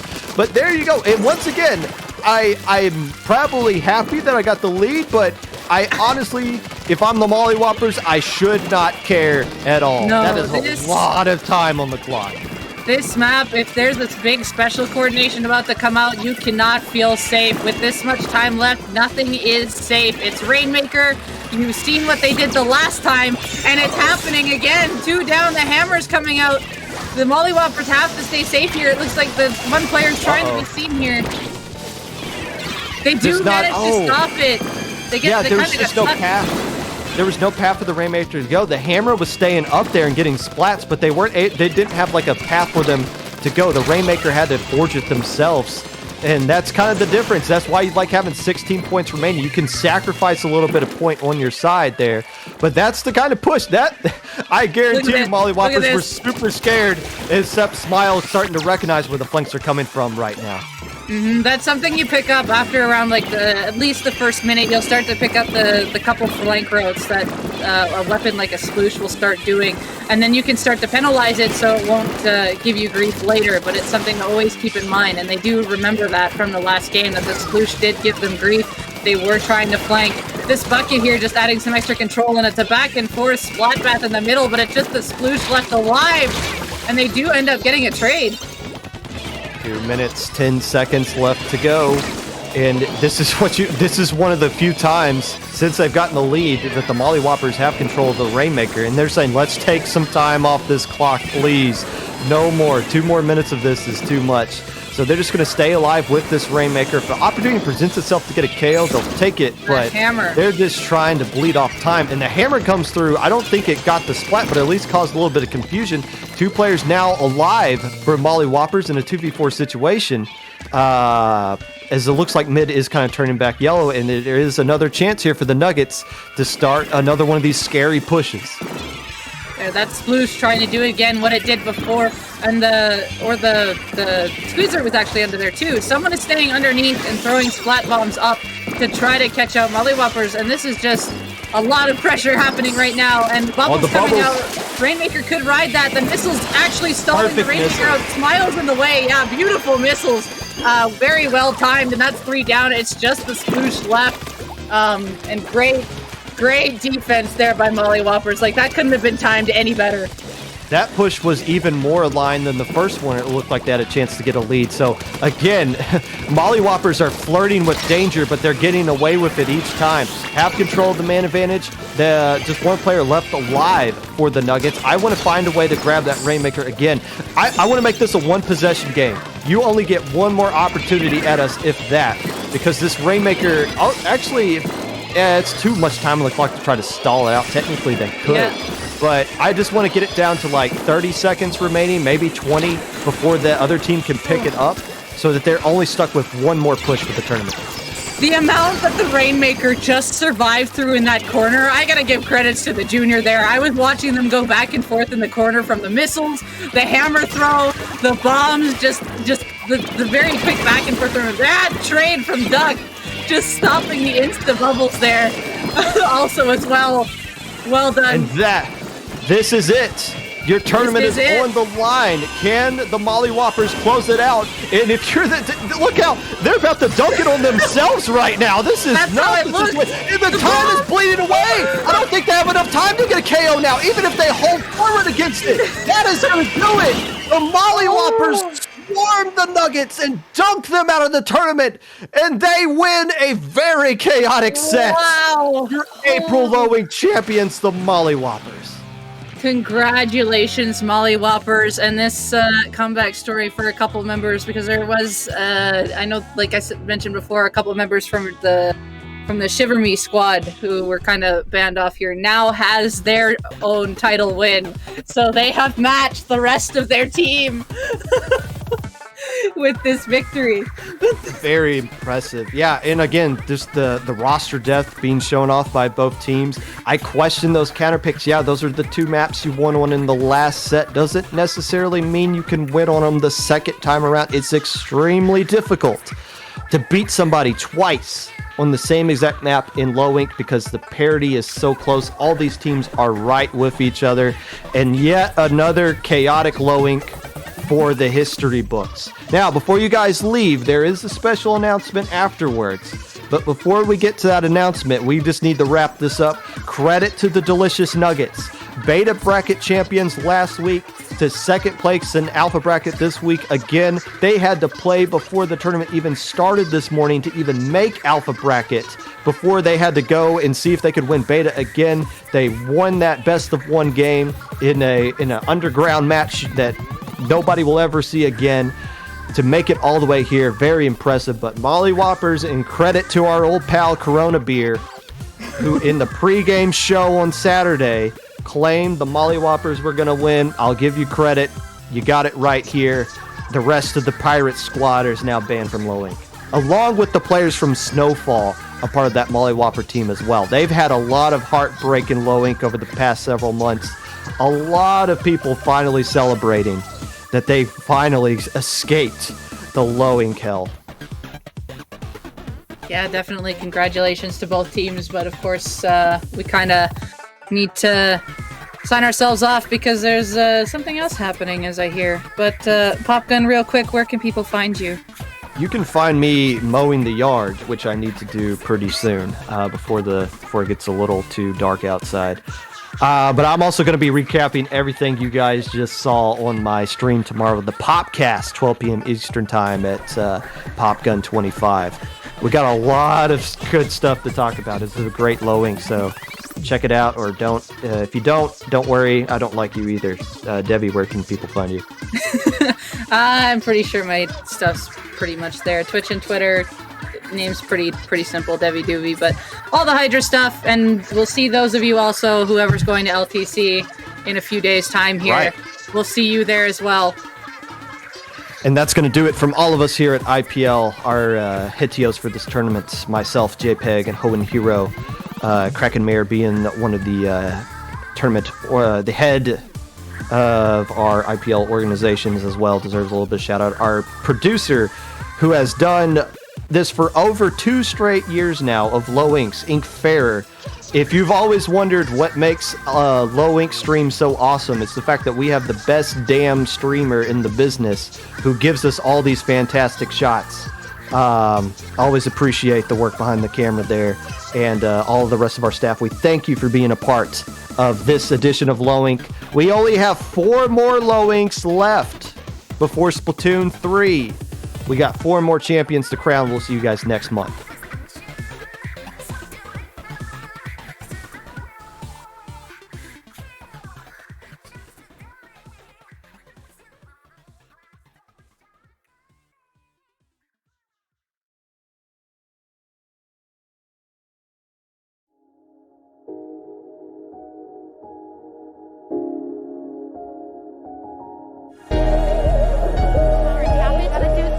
We have 10, 9, 8, 7. Are they able to get in? Can Bordeaux Assault and Pepper take the lead. They KO. Oh, but no, the ball point's right there. Nice, nice. Leota's. Leota's beautiful. Getting another.